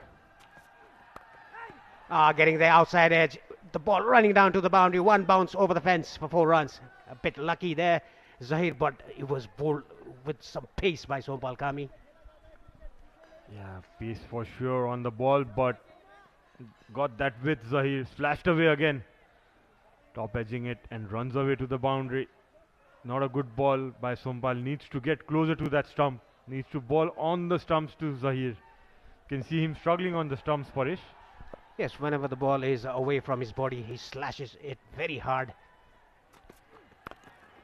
This was much better by Sompal Kami. Closer to the stump. Don't give room to the Qatari batsmen. They like room outside the off stump. They go full blade outside the off stump. That is why even if you get the outside edge, it will race away to the third man boundary. That is what happened earlier in this over. The first ball of this over. And Nepal need to get a breakthrough here, take a couple of quick wickets to get back into the game. That's very well bowled. The ball moving after pitching. That's a sign of lateral movement. That's better length shown by Sompal. Getting some movement as well, which she could see is getting the batsman in trouble when the ball is pitched up. So a lot of questions coming in today, Parish. The batting effort by Nepal. You can see a lot of crowd outside the ground as well.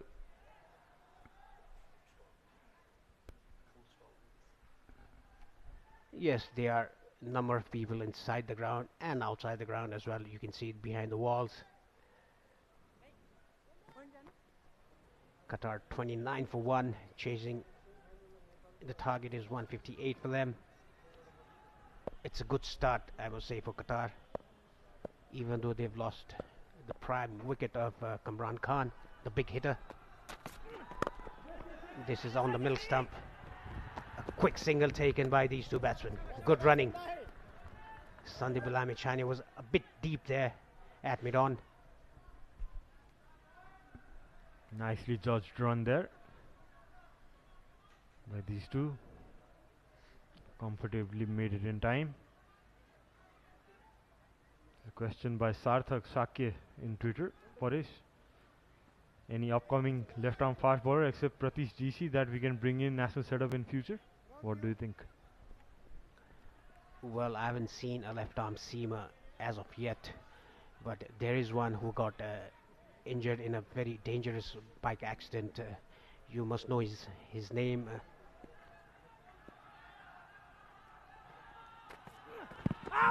That's going down the leg side with that angle that is bowling around the wicket to the left-hander.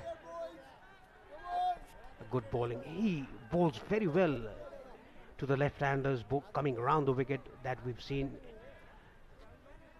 in November, I think, playing against UAE, the bilateral series. He got Rohan Mustafa clean bowled coming around the wicket. Yeah, it's a good option.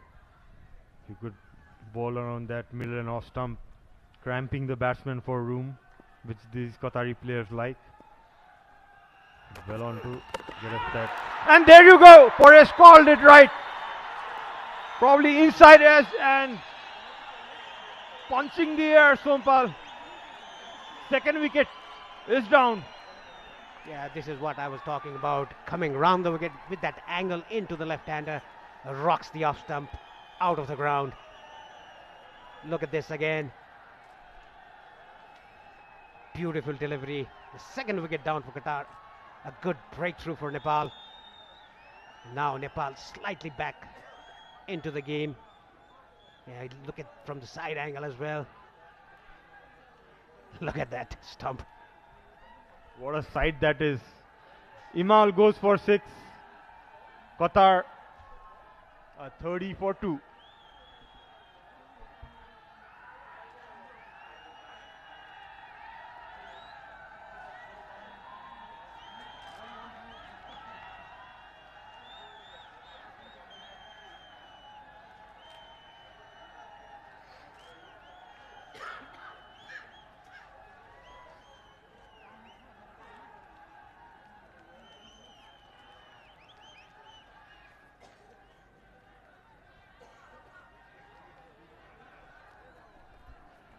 Mohammad Tanveer is the new man in for Qatar at number 4, but he'll be at the non-striker's end because that was the last ball of Sompal's over.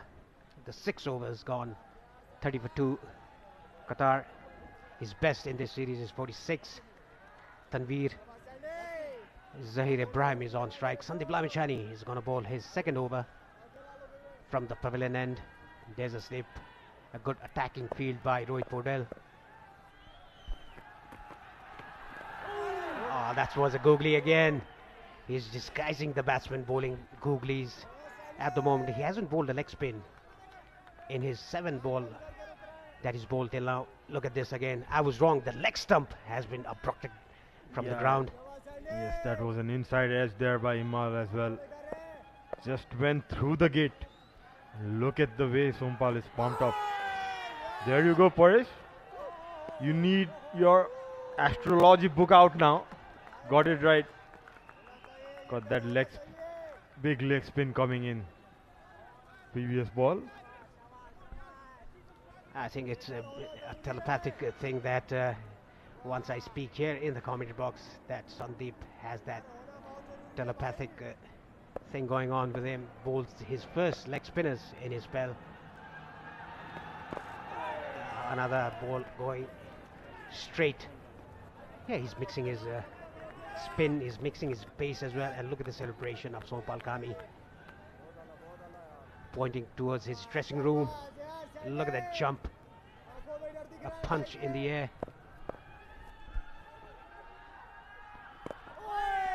Nicely bowled.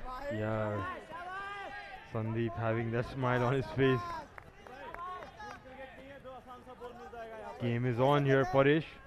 2 down for Qatar. Definitely looks to good. Looks to pick up that first one, Sandeep. Yeah, that was not a googly, that was a slider. Rare poor delivery, but lucky the batsman didn't get a bat onto it, got his pads. This one was also a slider in front of from his hands. He has so much variations. Look at that, that was again a slider. So much of variations that these leg spinners have in this modern day cricket.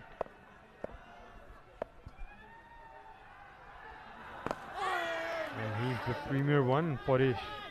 The guy who took 100 quick wickets. Quickest one actually in the history books. It's 7. After 7, Qatar are 30 for 2.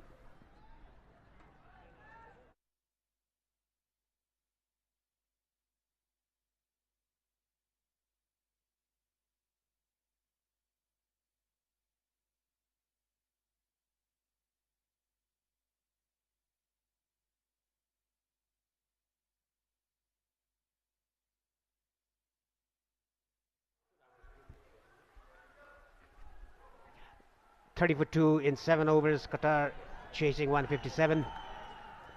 Sompal Kami taking his first wicket in this spell, and Lalit the other wicket taker. Again bowling in right areas. Sompal Kami bowling in length. At number 4, oh, you can see the crowd So good to see the baby falling asleep in mother's lap. Look at the passion, bringing a baby on the grass banks. Salute to motherhood. With the flag on. Amazing. The back of the length, good areas here. Sompal Kami, very rhythmic bowler. He looks to be in a very good rhythm. And look at the baby sleeping there on his mother's lap. She's shy, she's blushing for sure. Didn't expect that shot. Shown in the big screen there in the ground. That's the Nepali passion. You can see the love for the game here. Carrying a small baby in her lap. Sompal runs in. That's a good sharp one.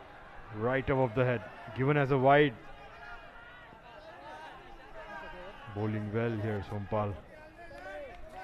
Yeah, you can bowl bouncers quite often. A good carry to the keeper, Asif Sheikh. He takes it in front of his eyes. Yeah, it was definitely over the head high. And that is why given as a wide.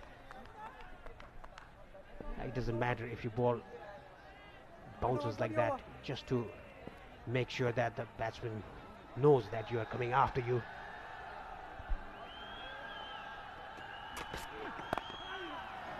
That's well bowled by Sompal. Kept it up. So at number 4 walks in Tanveer, Mohammad Tanveer, a 42-year-old Parish, and his list day average is 42 as well. Good to see senior pros getting runs for his team. Look at the play cards there, the way Sandeep bowls. It's deep inside my heart.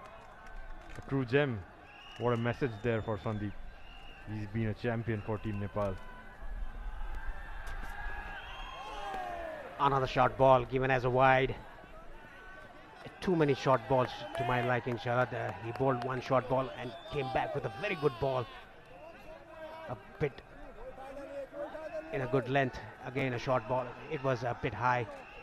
Yeah, nicely got under that ball, Tanveer. They need to use this new ball, Sompal. Better off pitching it up like he got that wicket last time of Himal. Probably you could see this ball pitched up.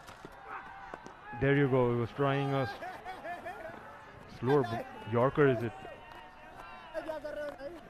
Was a full toss. You can see smiles from Asif, suggesting some message. See guys coming inside the 15 yards, backing their bowler.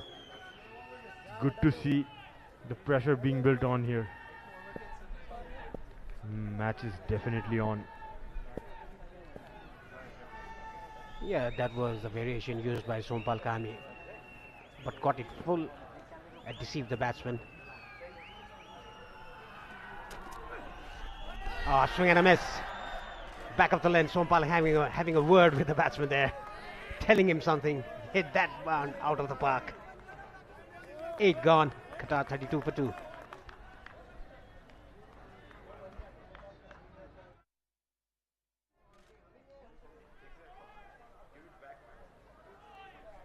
Oh, I beg your pardon. It's not the over. Just a ball remaining in this over. Because of the wide, I thought it was over. 32 for 2. Qatar a bit struggling out there after that first 6 hit by Kamran Khan off the bowling of Lalit Rajbangshi. Good lengths. A dot ball to end the 8th over. Qatar 32 for 2.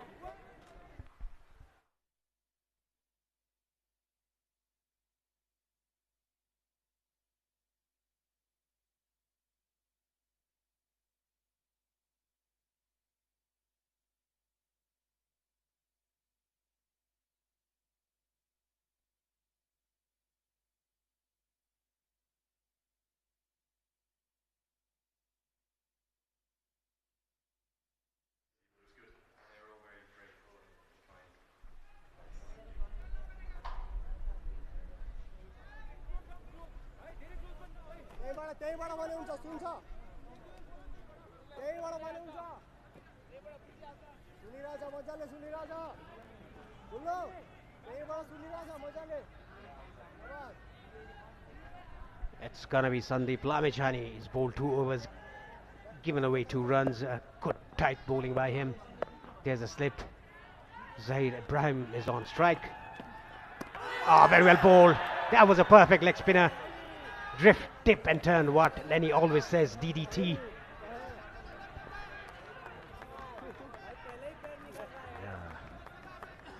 What a ball that was, pushed up. Nice turn and bounce. Magical spin bowling. That was a googly. Brought his bat right in time, Zahir. Zahir didn't read that. He didn't pick that. He had to rush on his shot. And lucky that he brought the bat right on the time. That was a stumping appeal, but the batsman's feet was inside the line. Oh, squaring up. Was that an edge? Yes, it was. 3rd wicket down for Qatar. What a magical ball by him. Sandeep Lamechani picks his 1st wicket of this match. I don't think Ibrahim was pretty pleased with the decision there. The crowd are on their feet.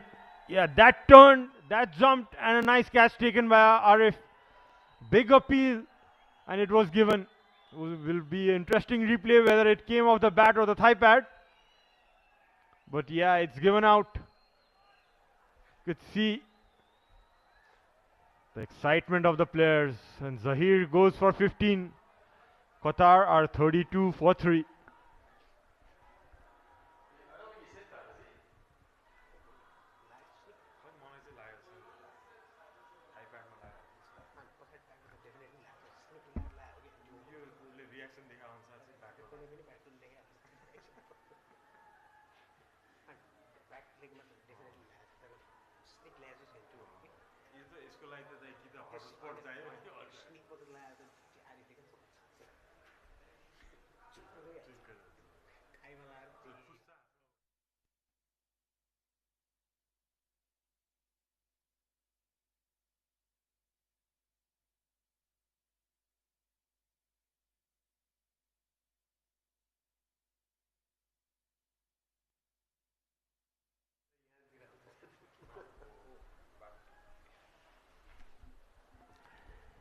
Well. 3 wickets down for Qatar. A dream start for Nepal, just defending a very low total of 157.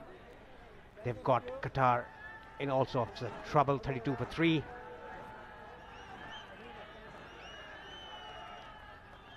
Muhammad Ikramullah, he bowled very well in the 1st innings, giving away only 29 runs in 10 overs. Let's look at this again. It's very difficult to see because Sandeep Lamechani is in front of the camera there. It has definitely hit the back leg. Did he brush his bat or not? That's the question there. He opened the face. Did it brush the face of the bat? That'll be interesting to see. In the meanwhile, Sandeep Lamechani having a good time there, just smiling around. He played very well with the bat in the 1st innings, 42 not out. And now bowling well. Let's look at this again. It's pretty hard to say if that brushed the face of the bat. It definitely hit the back thigh. That is why the ball just lopped to slips.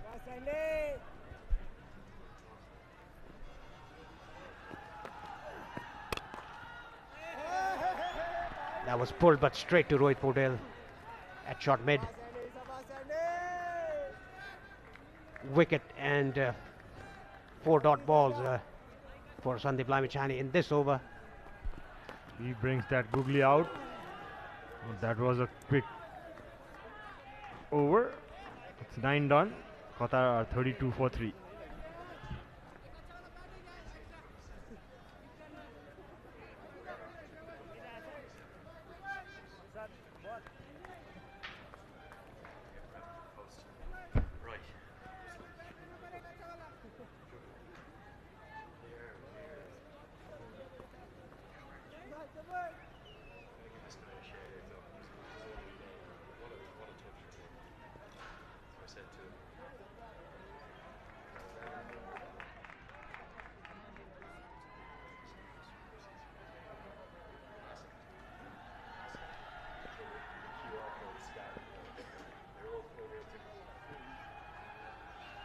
The 10th over on progress as I welcome back Andrew. A very good afternoon. Well, very good afternoon, Sharon. What have I missed? Drama, controversy, brilliant bowling, good catching. Dipender Singh taking a cracker. It's Nepali cricket at its best. It feels like a bit of a throwback though, because the batting has been so consistent for the last 3 months. We haven't seen them have to try and defend many low totals like this one. So it's a throwback to days gone by that fans won't have wanted to have seen again. And there is a raucous, and I mean a raucous atmosphere building up. There's probably about 3,000 or 4,000 in the ground. There may be more than that outside the ground. I was just up there, Sharad. There are thousands spread around.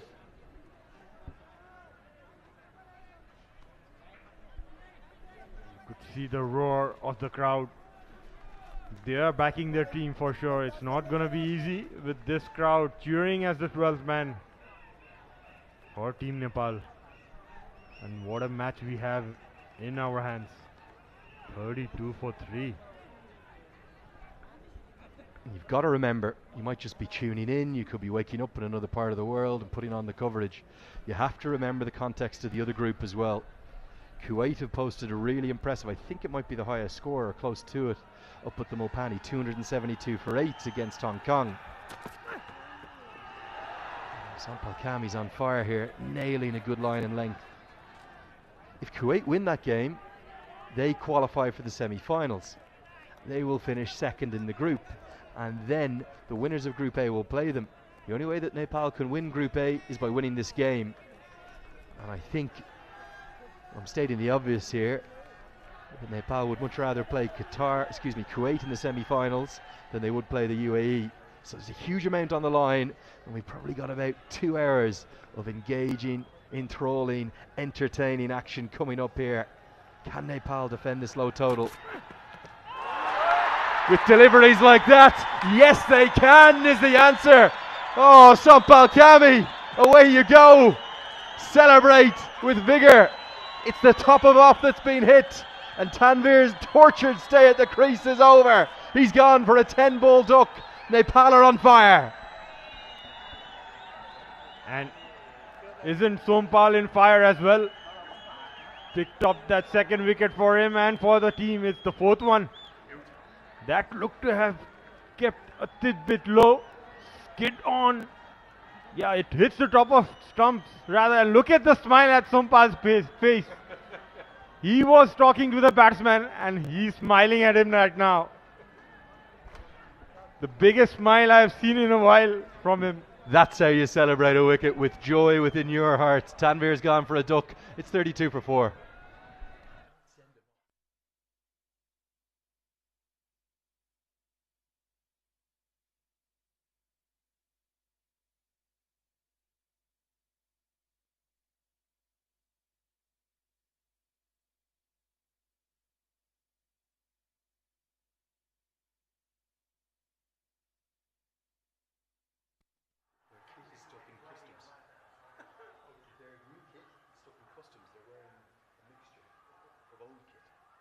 Still stuck. We would expect you for the second game, third game.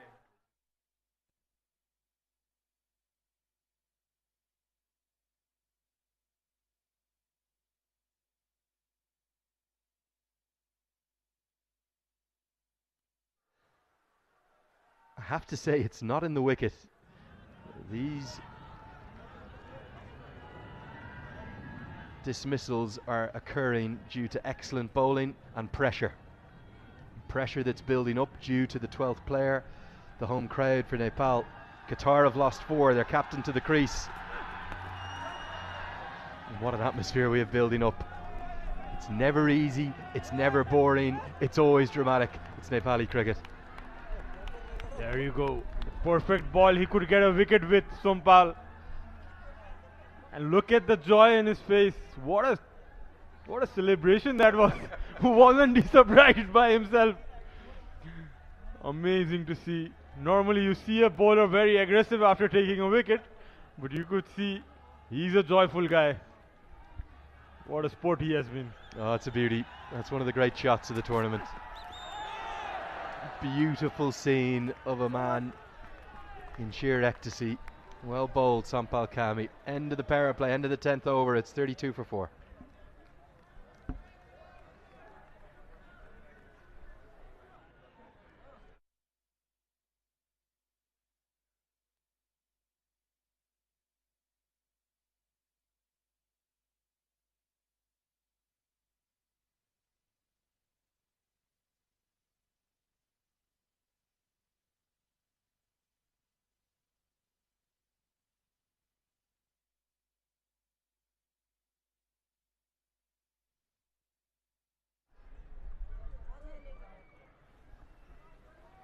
That's the state of play. In this game right now, it's hovering back towards Paresh Lahani's favourite saying, it's back to 50-50. It was all advantages to Qatar at the halfway stage. That hasn't kept low, that's hit the top of off. And this for me is the shot, the camera work of the tournament. Look at Sampal Kami. Tell me you do not love playing for your country, you don't love taking wickets. And show me that sight. Oh, that is beautiful. Great shot, a really special shot. Just ready to signal the power play. Entering the second power play now. Umpire, you're on screen. Thank you, that'll do, lovely. Second power play signalled. 4 fielders allowed outside the circle now. And for Nepal, they need to keep taking wickets. The required run rate will not come into this game. Ramachani is going to bowl a couple of off breaks to the left-handers as well. Showing his variations early on.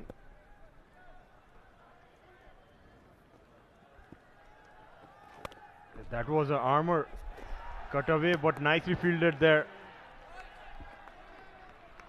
Dipender Singh Airi, I know I say this a lot if you follow the Nepal games religiously like I do. I don't think there's a better fielder in world cricket. Look at that. Quick feet, straight to the ball. Throw over the top, that's the wrong end out of the back of the hand from Ramachani. And that catch he took earlier, I don't know if we can bring it up again, might not be able to. He made that look easy. I was actually right on the edge of the 30-yard circle where he was fielding. And he's made about 15 yards, 12, 15 yards in a flash. And that was a big wicket because Kamran Khan can really go at teams.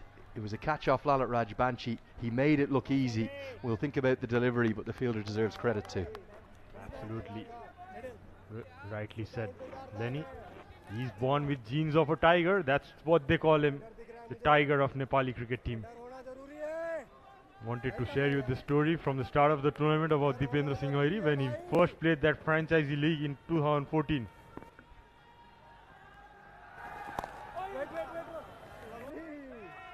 He was fielding in the long on area and he took a catch around the square leg region, deep square leg region. He ran a long way. It could be a good 70 yards. That's how quick he was.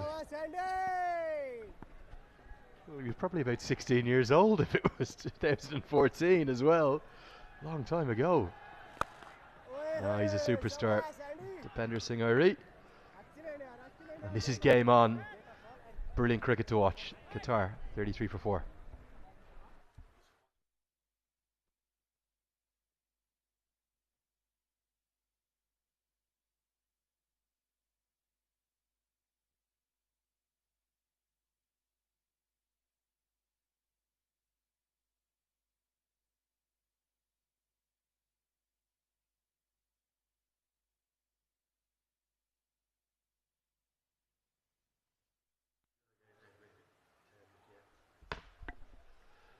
So that's the state of play with 11 overs bowled.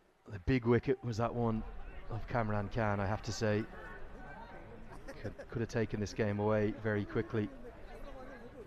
Just a quick tale from up in the crowd. The reason I wasn't with you for the first 9 overs of the innings I got a message last night on Twitter, and I just have to share this one because it's such a nice story. He doesn't want to be named, so I'm going to keep him anonymous. But he's from the city of Burgunj.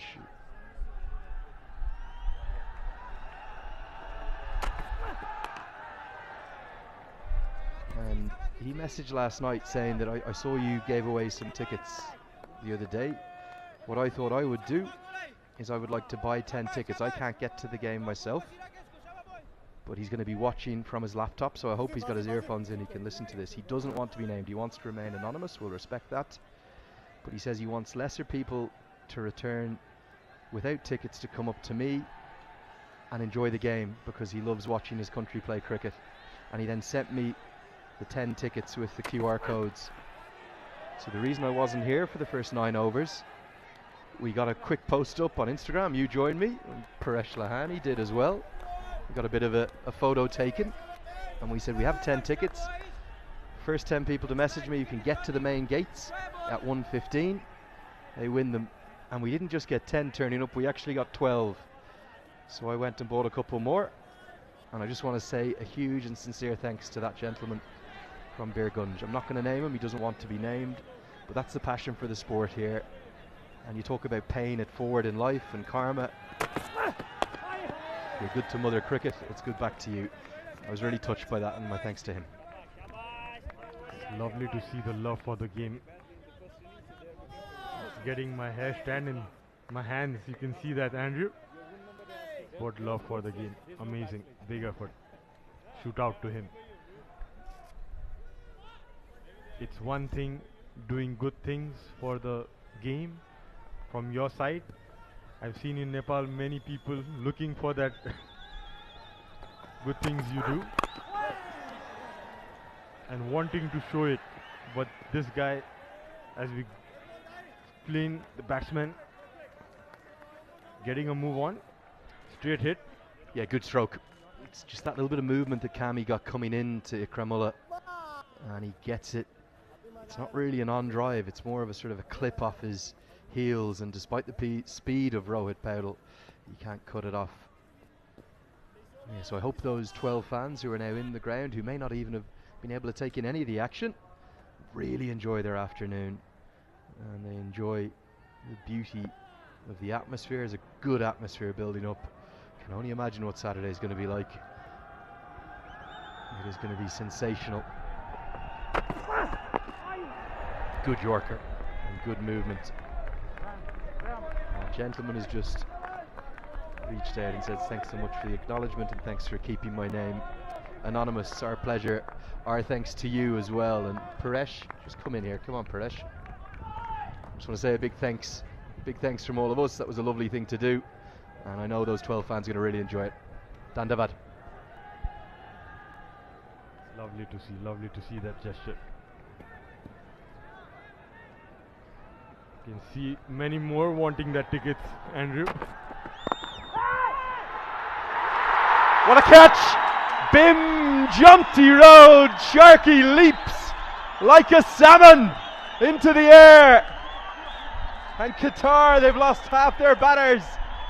A moment of magic from the Nepali Jaunty Rhodes in a catch that the great man would have been proud of. What a grab. Flying beam. Number 54. He's done it again. Another one to remember. Tried to pull that short one, Ikramullah. And look at Beam. Got the Superman out. Taking a diving catch in front of him. And look at him. Pumped up. Fist pumps going on. Ikramullah goes for 5. Qatar are 37 for 5.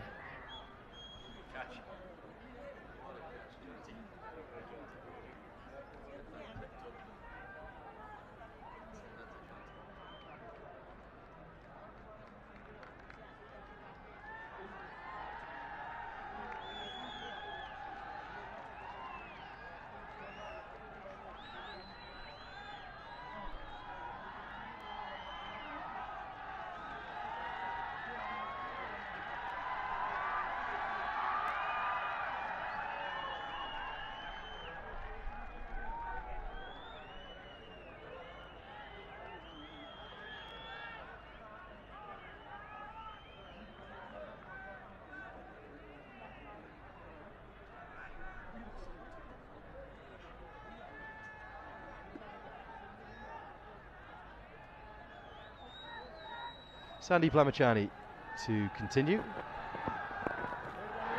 Well, we've seen a few magic moments in this tournament. This one's going to be right up there towards the top of the list. Bim Sharkey,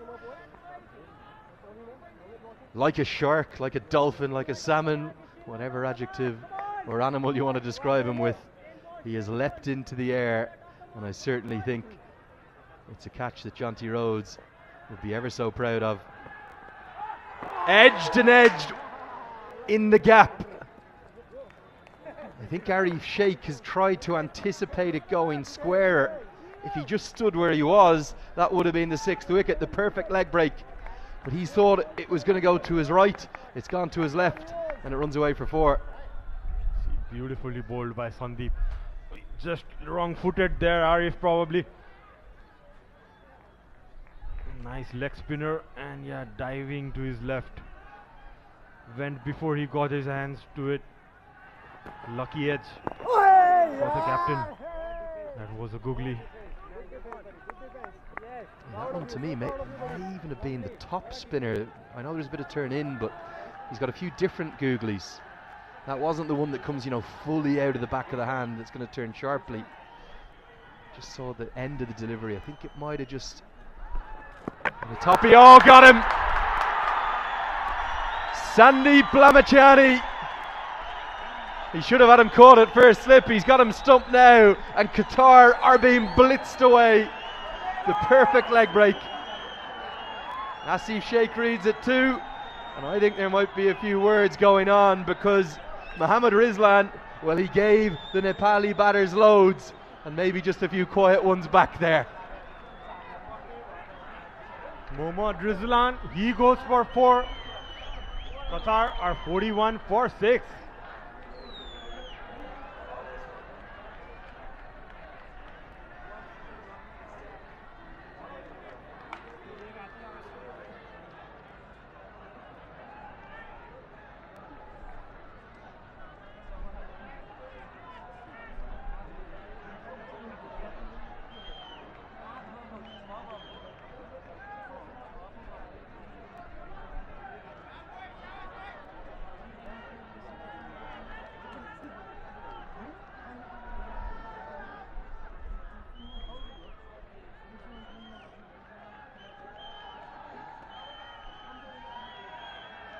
Every single one of the Nepali 11 enjoyed it. The reason why, well, Mohammad Rizlan, he got more than a bit stuck in that first innings. The other man who did has just come to the crease, Amir Farouk. And it's all well and good if you give it, can you take it? And I think it was done in a very tactile manner, but I think Kushal Malla and Arif Sheikh were just saying, off you go now, son. You can't walk back out, you're gone. Yeah, I think probably Arif, after dropping his catch, telling him, I gave you a chance there. You should have made most of it. Look at him go. Oh, he's got to be coming beside the batsman and telling him, I gave you a chance, brother. You couldn't make a most of it. Yeah, definitely a word or two. You've got to be careful as well. Second slip into place now. Well, what a contest we're seeing. This ground, this venue just keeps delivering. Every single time I come back, I say I can't see something more dramatic. I can't see something more insane, and it keeps doing it. How can you not love this team? How can you not love associate cricket, Nepali cricket? And bowling like that from Sandeep Plamachani. 13 bowled. It's 41 for 6.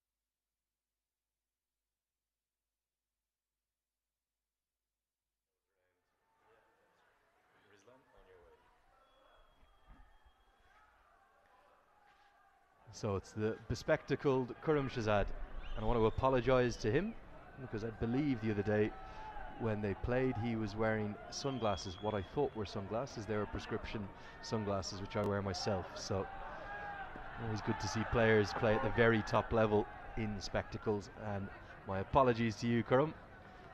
A member of the Qatari team told me that, so it was all in a bit of jest anyway. I was kind of jealous of his sunglasses. They look nearly as cool as yours, Sharad.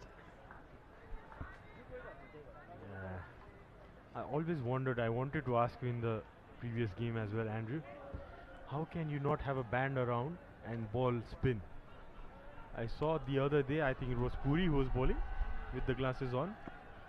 How does it not come off in the follow through? Particularly someone like Akshay Puri with such an extravagant follow through, gets so much force on the ball. The one thing I've never been in life, Sharad, unlike you, very much unlike you, I have never been cool. At any stage of my life, you're the epitome of cool. You're the man I look up to here in Nepal, with swagger and suave and real quality. But I don't think, with all the slags I used to get for wearing spectacles when I was younger, bowling my leg breaks, I don't think I could have pulled off the band around the back of the head as well. I think the slags would have just got even harder. They never really fell off. What sometimes happens is after you bowl, they kind of come down to the bottom of your nose. And it would make it difficult to tell whether or not an LBW appeal was out. So as a consequence, I sometimes appealed for ones that really I couldn't see, which usually ended up in pretty comical, pretty farcical circumstances. But the great thing I love about this sport is the joy that it brings, and it spreads at whatever the level. Whether the international level with so much on the line here, the club game, on the streets, in the parks, down in the gullies and the roads. It's a special sport, R1. We get upset over it sometimes, but I love the way the game is going. It's growing, it's expanding. Countries like Nepal, like Qatar too, they've got their role to play in growing that game globally. We've got a 20-team T20 World Cup next year. That's that catch from Irie. Look at how easy he made it look. That wasn't an easy catch. And Sampal Kami knocked one of the stumps out of the ground, the trademark punch of the air. Ramachani might have got the benefit of a decision. Wouldn't have gone his way. The stumps castled again, and brilliant joy from Kami, and then what a catch. Oh yes, Bim Sharkey. And then Sandeep doing what he does best. And the thing I've loved about Sandeep's recent bowling, Sharad, sorry I'm off on all sorts of tangents here, but he's bowled significantly more leg breaks than he did a year ago. I think he was bowling too many googlies a year ago, and as a consequence, sometimes you just lose your leg break a touch, your wrist position doesn't come out. Look at the way that leg break that stumped the captain there. It drifted in, it then dipped, and it turned away. That's the stuff you dream about at night as a leg spinner. Absolutely brilliant explanation there by Andrew. He's been smart enough to know when to bowl those leg spinners, reading the batsman. Very rightly pointed by Lenny there. He's been bowling a lot of leg spin recently. Hasn't it done good for him? Picking up wickets regularly for his team. As smart as he is, he knows what to do in the middle. Just one other thing I want to touch on as well. If you're just tuning in, you're enjoying the action from wherever you are in the world, you're looking at the scorecard, you're seeing 157 all out, plays 42 for 6. You're thinking that this TU ground has turned into a minefield. It's a good wicket. It really is. We saw some poor batting in the first innings. We have seen some turn on offer, but nothing extravagant, not like yesterday. And after all of the runs we saw scored, particularly by UAE throughout this competition, some fans were saying, is it getting too easy to bat on? And today's maybe your answer. You can have good days with a bat, you can have bad days with a bat. Today Nepal had a very bad day, and I think Monty Desai is going to have 7 or 8 clips that he will save, and he will use those clips and he will say, boys, look at these shots. That is not good enough at the top level. We might get away with it today, but our bowlers will be the ones who will have bailed us out. Our bowlers and Sandeep Lamachani's innings of 42 not out, critical, will have given us a chance to win this game. They could go on to win it. But the batting, particularly with the challenges that lay ahead, Sharad, with possibly UAE, who knows, Hong Kong or Kuwait as well, and then Zimbabwe taking on test nations. You bat like that against Sri Lanka or West Indies, you're blown away, and they're not going to falter in a chase of 150. They'll chase that comfortably. So a big lesson needs to be taken from today's match for Nepal. For sure, they need to learn quickly.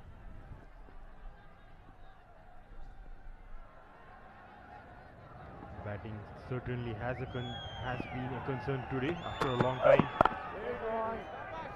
Although they look on to go and win this one, Team Nepal, they would definitely look for a better effort with the bat. It's 14 done. Qatar are 43. Oh, it's one ball left. Remember the wide, Sharad. You bowl another one when the wide comes down. I'm only joking with you, buddy. Gulshan Jai, he's got that yard of pace. There's been a little bit of talk as well about the lack of a Kishore Mahato or a Kamal Singari in the squad. Mahato has really impressed me over the last 3 to 6 months. It's a difficult squad to get into at the moment. Very competitive. Short ball. Gets away with it. Won't be given as a wide. End of the 14th now. It's 43 for 6.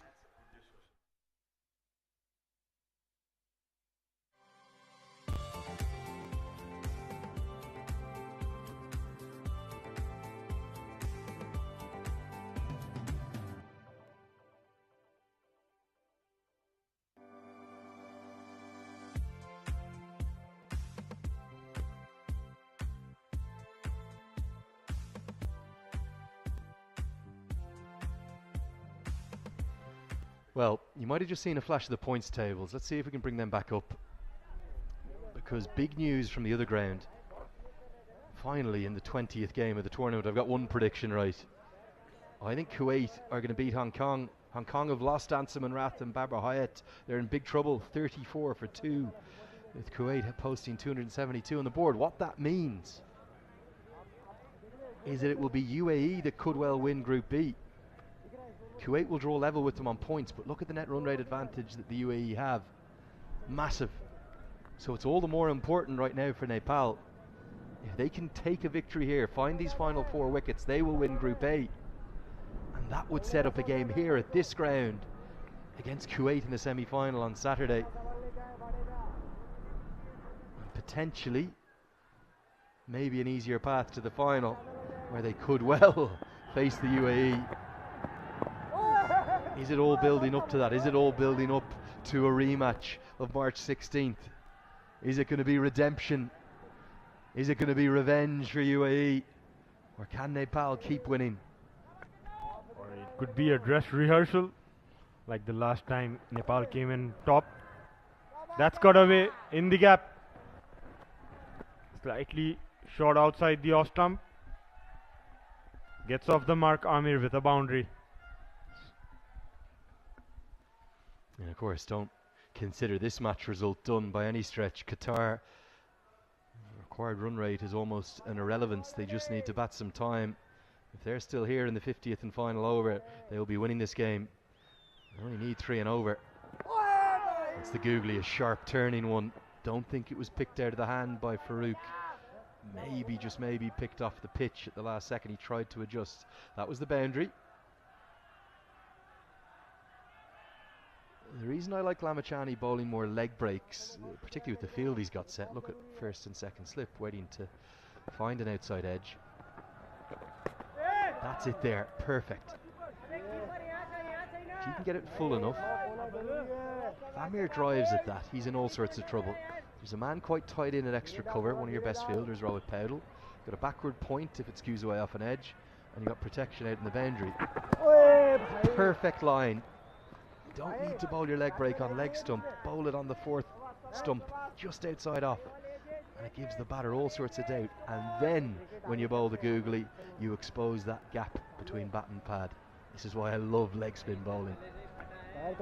Sense something happening now, Lenny. Oh, that's very well bowled.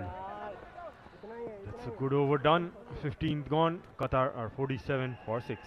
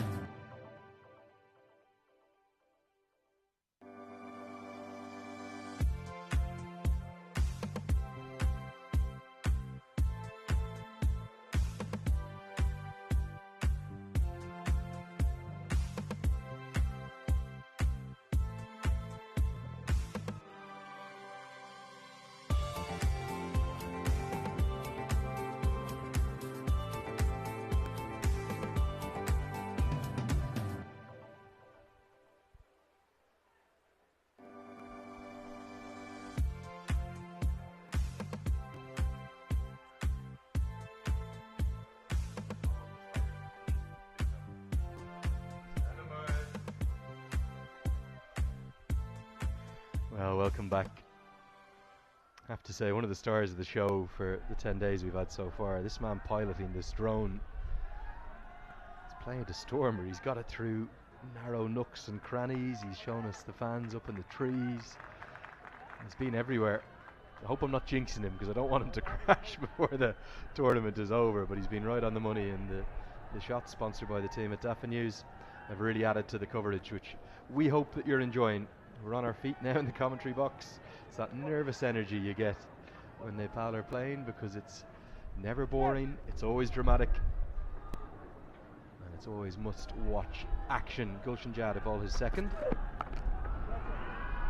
Andrew Leonard here with Sharad Basakar. And Sharad, if you looked at today's games, this one here on the batting paradise of the TU International Cricket Ground, with Nepal crossing 300 for the first time in an ODI a few days ago, and then a game up at the Mulpani with two very good bowling attacks. I don't think anyone could have predicted the way the scorecards are. There's the fans up in the trees.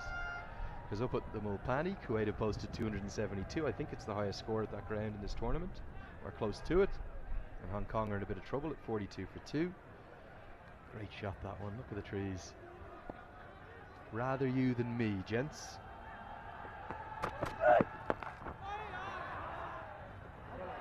Hooked away. And a bit of a misfield from Ramachani will allow the single. And then you look at the scorecard here. We've seen 14 wickets fall for just about 200 runs in total between the two sides.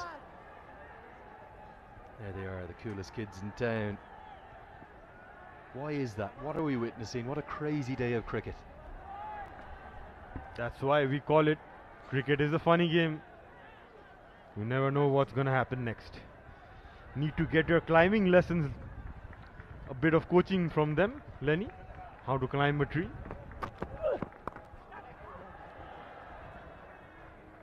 I think I'm happy where I am. Don't mind a cable car or a hike, but climbing up in a tree I'm not so sure about. It's quite funny actually, all the crowd outside the ground now, they're all watching the drone. Watch the cricket, guys. That's what you're here for. Let's just hope it doesn't clip a branch. Keep it clear of that branch. There's some up in the VIP section. Brilliant to bring you these pictures all the way around the world, and our thanks to not only the IPG group, the media rights holder, but also all the sponsors and the production team. 50 for 6. See one of the dignitaries here.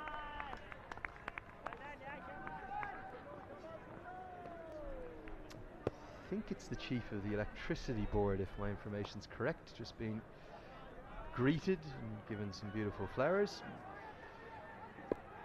The success of the national team in recent times, it's drawn a lot of attention. Cricket's always been popular here, always has. But this Monty Desire, it feels different. It feels very special. They've got great ambassadors in the team, talented cricketers, and really good performances. That will be given as a wide. We've heard the government get right behind the board now and say they will install floodlights at this ground. Is this the real deal? There have been false dawns before. Well, yes, we have seen a lot of support coming in. As soon the results that are changing, you could see there the center, Mr. Kulman Gising, the chief of the electricity board in Nepal. He has brought Nepal out of darkness for sure. Lenny, if I would explain, Nepal would be in 18-hour darkness. We have experienced that in the past. And now to have full electricity as that edges down to the boundary. It's an inside edge by Amir. They move on to 55. Yes. From the point where we were in darkness, and now talks of getting the floodlight getting installed in the TU stadium. It would be a dream come true for us. Well, we know he's here as one of the chief guests. The question is he just on a bit of a recce? Is he having a look? Okay, where can the floodlight pylons go? How will we power them? Well, it's the stuff of dreams. I've been coming here for the best part of 6 years now. Since day one I've said, imagine a floodlit game here. it would be quite something. The place would be packed to the rafters. 16 bowled. It's 55 for 6.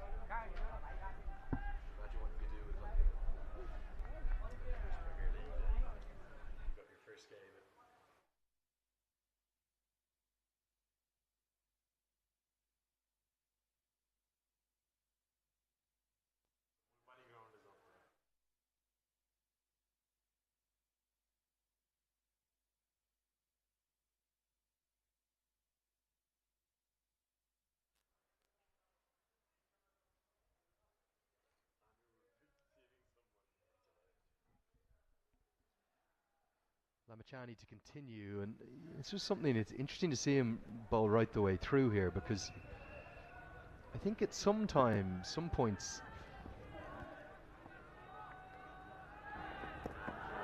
it's a beauty again, the perfect line. Some points he's used in too many spells. For me, leg spin is so much about rhythm. If you can get your rhythm right and you're landing it consistently, and you've got a sharp turning leg break that Lamachani does, and a good googly. I know the modern game, you tend to get used in 2, 3, 4 over spells, but I think wrist spin is the one exception. I think when you've got a leg spinner bowling well, just let them bowl. They'll win you the game single-handedly if they're on the money, because they're the one type of bowler in these middle overs, between overs 10 and 40, who could bowl 10 overs straight, take 4 for or 5 for, and win you a match. And I think, just from a strategic viewpoint, having bowled them myself, you want to allow the leg spinner to keep going. Let him get into a rhythm. That's a rare bad ball. He's bowled really nicely. Keep him going. Yeah, Sandeep, he is one of those bowlers I've seen, like, he doesn't need rhythm to bowl. He on the mark, on the spot most of the times. I've always felt his overs has to be used like gold. Whenever the team needs to pick up a wicket, as you can see, he's in his 7th over. Just 3 overs left after this. To be careful how you use his overs. If Qatar just look to play him out and start to get a partnership going. 17 done. Qatar are 55 for 6.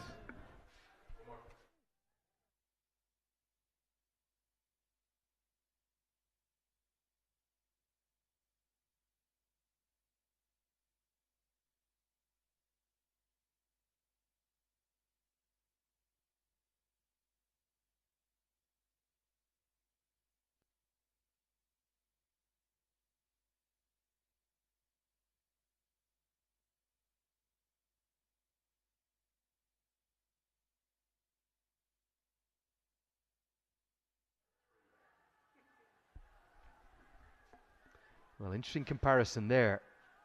After 17 overs, Nepal had just lost a couple of wickets. They had just lost Rohit Paudel and Asif Sheikh in pretty quick succession to be 4 down. We thought that was a difficult position. Qatar much worse off, 6 down. There is depth though to this Qatari batting lineup. They'll believe that if they can keep going, they can very much chase these runs down. This game is not a foregone conclusion either way. Absolutely, it's just about that small partnership of 20-30 runs and they'll be back on track. If only they can bring down to that under 50 runs to get with 2-3 wickets in hand, there's always a chance to get those runs. On the other hand, Nepal would like to keep picking up wickets in regular intervals as Gulshan runs in for his 3rd over, looking for his 1st wicket in the tournament as he beats them out of the off stump. Just a quick shout to all our broadcast partners as well for this 1xBat ACC Men's Premier Cup. Here in Nepal, you can watch it live on Kantapur HD TV. That's what I was actually doing when our game ended early a couple of days ago. Back to the hotel, couldn't believe it. Big 60-inch screen there in my room in the Hyatt Place, and the quality was incredible. Really good broadcast quality. But also, if you're on the move, if you're on your phone, and that's a very popular way, or your tablet or your laptop, you can also watch on OSR Sports on the YouTube channel. Just to give you a sense as to the popularity, the last Nepal game, there was over 1.1 million views online alone, several million more, no doubt, on Kantapur. Right now, there are 45,000 people watching on the official OSR YouTube channel. And I'm not being disparaging to the other game, there's about 1,200 watching the other game. That's concurrent viewers right now enjoying the action. The appetite for cricket here is just massive. It really is. We saw that last month. Those pictures that went all the way around the world. If Nepal could win this game, there's a couple of wides are going to be run. If they could win their semi-final, is it going to be the same again on Monday? It would be a magic Monday, a one-off chance to go to the Asia Cup for the first time, to play guaranteed one-day internationals against India and Pakistan. Yep, that's right. Big, delicious food in your plate there for whoever takes it. Yeah, the following has been massive in Nepal. Need that government support, the sponsorships coming in for Team Nepal and the cricket in Nepal for the infrastructure, the leagues to grow.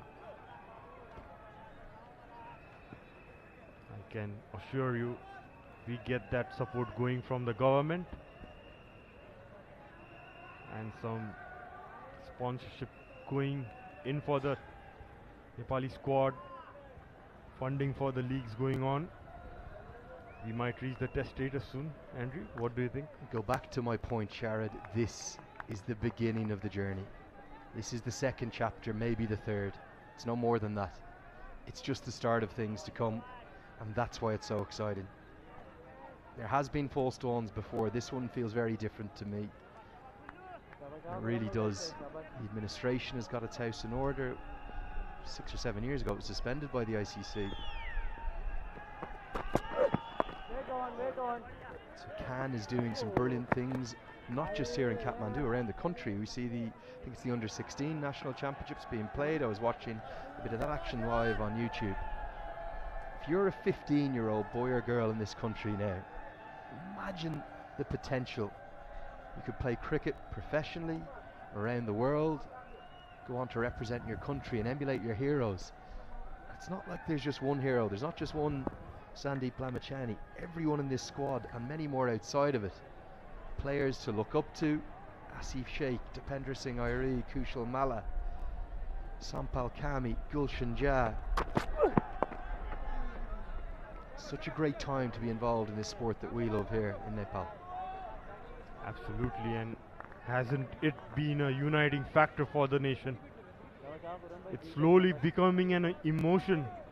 You can see everyone talking about cricket at the moment in Nepal. More so, it has been giving that happiness that was required to everyone whenever the team wins. Truly, this man in your center of the screen, the president of CAN, was criticized a lot previously, but now things have changed. Edged and edged for 4. The slip had been removed in the previous over. It's quite cleverly played by Kurram. He's going to get a boundary at 62 for 6.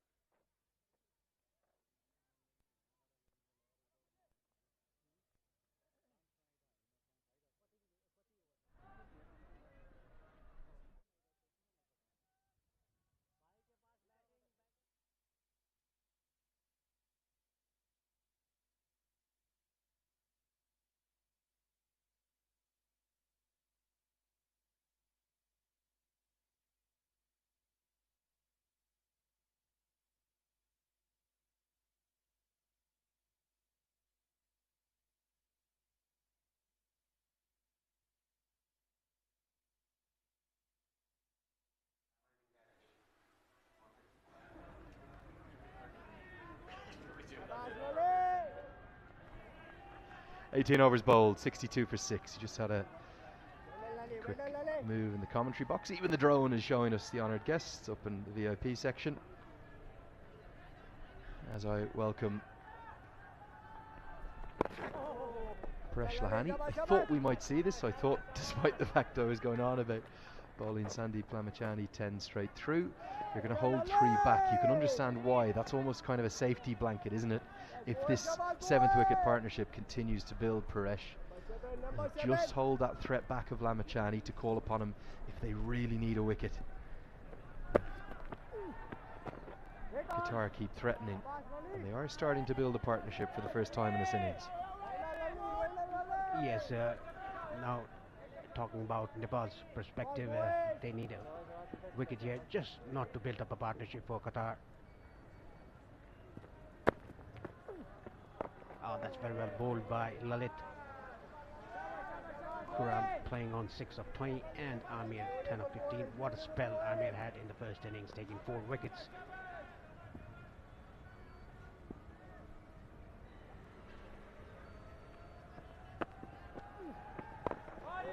That's a bit flatter through the air. Sandeep Lamachani and Sompal Kami. 5 wickets in between them, and Lalit Rajbangshi taking 1 wicket off dangerous Kamran Khan. Top, getting that edge. Almost Arif Sheikh, the sleep fielder, running after it. He's such a clever bowler, isn't he, Lalit Rajbangshi? It's actually come off the handle. And that could have gone anywhere. That easily could have gone to first slip. Instead, it just skews wide. Credit to these 2 batters, though. They're fighting hard. And they're keeping us on the edge of our seat. 19 bowled, 63 for 6.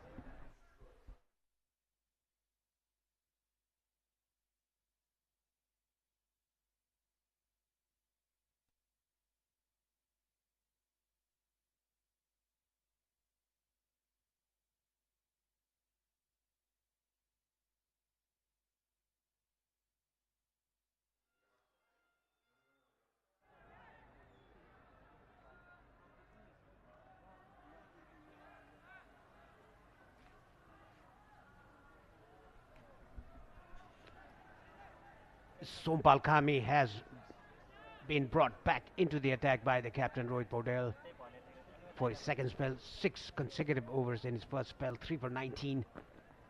What a spell he had the first spell. Looked in a very good rhythm and a bit pace as well. And the celebration that he had, a good camera work there by the cameraman here.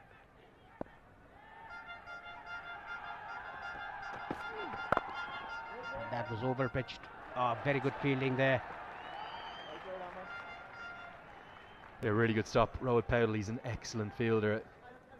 You might not think of him like you would Dipender Singh Airi or Bim Sharkey, but he's just as good. And this is 4-run save for me. Easily could have got by him.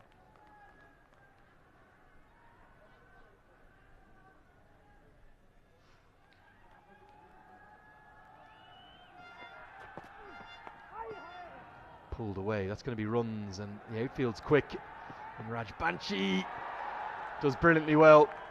He's going to save at least 1 run. In fact, he's going to save 2 because I think they've only run 2. The umpires may want to check this. But my initial thoughts, it's not far from our commentary position, is that was clean and 2 runs saved. Yes, it was kind of a back of the length. Didn't bounce as much as the batsman thought. And look at the commitment shown by Lalit Rajbangshi, diving to his left. Yes, I think that's fine. Yes, that was perfectly fine. Very well fielded. Good work there in the deep. Talking about Sompal Kami, he's been in a very good rhythm today. Just steaming in, bowling quick as he used to bowl in the other matches. Yes, that's perfectly fine for me. Definitely saved 2 runs for his team.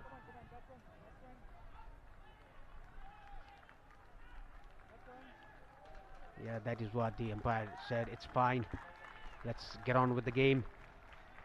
Yeah, 2 runs saved, and in a defensive a low chase like this,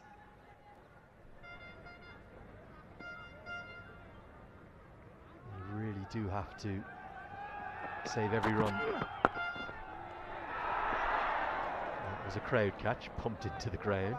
Just going back to the interest in not just this series, but Cricket World Cup League 2 last month here in Nepal. Got a few more numbers there sent to me by the OSR sports team. It was, I think, 1.1 million views the last game did. That was Nepal versus Oman. It was the number 2 trending video in the whole country that day. And the highest concurrent viewers at the same time was 63,000. Right now, it's up to 52,000 for this game. And that straight drive is again a brilliant diving stop. Cut off Gulshan Kumar Jha. The scale of interest in this team, in this sport, in this country, it really is huge, Paresh. Yes, it is. It's all about passion of cricket here in the country. And even they are a very knowledgeable crowd. They know about cricket. They know the rules as well. It's good to see the cricket supporters coming in to watch their team play.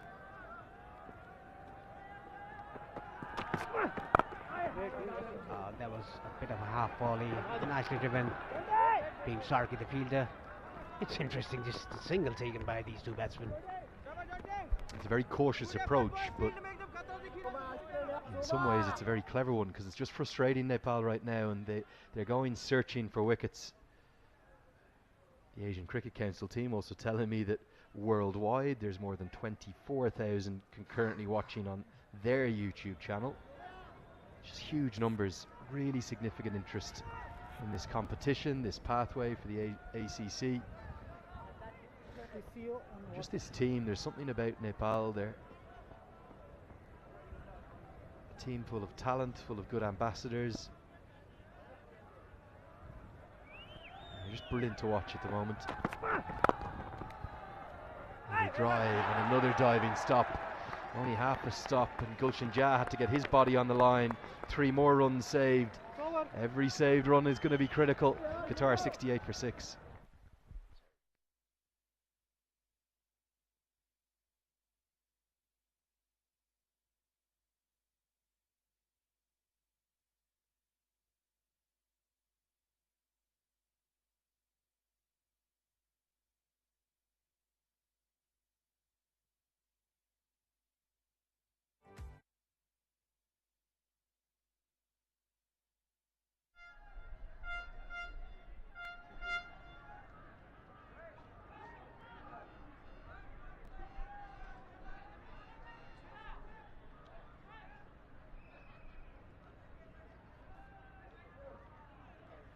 There's the media, packed as always. All of the journalists and photojournalists going about their work.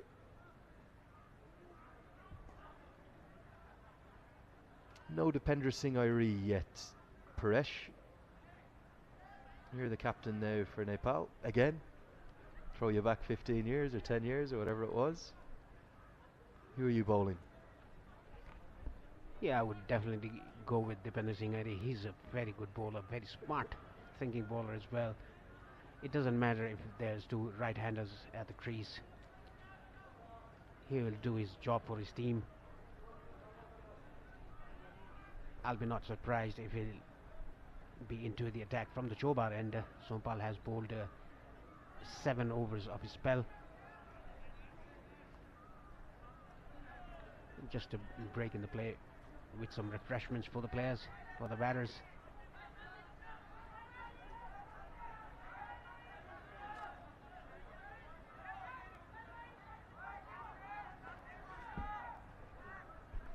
I think Gulshan Jha might have been just a little bit winded as well from that diving stop.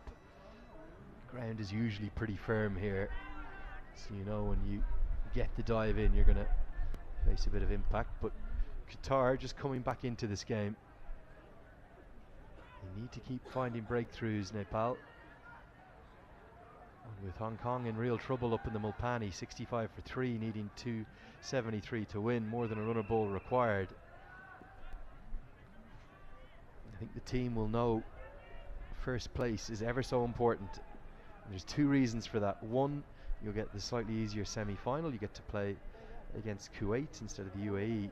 But two, if we do have rain, I'm only saying if it was catastrophic rain on Saturday and no play was possible, that one's leapt off a length. The winners of the group would advance to the finals without a ball bowled. This is obviously a hypothetical situation, but the last thing you want is to be worrying about the rain come Saturday. Yes, let's not think about that at the moment.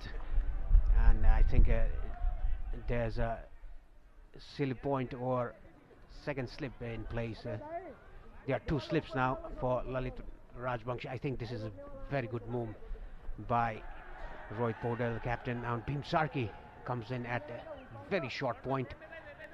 Yeah, that is where the ball has been flying, off the top edge, off the handle of Amir. Good fielding change by Rohit. I like to see this. Crowd like it too. Half an appeal given. Was there an outside edge? Well, the umpire says yes, and Rajbanshi strikes. Just what the crowd wanted. I thought it beat the outside edge, but no complaints from the batter. He's turned and walked immediately. And Nepal do have the 7th. Yeah, that was a very good fielding change by Rohit Paudel, bringing in the straight silly point. And look at the batsman. He just goes.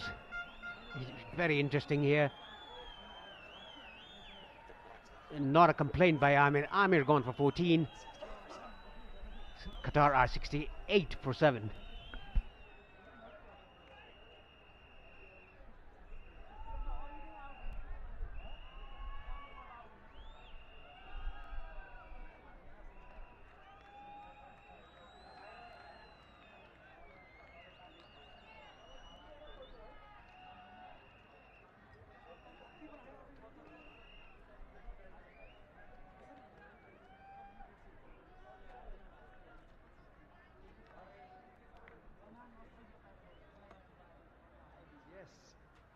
It was a sort of afterthought of an appeal. Not sure this angle is going to tell us much. Very hard to tell, isn't it? The umpire was convinced. This is the angle, though. Is it the glove? Just a kiss of the glove. Paresh Lahani says yes. So too does Lalit Rajbanshi. Yes, you can see the batsman just turned away and went back to the pavilion. A very good strike here by Lalit. A good captaincy, bringing in the close fielders.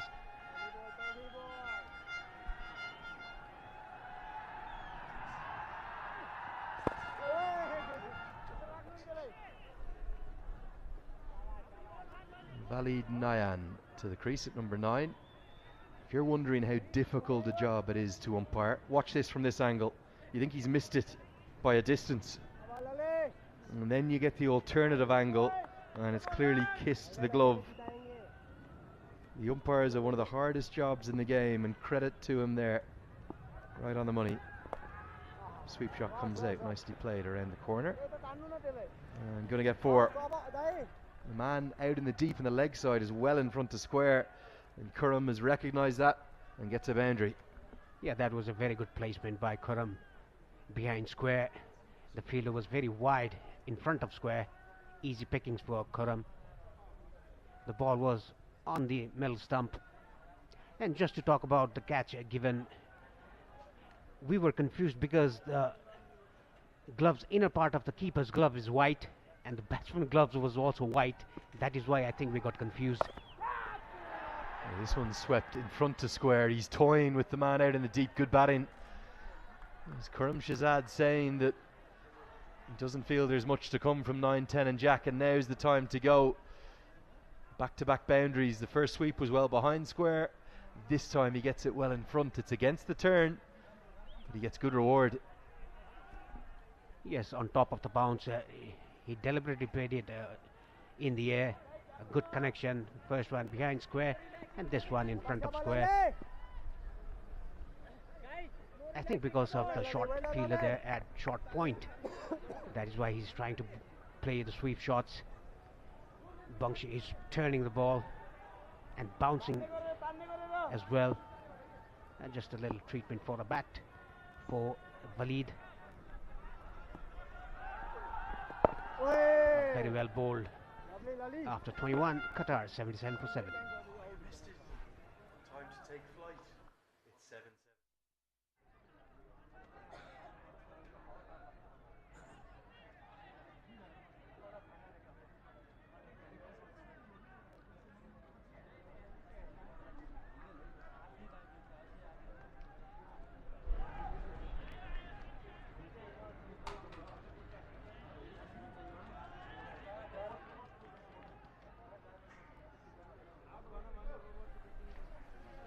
So all the sevens are on the board, like a Boeing taking off from the TU airport or the Tribhuvan airport.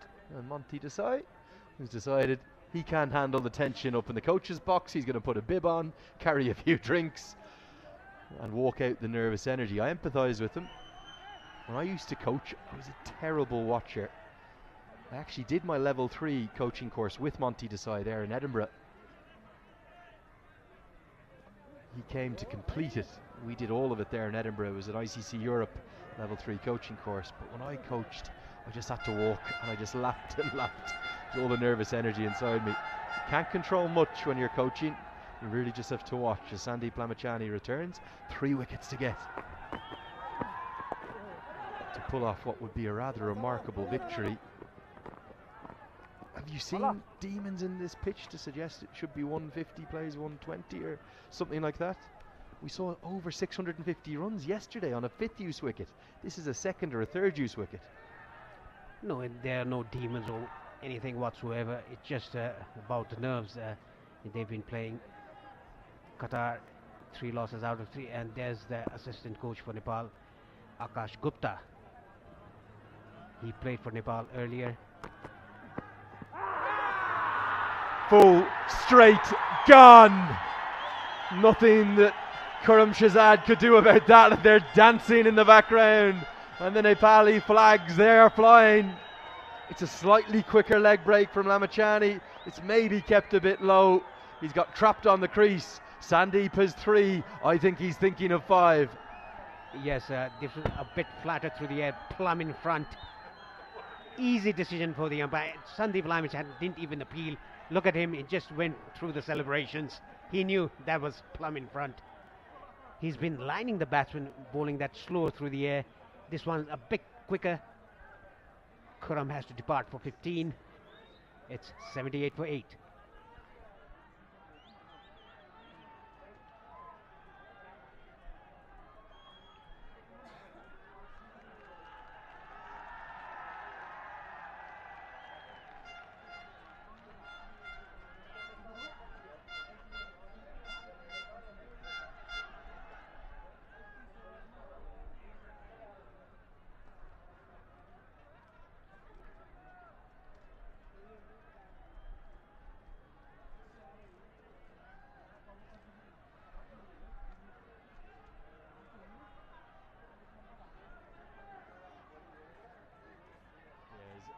Before decisions come, it's a pretty easy one because it's hit the back leg. And that would have gone on to cannon into leg stump. Definitely pitched in line. They love him here at this TU International Cricket Ground, Sandeep Lamachani. And I think he's thinking of 5 wickets here. He's got numbers 9, 10 and Jack to bowl at. And he's turning it square, and he's got the best part of 3 overs to pick up 2 more. Yet again, a brilliant bowling change by captain Rohit Paudel to bring Sandeep Lamachani back into the attack from the shoulder end. A leg spinner bowled by him. The ball going down the leg side. A bit of a smile there from Lamachani. You can really see the pep in the step, and look at Monty Desai saying, I wouldn't like to play that. Unplayable. fastest in the history of one-day international cricket to 100 ODI wickets. Round the wicket now. Googly. No real turn, just skidding on. Leg slip in place. First slip quite wide. Sandeep, he wants two more. He was the top scorer too, remember, 42 not out. Now he's just hunting at the wickets a little bit too much. Big smiles though. Yeah, just playing with the batsman's mind there, mixing his pace, mixing his line as well. Sometimes bowling googlies to the left-hander, sometimes even bowling off spinners to the left-hander. I had a chat with him the other day at Mulpani when the rain played a role. Oh no, that was a leg spinner. Yeah, and he said you're bowling off spinners to the left-hander, and instead in modern nature cricket you have to bowl everything. That is what he said. Such an asset he has been for Nepal cricket over these years.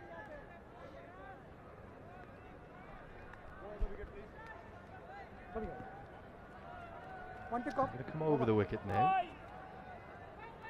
Just changing things up. Hunting for number 9. Oh, what a delivery. And the Google that just goes across the left-hander. An exhibition of leg spin bowling. It's 79 for 8.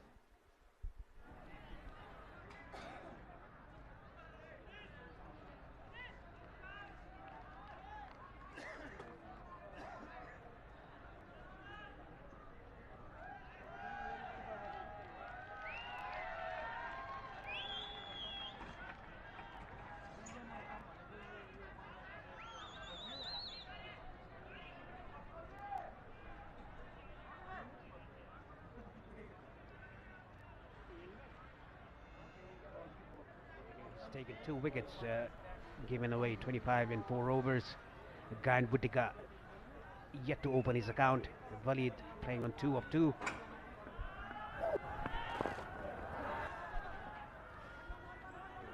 Yeah, for Qatar from here, it's a really tall task. Just as they were building that 7th wicket partnership, you felt it could well have been game on still, but just numbers 9, 10 and 11 left, and 2 world-class spin bowlers. Lalit Rajbanshi is often forgotten about in the shadow of Sandeep Lamachani's excellence and wicket-taking exploits. But he's bowling as well as he's ever bowled, Rajbanshi, very consistently, with no shortage of potency and threat. Lots of wickets in recent times too. Still surprised we haven't seen any Dipender Singh Airi yet. Maybe with the left-hander at the crease they might consider giving the all-rounder a trundle. But everything Rohit Paudel has done so far has worked, so you can't be too critical. Did you really feel at the halfway stage that they could defend this low total, Nepal? Yeah, like I've been saying, when Nepal were batting, Sandeep was going good. If they can get to 200, it'll be game on, but they were bowled out for just 157. And just a reminder, Lalit Rajbanshi was the first wicket taker for Nepal, getting rid of that dangerous Kamran Khan, who hit a 6 on the first ball of the innings against Lalit. They bowled very well in Nepal after getting just 157 on the board.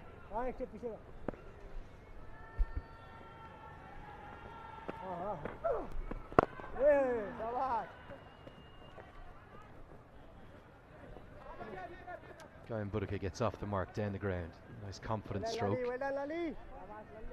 What will the coaching staff have taken from this, even if they win the game? There's still cricket to be played, but let's say they pick up the last 2 wickets and Qatar make 100, 110. What will they take from this? Will they take significant batting lessons in terms of preparation, approach, tactically? Where did it go wrong today to put them in this situation where they've needed to bowl so well? They will definitely have some batting lessons. They shouldn't just see the opponent as lower to their standards. Like Monty Desai always says, and even Captain Rohit Patel always says one game at a time. That is what he said at the toss as well. 23 gone, Qatar 81 for 8.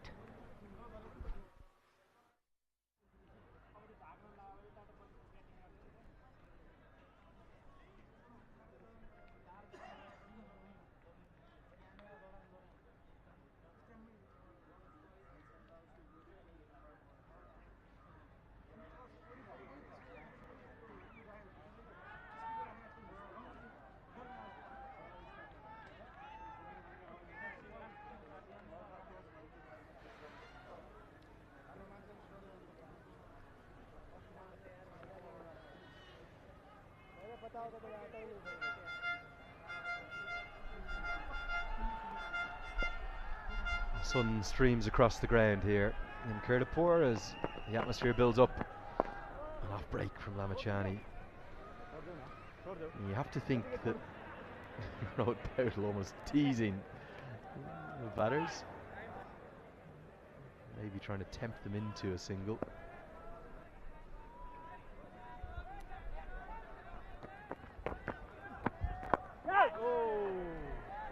You have to think that there's going to be significant lessons learned, and maybe, particularly if they can take the win, maybe this might not be the worst thing for Nepal ahead of the semi-finals. That is what I've been telling. It is the league game, the last league game for Nepal and Qatar. Ah, that's a googly. Didn't pick it through his hands. Walid. Yeah, we've seen an exhibition of leg spin bowling here. We really have. I'm not sure the batter had any idea where that was going, and just an inside edge at the last second saved him. How close is this? Close enough. Height was probably the issue, but Sandeep, he wants 5 today, and he's 1 away because Walid Naran wasn't picking it. It was a leg break that just skidded on. He was very deep in his crease. It was certainly straight enough, and the finger goes up. Yeah, that was a slider bowled by Sandeep Lamachani. It was not a googly. It was a slider. It goes in front of his fingers. Smart bowling by Sandeep. Takes his 4th wicket. He has scored runs as well in the first innings. 42 not out. Walid Naran gone for 3. Qatar 82 for 9.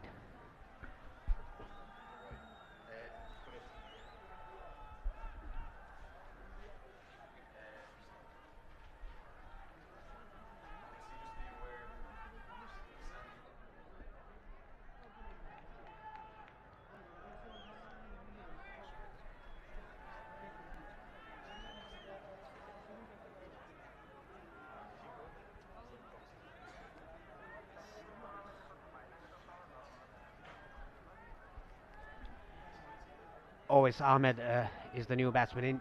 Still 2 balls remaining in this 9th over of Sandeep Lamachani's spell. 2 balls remain to take a wicket. 10 is best in this series. This is his 2nd game. Owais Ahmed.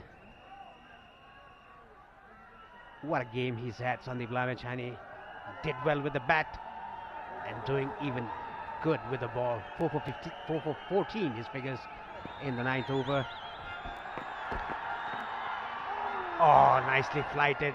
The ball just drifting into the right-hander and spinning away after pitching. There's a word exchange between the batsman and the bowler. Sharad is back here in the commentary box. Sharad, what do you think about Nepal's bowling performance? It's been extraordinary. What a performance after getting all out for 158. Who would have thought Qatar would be 82 for 9 in the 24th over. Sandeep looking for his 5th one. That's a googly. Bringing out the big drive. Owais after 24. Qatar are 82 for 9.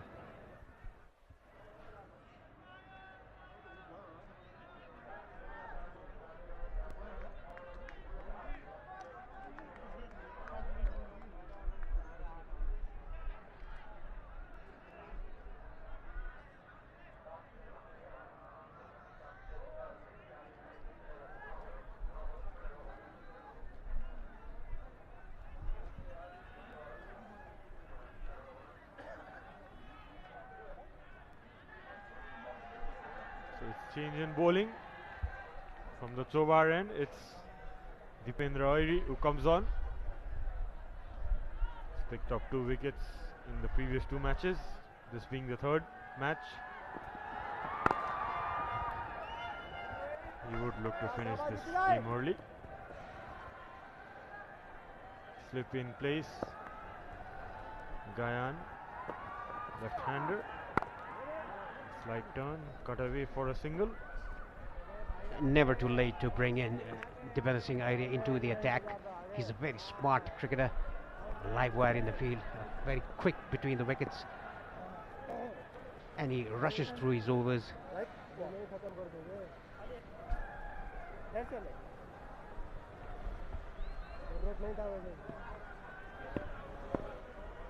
Still 75 runs to get. Just a wicket left. That's edged away.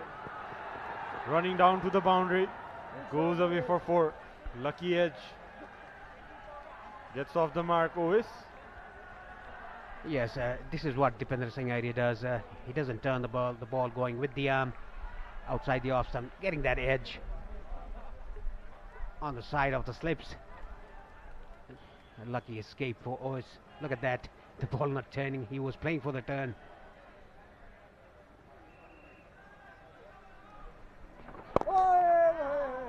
That was a bit short. That turned a bit. Played off the back foot by Ois Ahmed. Now Gayan Bhutika is on strike, the left-hander. Dipendra Singh Aire will fancy bowling to the left-handers. Just a wicket away for a famous victory for Nepal. Oh, getting that leading edge, almost carrying to Gulshan Jha. Creating all sorts of trouble here, Dipendra Singh Aire. Just a wicket away now. Nepal. Oh, that came in with the arm sharply. Bottom edge. Single taken. After 89 of 25 overs. 89 for 9.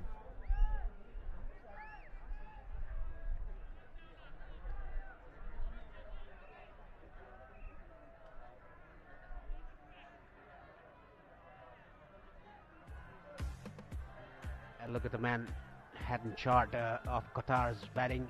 The first over went for plenty for 11 runs, and after that the wicket fell in quick succession for Qatar. Look at that, green dots.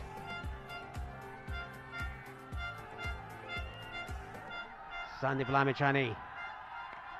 Oh, that's hit. Oh, what a catch by Gulshan Jha, diving in front. It's a team effort and Sandeep takes his fifer. Brilliant catch there by Gulshan, running in more than 20 yards. Look at the crowd, they are on their feet. Sandeep picks the 5-wicket haul.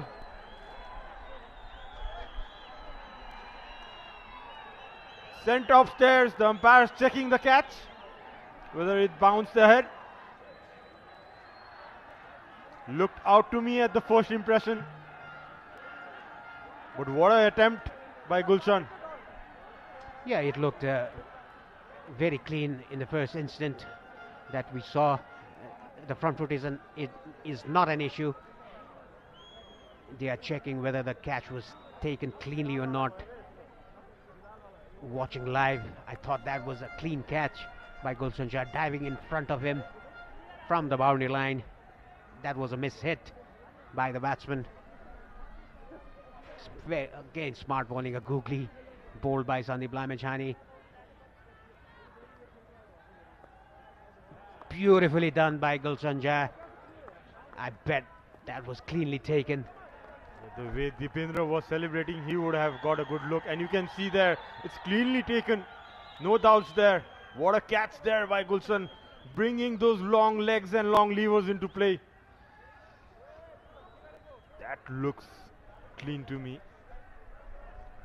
Even they didn't do with something with the bat. They've definitely done in the field. Gulshan Jha, Bhim Sharkey, Dipendra Singh Aire, even Asif Sheikh. Arif Sheikh, who took a catch on slips.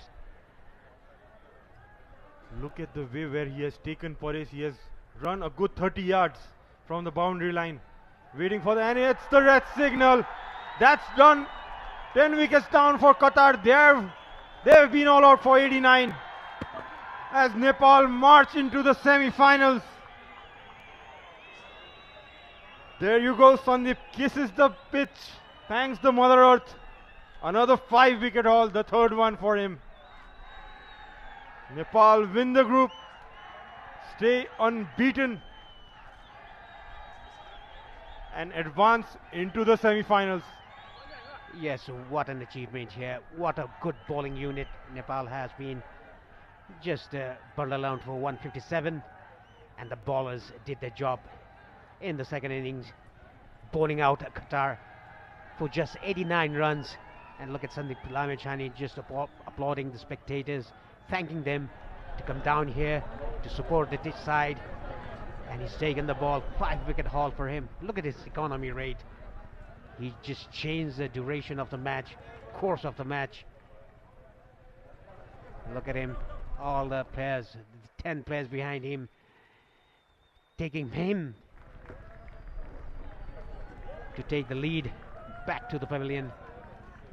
Handshakes all around.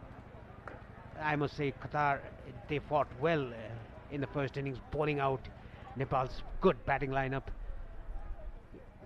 Just for 157. Credit goes to the Qatari bowlers as well. Ahmed, who took 4 wickets. Good to see handshakes around. Both the teams played hard on the field. Good to see that sportsmanship. All smiles there from the support staff. Haven't they done a good job with this team? So Nepal remain unbeaten. March on to the semis. There you go, leading from the front, Sandeep Lamechani with the bat and with the ball. It's a brilliant day. It's been that kind of day, Paresh, where it's been all for the bowlers most of the time. Wickets falling. Small bit of contribution from the bat as well. Yes, Nepal winning the game by 68 runs. Match 19 of the ACC Men's Premier Cup 2023. What a performance by Sandeep Lamechani. First of all, with the bat, 42 not out, and then with the ball, 5-wicket haul for him. He's just thanking the spectators, his fans, thanking them to have come here to support Nepal team. Very good scenes, and you can see Sompal Kami as well taking crucial 3 wickets in the start. Although Nepal had a bad day with the bat in the field, I'm sure this win will add a lot of confidence to the team's dugout. They have won games chasing 300, 280, 270, but this one defending 157 speaks a lot about this team. They are not giving up. Yeah, it's a team effort by the national team of Nepal. Even though they didn't have a good outing with the bat, they did the job with the ball and in the field as well. Bhim Sarki taking that brilliant catch, even Gulshan Jha taking that catch, diving in front of him. Dipendra Singh Airi taking a smart catch. Arif Sheikh as well. Asif Sheikh with a stumping. Sombal Kami with 3 wickets. Even though they didn't do well with the bat, they came out very strong with the ball and in fielding. And least to say on what a fielding effort was that by the fielders of Nepali team. Bhim Sarki, Dipendra Singh Airi leading from the front, taking those crucial catches at the right moment. That's what you need in the field when you're defending low totals. That's the batting highlights for you. Yes, not much to see there from Qatar. They were bowled out for 89, but there were some shots played very hard by the Qatari batters. The first ball went for a 6 by Kamran Khan of Lalit Rajbangshi, and that was timed to perfection down the ground by the left-hander. This was cut very fiercely behind square on the offside. This was a lucky escape for the batter there, getting the inside edge, and this one as well, getting the outside edge. There was no slip there. Two good sweep shots played by Amir, one behind square in the leg side and one in front of square, just exploiting the vacant area down in the boundary line. This was a lucky escape for the batsman there, getting the outside edge, ball rolling down to the boundary. This was a very good shot. A 6 in the first ball of Lalit Narayan Rajbangshi.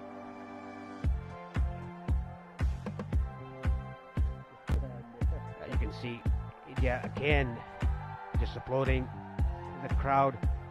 Kamran gone for 8, Zahir for 15, Imal for 6, Tanveer for a not, Ikramullah for 5, Rizlan for 4, the captain, Khurram played for 15, Amir 14, Bali 3, Gayan 4, and Ois not out on 5. 10 extras bowled by Nepal in that 25.1 overs. Let's look at the wickets to fall for Qatar. The first one to go was Kamran Khan. Smart catch held by Dipen Singh Airi. The wicket taker Lalit Rajbangshi, and Sompal coming with his very good spell. The first spell of 6 overs, took 3 wickets. And then came in Sandeep Lamichhane.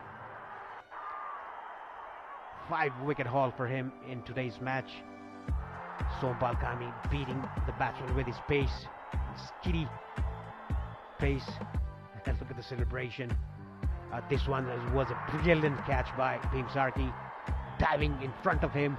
Look at the celebration again. Then Sandeep Lamichhane is stumping. A good glove work there by Asif Sheikh. This was taken the gloves. This was a plum in front. Sandeep Lamichhane didn't even appeal, just celebrated after the ball hitting the pads. This was another plum in front by Lamichhane. And the last one to go was a very smart catch by Gulshan Shah down in the boundary line. Look at him run to 20 yards in and taken a blinder.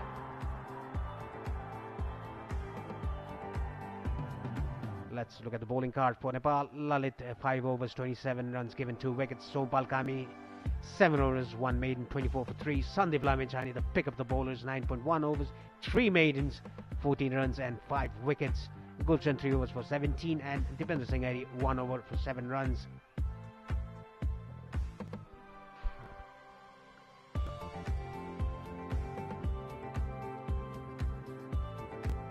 This is the match summary of match 19, the last group match in Group A. Sandeep Lamichhane made 42 not out while batting. Rohit Paudel 27 and Asif Sheikh 19. Amir 4 for 42, pick up the bowlers for Qatar. Ois 3 for 36 and Gayan 2 for 38. Chasing the mere target of 158, Qatar were bundled out for 89. Zahir 15, Khurram 15 and Amir 14. Nepal's bowling Sandeep, the pick of the bowlers, 5 for 14. Sompal 3 for 24 and Lalit 2 for 27. Nepal winning the game by 68 runs.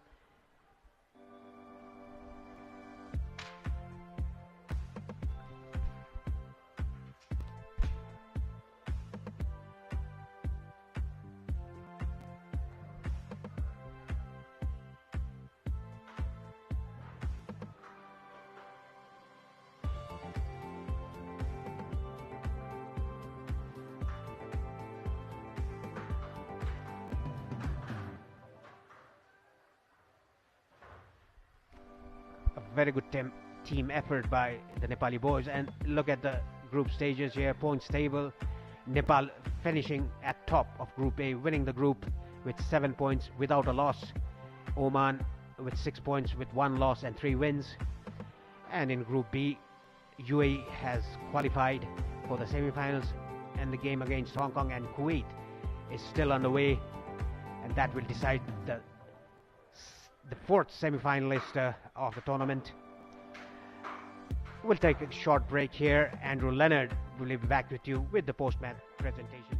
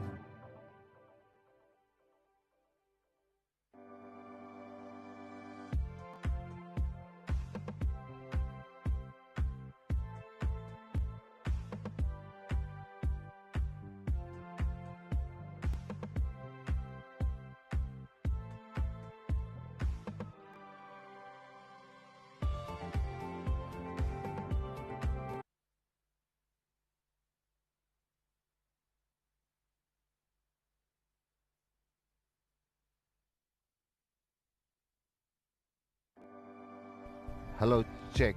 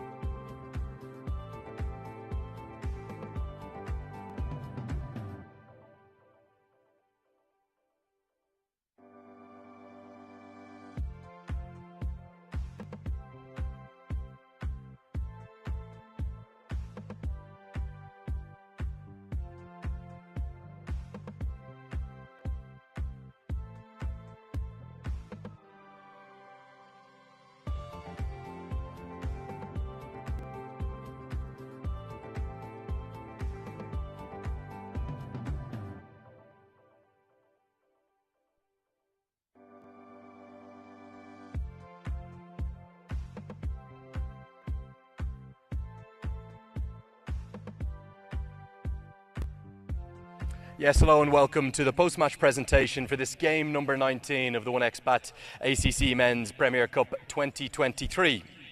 The Asian Cricket Council would like to thank three different groups. Firstly, the hosts CAN and all involved at both venues for this magnificently hosted tournament. Secondly, the rights holder, the IPG Group. And finally, all of the commercial partners who've come together to make this tournament such a success. Sincere thanks from the ACC. Well, we've had a really low-scoring contest, but what a thrilling and engaging one. And Nepal, they have stayed unbeaten and they have topped Group A with a 68-run victory. We're going to hear from both captains. We'll find out who the player of the match is, and we've also got a very special presentation. We'll start by speaking to the losing captain. That's the captain of Qatar. We'll speak to Mohammed Rizlan.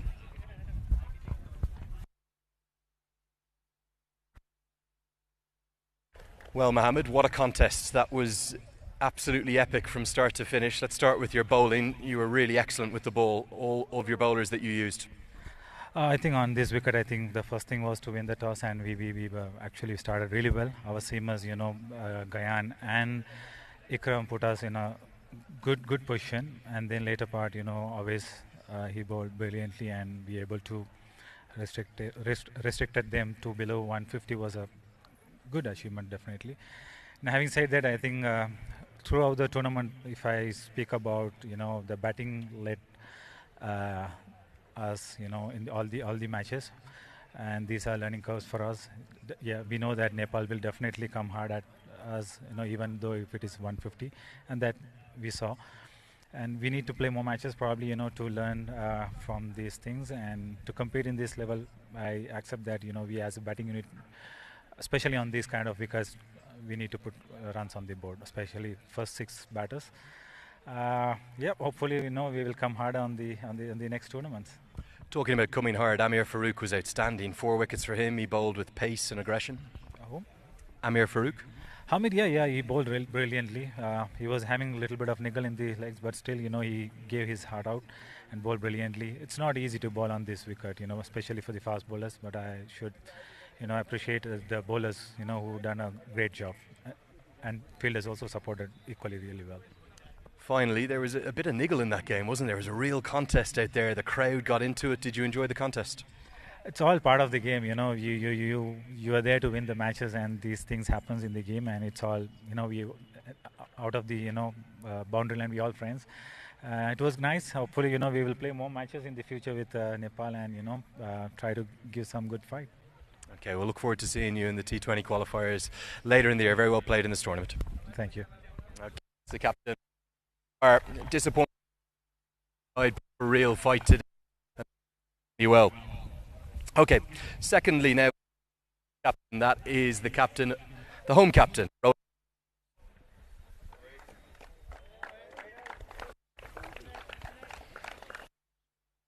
Your microphone works. You might come this way with me. I think it works a bit better if we go this way. What a contest. A real wake-up call with the batting. I think it's a wake-up call for us. Especially, I think Qatar bowled really well in the beginning. Credit goes to them. And then in the back end, Sandy Dai batted really well. Sandy Dai and Lalit Dai. So credit goes to them also. 157 on that pitch. It didn't look like a bad wicket. Did you feel it was more of a 250 pitch or something like that? I think it was around 250 wicket where I think we could not apply ourselves. So in next game, hopefully we'll do that. And secondly, we're talking about our bowling. I think exceptional bowling from Sompal Dai, followed by Sandy Dai. So credit goes to bowling unit, I think. Yeah, the three bowlers, Lalit Rajbanshi as well, alongside Sampal Kami and Sandeep Lamachani, they shared the 10 wickets around. Fielding performance, excellent, right up with the standards you'd expect. Yeah, absolutely. We're talking in the interval. We're talking that we will win the contest. Is to just go and apply ourselves and be disciplined. So I think they did it very well. Finally, I have to ask you, just like I asked Mohammed Rizlan, there was a bit of spice out there. There was a bit in that contest. There was a few little flashpoints, but it was all kind of fair in love and war. Absolutely. I think we played I think against the so. Okay, we'll see if this microphone's going to work. We might just have to shift this presentation backdrop this way. Very well played. Thank you so much. Okay, that's Rohit Paudel there, the captain of Nepal. Now, before we get to the player of the match decision, we've got a very special presentation. I'd like everyone to listen up for this. I'd like to call upon the presenter for this special presentation. He's the CEO of WorldLink, Mr. Keshav Nepal, who is the new connectivity partner of the Cricket Association of Nepal. So if Keshav could come up. And we have got three things to present to a very special young man who earlier in the week he broke the world record, the fastest ever in the history of one-day international cricket, breaking the great Rashid Khan's record. He got there in just 42 games. It's of course Sandeep Lamachani who's going to come up and pose for a few photos. Absolutely incredible achievement. The fastest in the history of one-day international cricket. We've had more than 4,500 ODIs, and Sandeep is going to get not one, not two, but three gifts. The first one is this framed commemoration of that achievement. And Sandeep, I'm going to take that from you then, and we've got more to come. We now have a trophy to also mark that and acknowledge that. And that is a trophy that's going to be presented for another photograph. And Sandeep, the last bit of news is a great bit of news. I'm not sure if you know about this, but you're going to get a nice big check as well. And this comes from WorldLink for 1 lakh rupees to mark the achievement.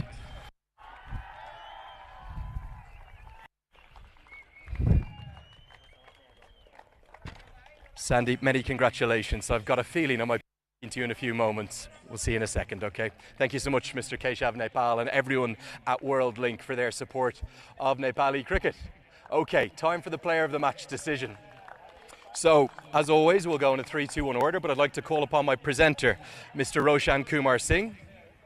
If he could come up. He is the treasurer of the Cricket Association of Nepal. Roshan, up you come, and you've got the trophy. Good to see you, Roshan.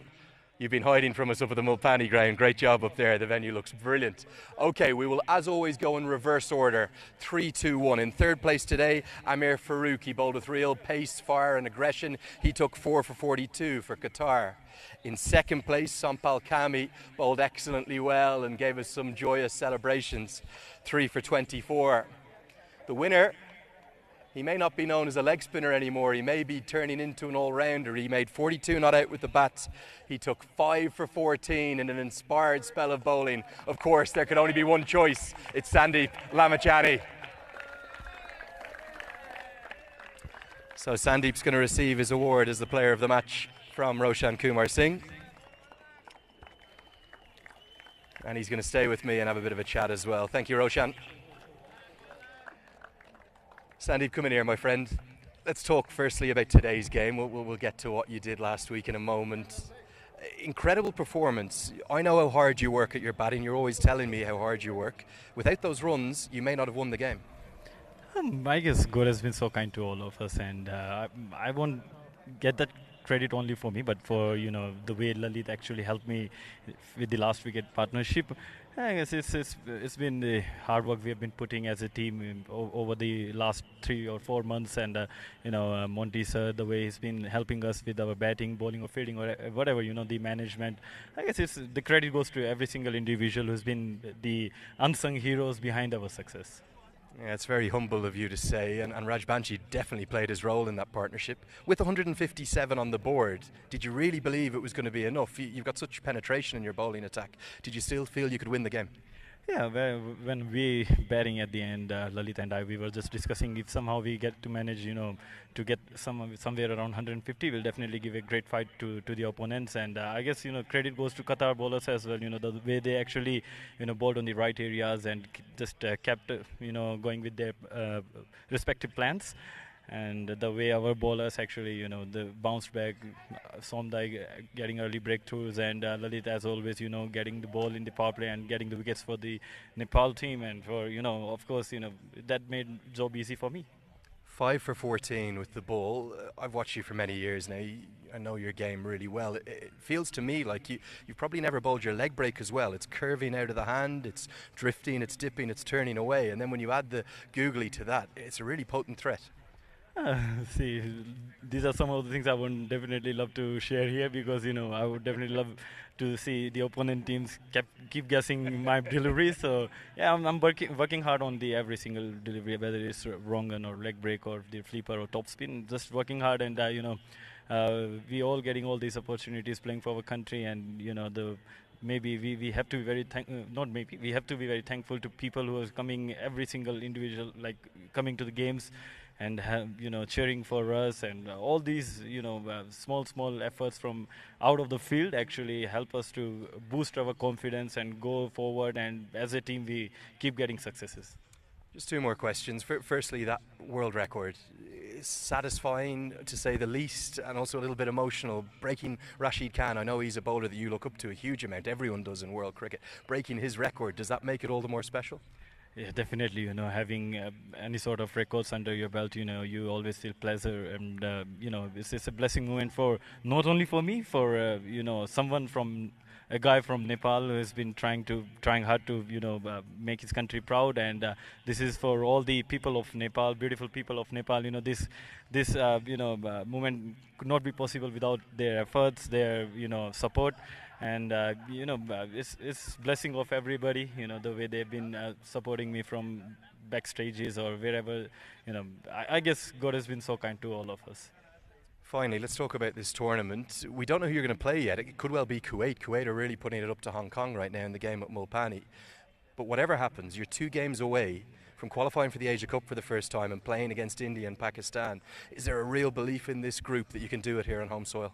Yeah, definitely. I mean, we actually need to be very, looking forward to any of the team is coming to play against us in the semi-finals. We have to be very ready, whether it's Kuwait or Hong Kong. But we have to be very clear with our plans, and we have to be very, sharp on the field to prove why we are currently doing the best in the business. Well, Saturday is going to be quite the occasion. Sincere congratulations, and great to see you bowling with such freedom and such beauty. Very well done. Thank you so much. Okay, that's Sandeep Lamachani, a real star. He's a world record holder, player of the match today. He almost single-handedly got Nepal over the line, and weren't they pushed hard by a valiant Qatari side. It's going to wrap up our coverage from the group stages here. Get on over, though, to the other coverage. Hong Kong and Kuwait are currently playing out in a virtual quarter-final to see who's going to play against Nepal in the semi-final. If you are coming on Saturday, get your tickets now. They're selling like hotcakes. If you don't get them online, you may miss out. Thanks so much for joining us as always. It's going to be a super Saturday. We'll see you then.